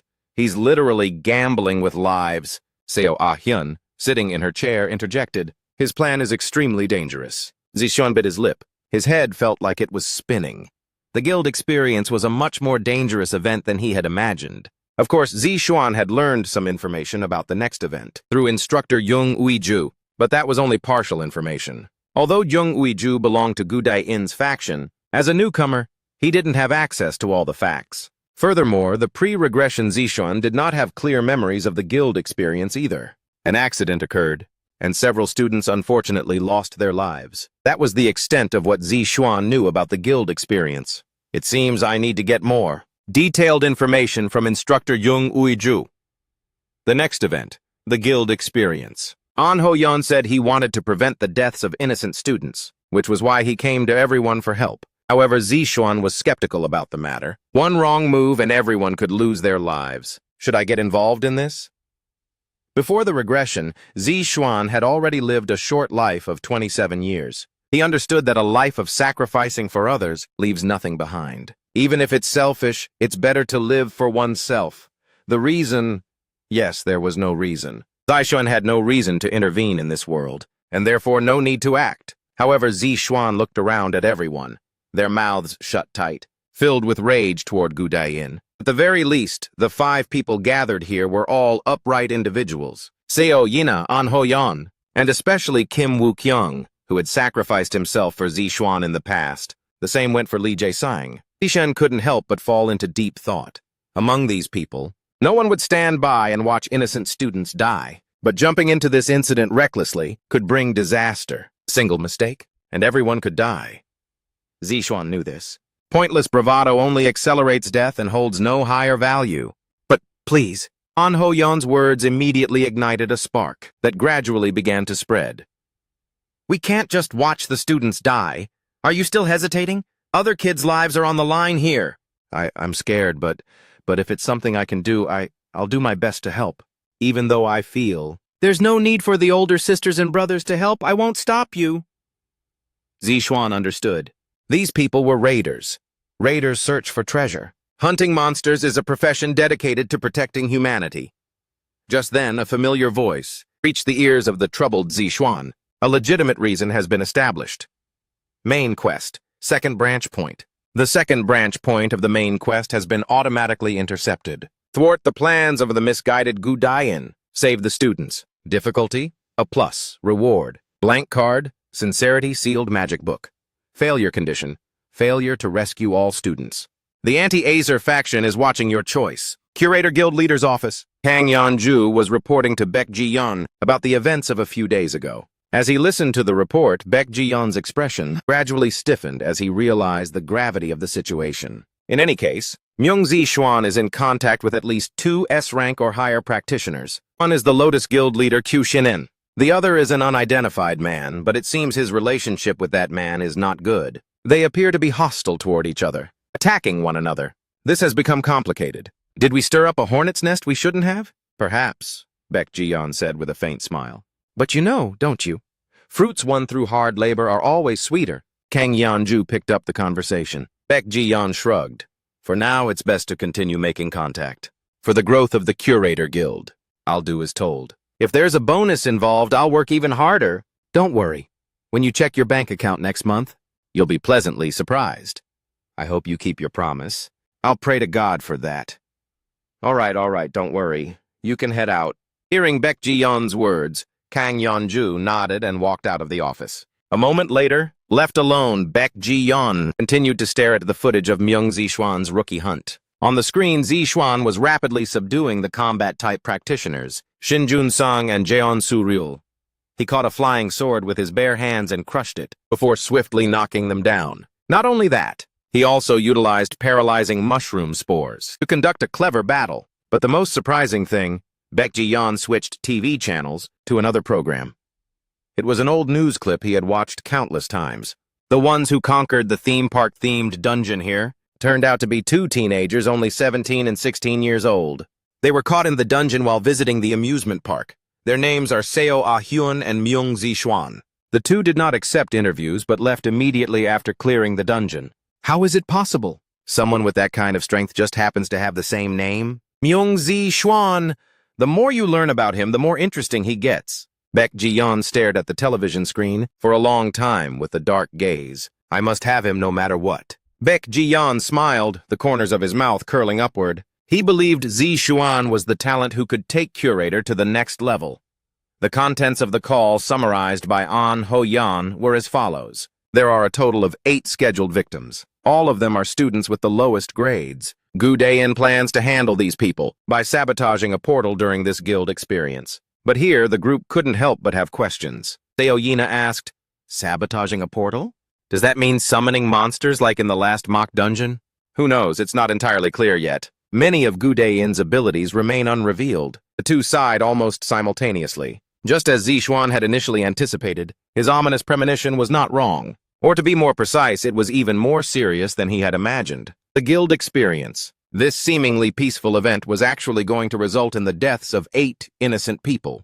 Do you know the list of students? Kim Woo-kyung asked. An Ho-yan shook his head. No.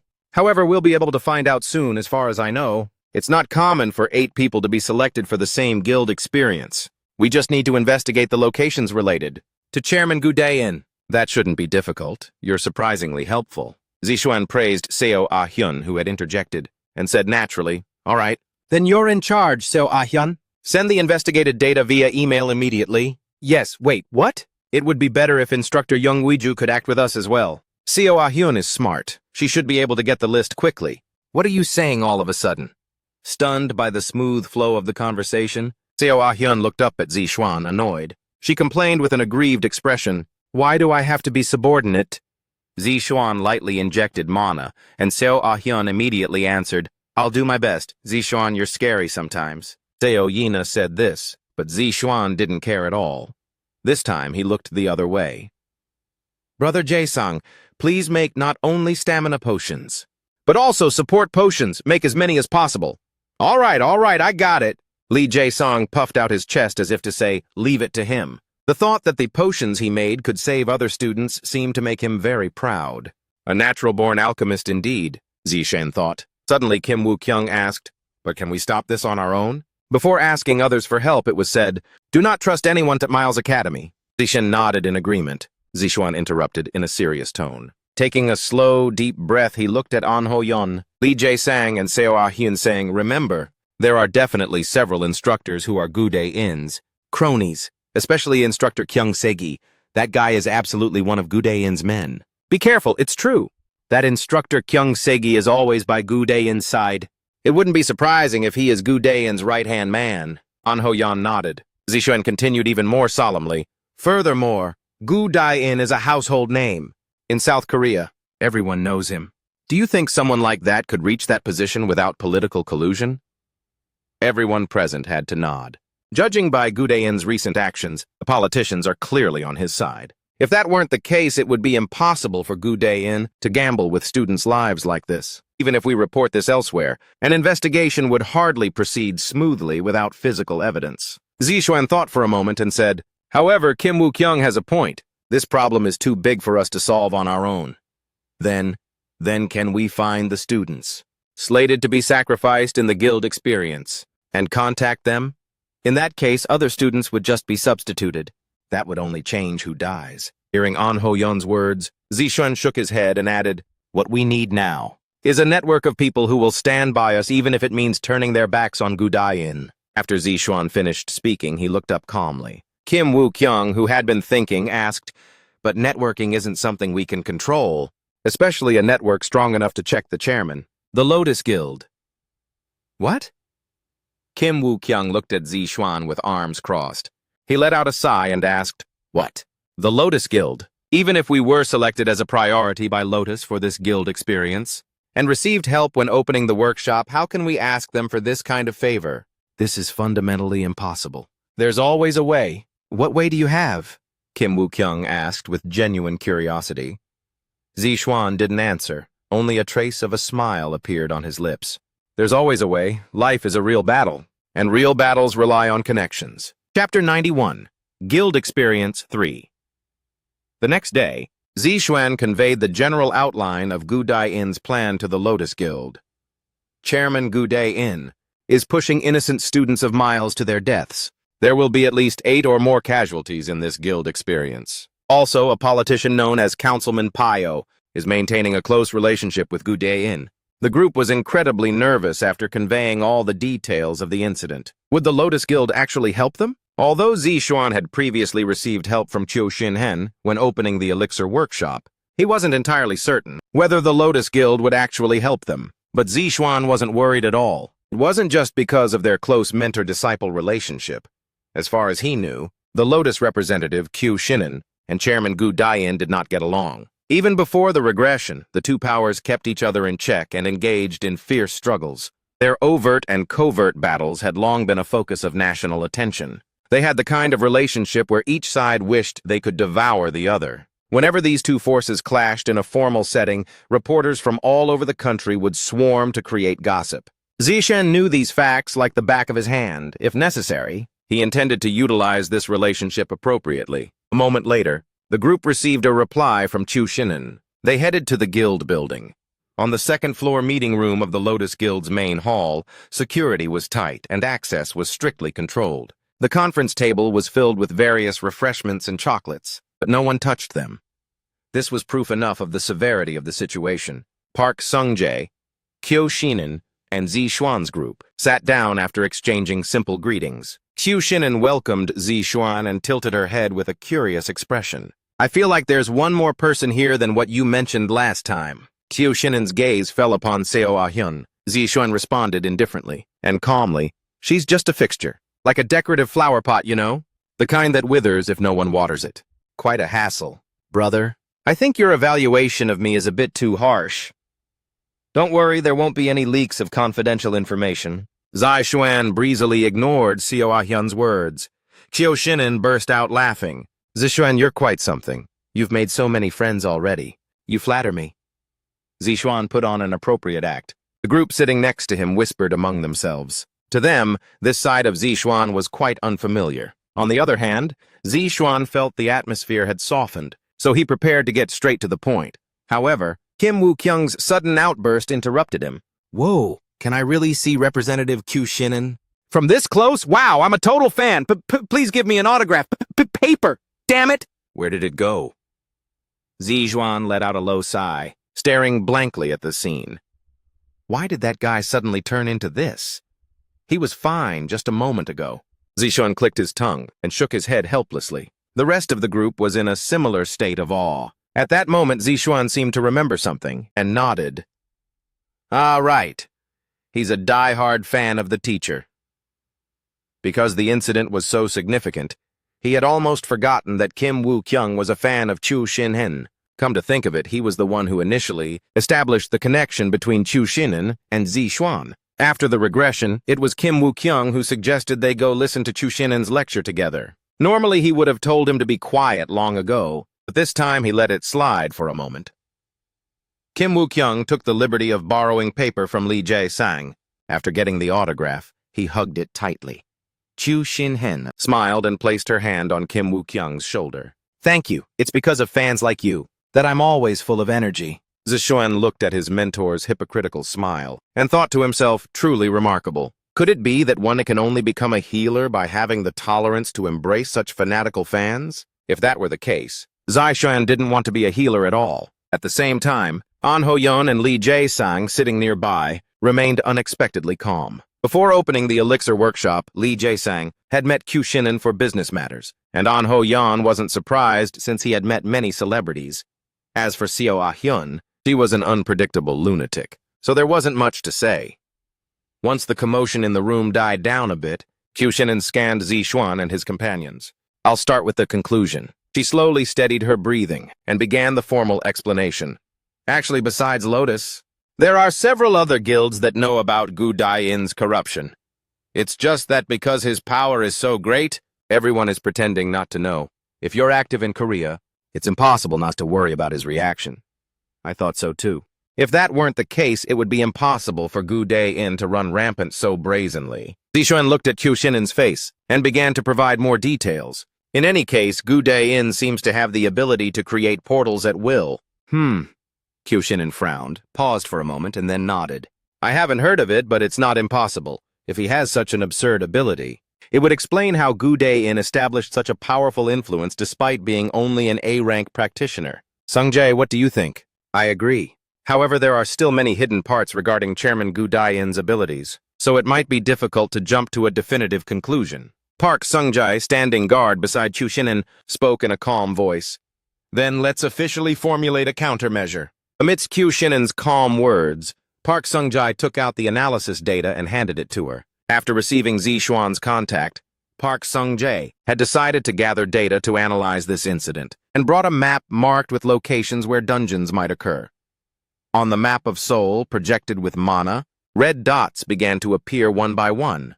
These were points marking mana fields near the guild experience sites. The mana in all these places was much stronger than in the surroundings. If a dungeon is generated, it will likely be in one of these locations. Very well. We at Lotus will check those sites. Once there's any movement, we will immediately cordon off the nearby area and evacuate residents. Zixuan nodded as if he had been waiting for those words. As soon as Q Shinin finished speaking, Park Sung-jae nodded immediately. The people sitting opposite them were impressed by the Lotus Guild's rapid response. However, Zixuan's face still bore an unease that couldn't be completely erased. It's a good plan, but I don't think Gu Dai-in would prepare this event so sloppily.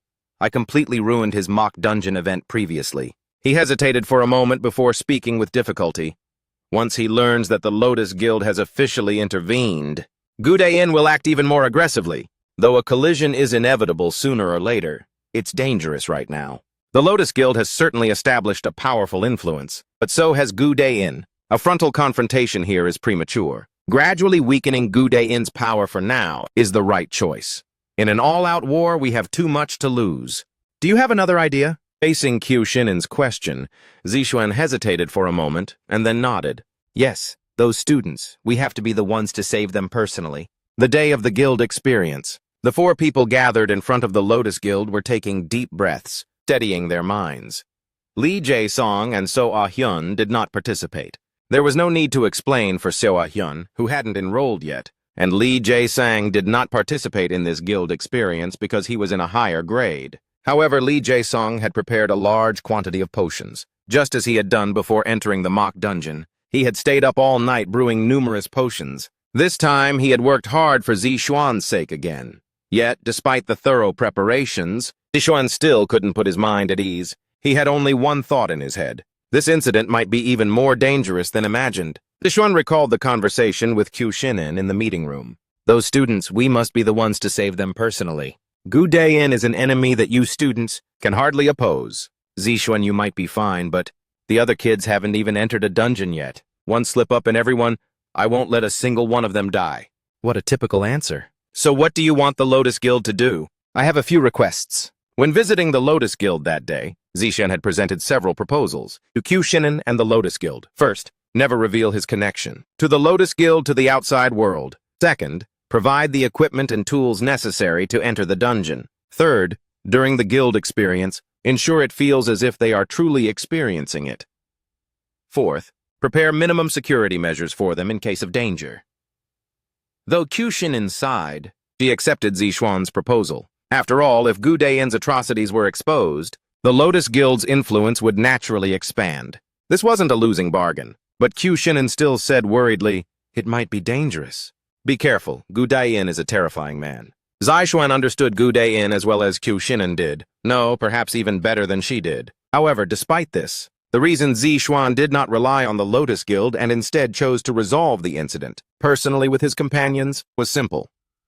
Although the Lotus Guild and Gu Daein were two forces in conflict, a frontal clash during such a sensitive period would be unwise, especially regarding Zixuan and Lotus. In other words, if Gu Daein found out that Zixuan was connected to Qiu Xinhen, while the public and media are currently watching, meaning we have to keep a low profile, once the truth is out, Gu Daein will take drastic action. If that happens, Gu Daein's pressure on me will only increase.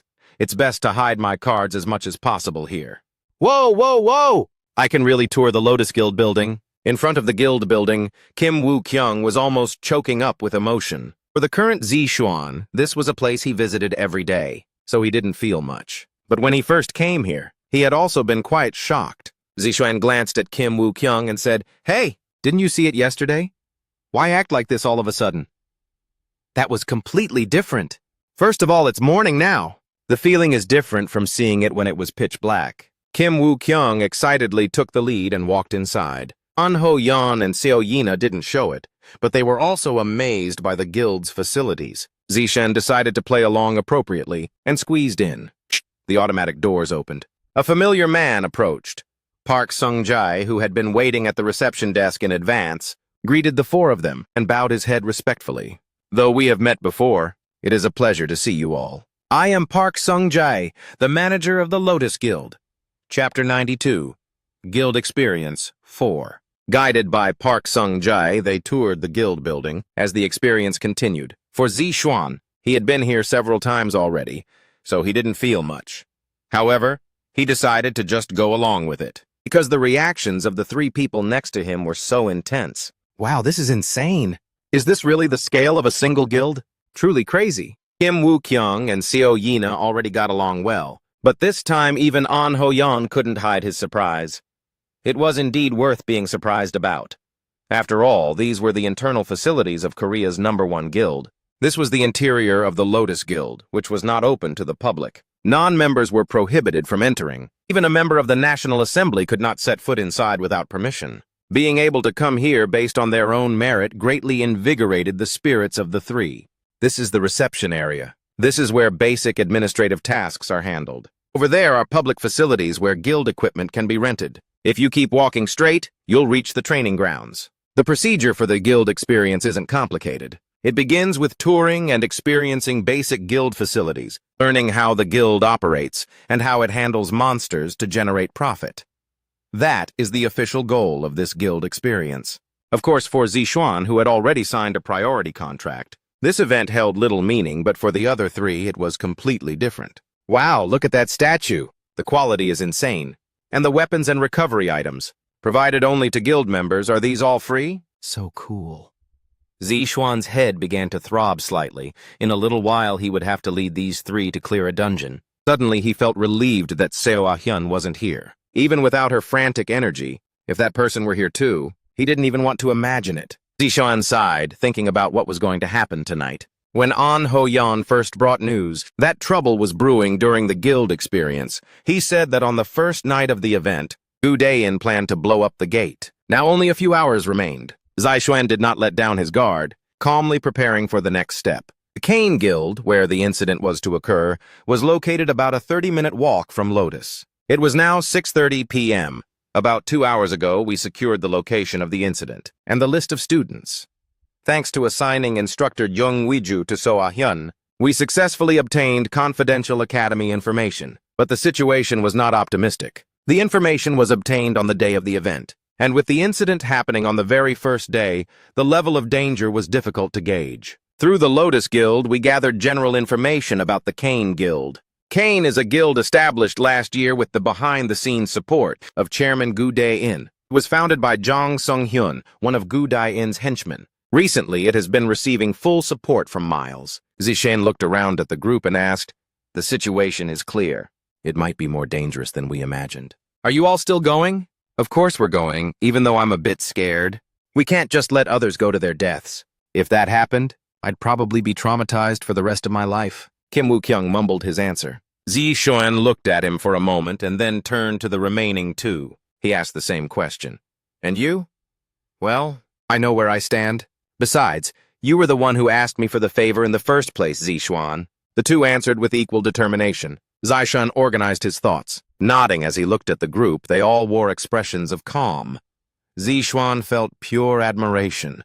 They might have to fight an enemy far stronger than themselves. The group knew this as well. A single mistake could cost them their lives. Dungeons always come with such risks. And yet, despite that, they firmly believed they could do it. This mindset made it hard to believe they were only 17-year-old students. Of course, Zixuan's thoughts were somewhat different from theirs. The quest reward is said to be a sealed magic book. What kind of item is that exactly?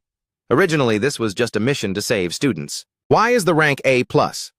This is clearly suspicious. Even if one were to overestimate the appropriate difficulty of this mission, it should be rank C to B. Of course, Gu Daein might have prepared some variables, but in any case, it should be at a student level. So why does the system say this mission is rank A+?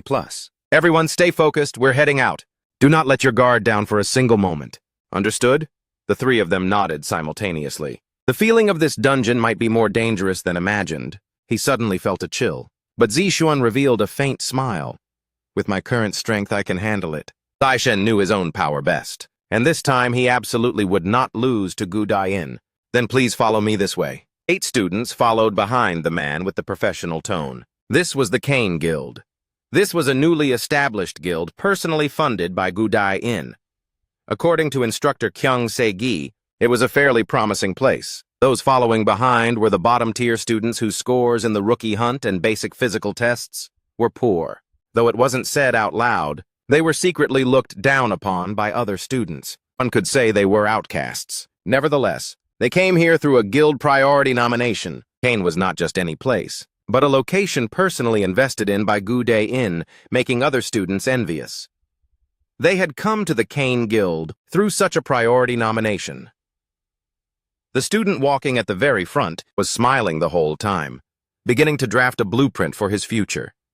Becoming a high-level practitioner, helping others, earning a living to send money to his family, finding a kind girlfriend, getting married, having 2 children, and living a happy, ordinary life. Those punks. Everyone says I have no talent, but Chairman Gu Daein knows. As long as I work a little harder, I can become a much more remarkable practitioner. That man's name was Ju Sung-chan. He was a student with the Combat Department Aptitude Index of 31%. The others following him also had aptitude indices that did not exceed 40. They were all students lacking in talent. However, all of them were currently in a state of happiness, feeling as though they were second to none. This was an opportunity for a guild experience supported by Chairman Gu Daein from its very founding stage. If there was an opportunity to stand out in this guild, then after graduation, it could serve as a springboard to enter a larger guild at any time. If all went well, it wouldn't be a bad thing to be directly affiliated with and active in this guild. The one currently making waves in South Korea is precisely Chairman Gu Dae-in. If I can attract a little more attention there. Sung-chan, wait a second. Suddenly, Ju Sung-chan stopped in his tracks. Looking back, it was Ha Yeon-ju calling him, one of the members participating in the guild experience together this time. Judging by the way he lowered his voice, it seemed he had something important to say. What's wrong? Is something up? Jo Sung-chan replied in a gentle voice. The situation wasn't bad anyway, and he was in a good mood. It didn't matter what it was. However, Ha Yeon-ju's reply was enough to throw a wet blanket on his mood. Is this really a guild? What are you talking about? This is Chairman Gu Dae-in's. That's not what I mean. If it's a practitioner's guild, there should be many facilities. But rather than the inside of a guild, this place feels more like a ruin or a haunted house. A haunted house. Although he had never thought of it that way, for some reason, he felt a chill down his spine. Looking around, he realized Ha Yeon-ju's words made sense. It was strange. If it were a guild's internal facilities, it stands to reason that there should be high-end equipment, equipped with mana sensing systems. But here, there was only a floor paved with creaking wooden boards, curtains designed to block any view of the outside, and walls built of stone. That was all. One couldn't tell at a glance what was at the end of the hallway. The lights flickered occasionally, creating a sinister atmosphere. No light penetrated to the corners of the rooms, and a gloomy aura emanated from within. Jo Sung-chan immediately understood that the ominous aura he was feeling now was mana detected from somewhere. It was in a very unstable state, dangerous mana that could explode like a bomb at any moment. Suddenly, the sense of unease began to pass to the 6 people behind him, spreading like wildfire. The anxiety would not subside. His heart was pounding. This is a guild. Just what would have to happen to feel this kind of dark aura inside a guild? Even if it has been established for 2 years, has not even a basic security system been set up? However, he suddenly had to stop thinking. This is the destination. During their conversation, without them noticing, the man responsible for guiding them stopped and spoke, but the group was confused once again. The place where he stopped was nowhere else, but right in the middle of the hallway. Experience the guild here? Talking about things. The layout of the teaching facilities or the contents of the contract. It was strange and dangerous. For a moment, their thoughts seemed to freeze, but they quickly snapped back to reality. Jo Sung-chan and Ha Yeon-ju, along with the 6 people behind them, all thought the same thing. We have to run away right now. A whirlpool of emotions surged in their minds. Jo. Sung-chan instinctively looked up to check the man's face. His pupils contracted in disbelief. The others reacted the same way. How is this possible? Instructor Kyung Se-gi, it was unbelievable. Just a moment ago, wasn't the man in front of them a face they had never seen before? Why did his face suddenly change? And that person was undoubtedly Instructor Kyung Se-gi, one of the instructors responsible for lectures at Miles Academy. Though they were flustered, the most confusing part was what came out of his mouth. I didn't expect the skill effect to end so soon. Well, nothing for it, even if it is a bit early. In instructor? Ha Yeon-ju mustered the courage to ask, but there was no answer. Instinct told them immediately. Instructor Kyung Se-gi in front of them had led them into a trap. By the time the students' thoughts were organized, Kyung Se-gi clenched his fist with a cold sneer. His body began to rise like smoke. Vivid mana quickly surrounded them. Say your goodbyes here, students. As soon as he finished speaking, flames began to consume the students.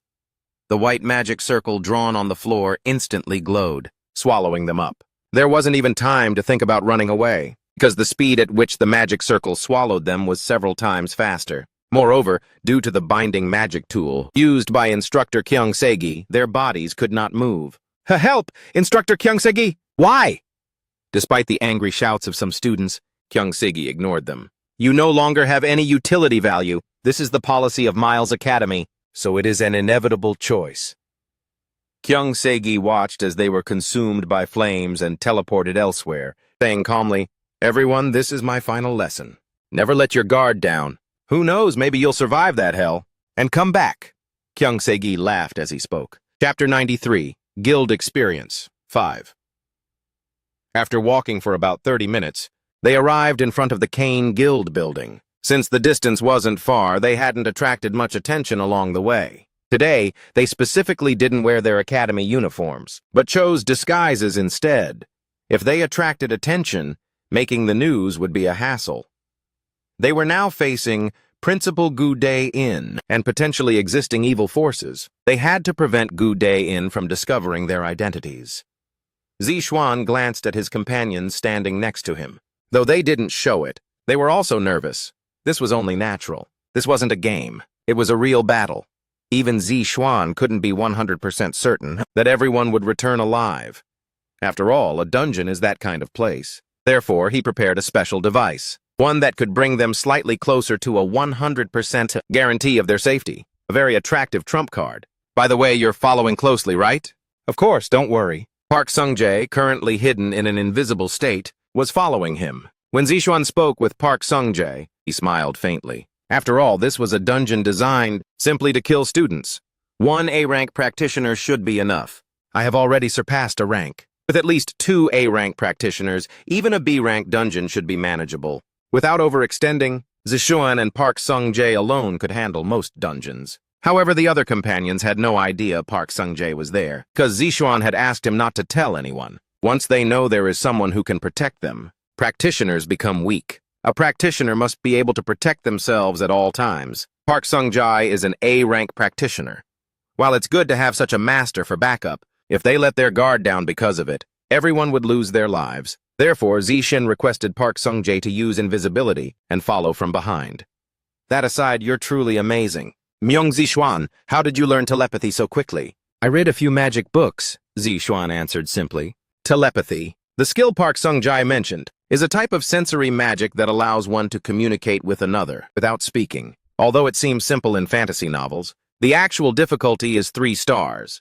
Because it essentially involves intervening in another person's spirit to transmit one's thoughts using mana. This process is much harder than imagined. Incidentally, Park Sung-jae uses an artifact to cast telepathy. Please look after us when something happens. Of course, that's exactly why I'm here. Park Sung-jae seemed somewhat excited. His voice, like a child's, sounded cheerful for some reason. But internally, he was a veteran of 100 battles. No matter what enemy lay ahead, he would cut them down without hesitation. That was a practitioner. Park Sung-jae was perfectly suited for such an environment.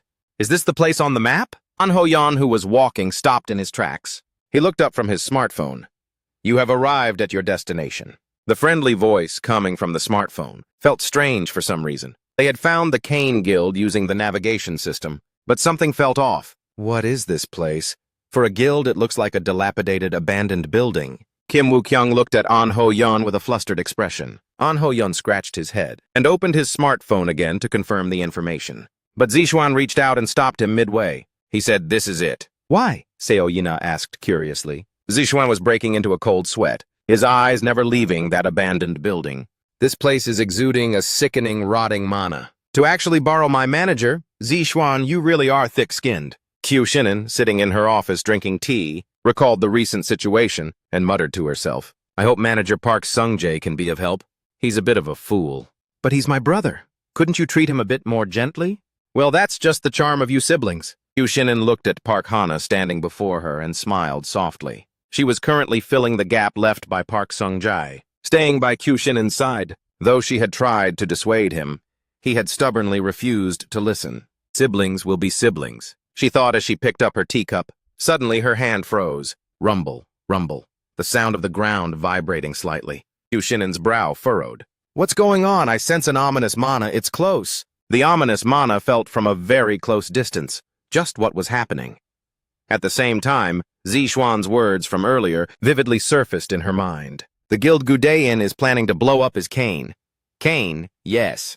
I heard Gu Day-in personally participated in its creation.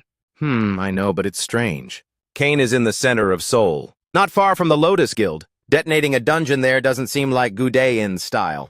This is information obtained internally. It should be reliable, still, something feels wrong. There might be some kind of conspiracy. Chu Shinhan snapped out of her contemplation and asked Park Hana, Hana, that guild Gu Day-in established? What kind of place is it exactly? The Kane Guild is actually a ghost guild with no active members. A ghost guild? Yes, as you know, Representative. Sometimes people establish guilds for tax evasion or other illicit activities. There are absolutely no records of activity. This time, it seems even Chairman Gu Day-in is involved. It seems Zixuan was right. What on earth is Gu Day-in planning? Chu Shinan's expression immediately darkened. She seemed to make up her mind and nodded, just in case. please have my equipment ready? Understood. After Park Hana spoke, she left the room and went straight down to the basement.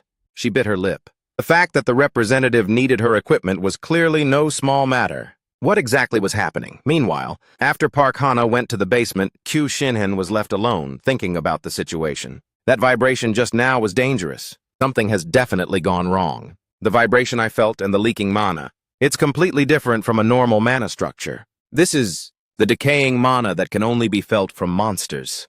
Kyu Shinhan was certain that the Cain Guild and this guild experience were definitely connected. Kyu Shinhan fell into deep thought. Is it right for her to intervene in the incident now? One mistake and she could make enemies of Gudai-in's faction and high-level politicians. For the sake of Lotus, she absolutely shouldn't intervene. But if Zixuan is in danger, I absolutely cannot sit idly by. The conclusion was reached surprisingly easily. Zixuan was her savior. Turning away now would clearly be a betrayal of that child.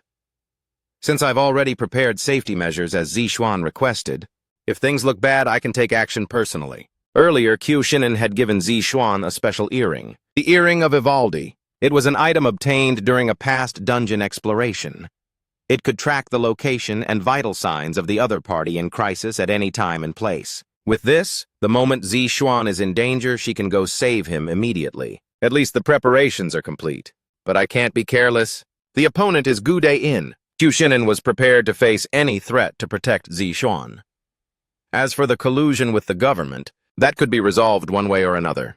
The Lotus Guild has already completed all reviews for overseas expansion. Through continuous self-sacrifice and speeches, the path has been cleared. The citizens trust her more than the state. They revere her as a saintess, and she's been a hot topic online for days. At this point, if the government and the Lotus Guild have a falling out, or if Gudai-in and Miles Academy turn their backs, of course, Lotus would also suffer significant losses. However, protecting Zixuan is more important. But the same applies to the other side. It might be necessary to start a game of power where only one side can survive, but he wasn't worried. Myung Zixuan is the best master key Lotus currently holds. Now he only hoped Zixuan would return safely. Creak!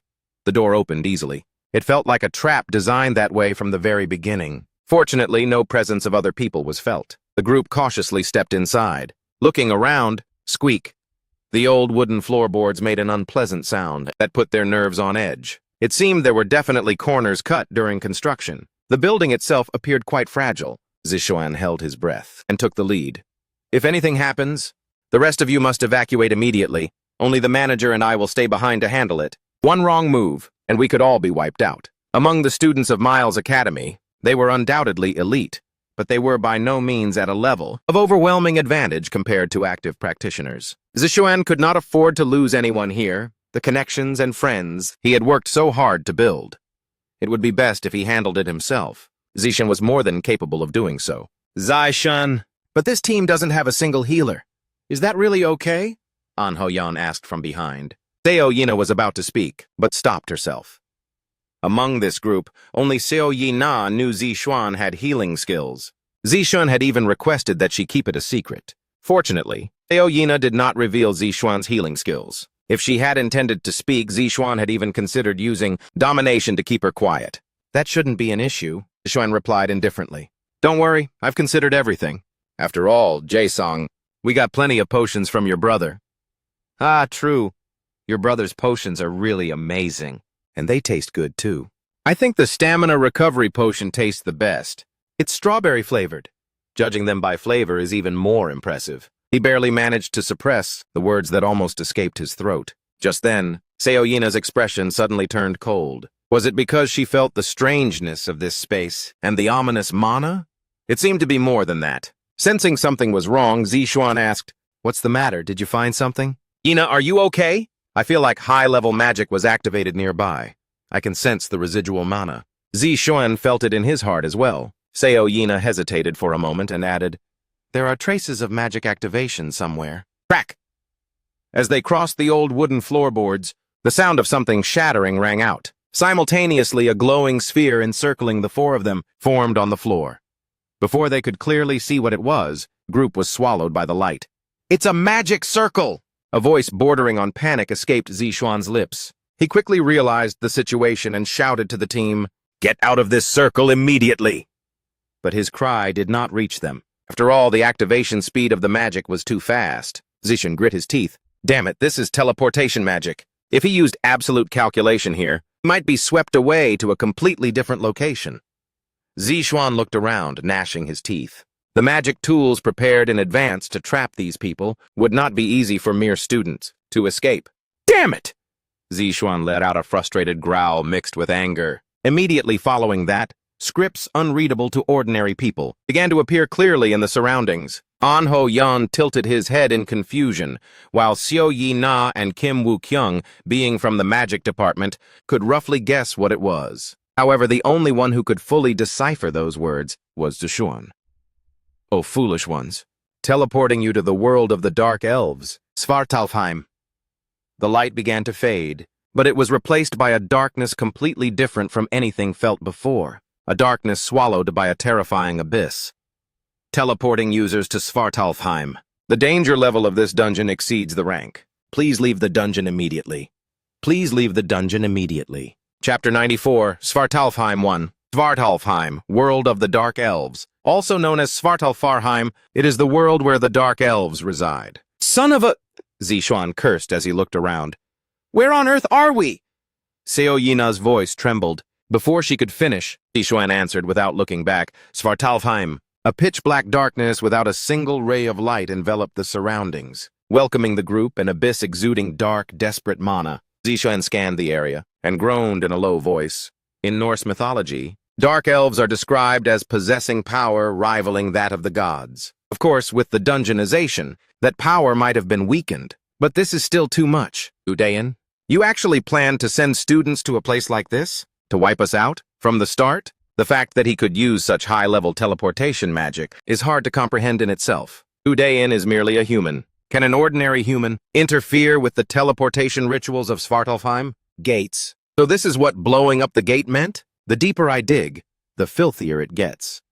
While recalling Gudayan's past actions, Zishuan pondered carefully. The first time he felt something was wrong was during the mock dungeon. At that time, to tame Zishuan, Gudayan actually sent B-rank monsters to attack. He used monsters enhanced by Odin's ravens to try and make him submit. But how is that possible? Humans cannot tame monsters, yet Gudayan released them in the dungeon and manipulated them to attack students. This clearly exceeds the human realm. The intervention of other supernatural beings. Zishuan couldn't help but suspect this. Between Gudayan and the Aesir, there must be some connection. From the fact that Gudayan is linked to Odin's ravens, one can see that. During the final battle with Min Sung Woo, Zishuan understood what kind of beings they were. One of the spiritual creatures in Norse mythology, beings that swore absolute loyalty to Odin. Gudayan utilized their power to manipulate enhanced monsters. The truth revealed by this fact is clear. Gudayan has a close relationship with Odin or other Aesir gods. It is currently impossible to understand everything. Hela also told me that she cannot explain all the causes and consequences. And right now, the most important thing is to find a way out of here. Zishuan took a shallow breath and then calmly organized his thoughts. Just then, a noisy sound came from beside him. What? Svartalfheim? That's a place where even A-rank practitioners would lose their lives. If what Zishuan says is true, then our chances of survival here are extremely slim. Kim Woo Kyung and Xiao Yina were both skeptical. Indeed, if that was normal, then that was a normal reaction. Practitioners who have conquered Svartalfheim are few and far between. Even S-rank practitioners like Li Jaishin or Q Shinen cannot guarantee survival here. At this point in time, there are very few methods for conquering Svartalfheim. Park Sung-jae, who came along, wouldn't know the exact strategy for Svartalfheim either. Furthermore, the surrounding environment is vast. Almost like the wilderness, it might take quite a lot of time. To find the boss room, we might have to stay here for several days and nights. Zishuan let out a sigh, looked into the empty air and said, No matter how you look at it, this isn't a good situation, right? Indeed. Hearing Zishuan's words, Park Sung-jae deactivated his invisibility and revealed himself. The group was startled and almost cried out, but they barely managed to cover their mouths. Uncle Sung-jae, manager, why are you here? Facing the questions from the three, Park Sung-jae glanced at Zishuan and said, Mr. Myung Zishuan foresaw that there might be a variable like this. He said he needed an adult practitioner who could help. So I came. If Representative Qiuxinan were to move personally, There would be too many eyes watching. Thank goodness I thought we were just going to die here. Kim Woo-kyung said with a sigh of relief. However, Park Sung-jae's expression remained grim. No, even with me here, the situation won't necessarily get any better. What? This time, An Ho-yeon asked back. Park Sung-jae looked out at the desolate landscape shrouded in darkness and said, "This place is indeed Svartalfheim, as Mr. Z. Schwan mentioned, the world of the Dark Elves. If you let your guard down for even a moment,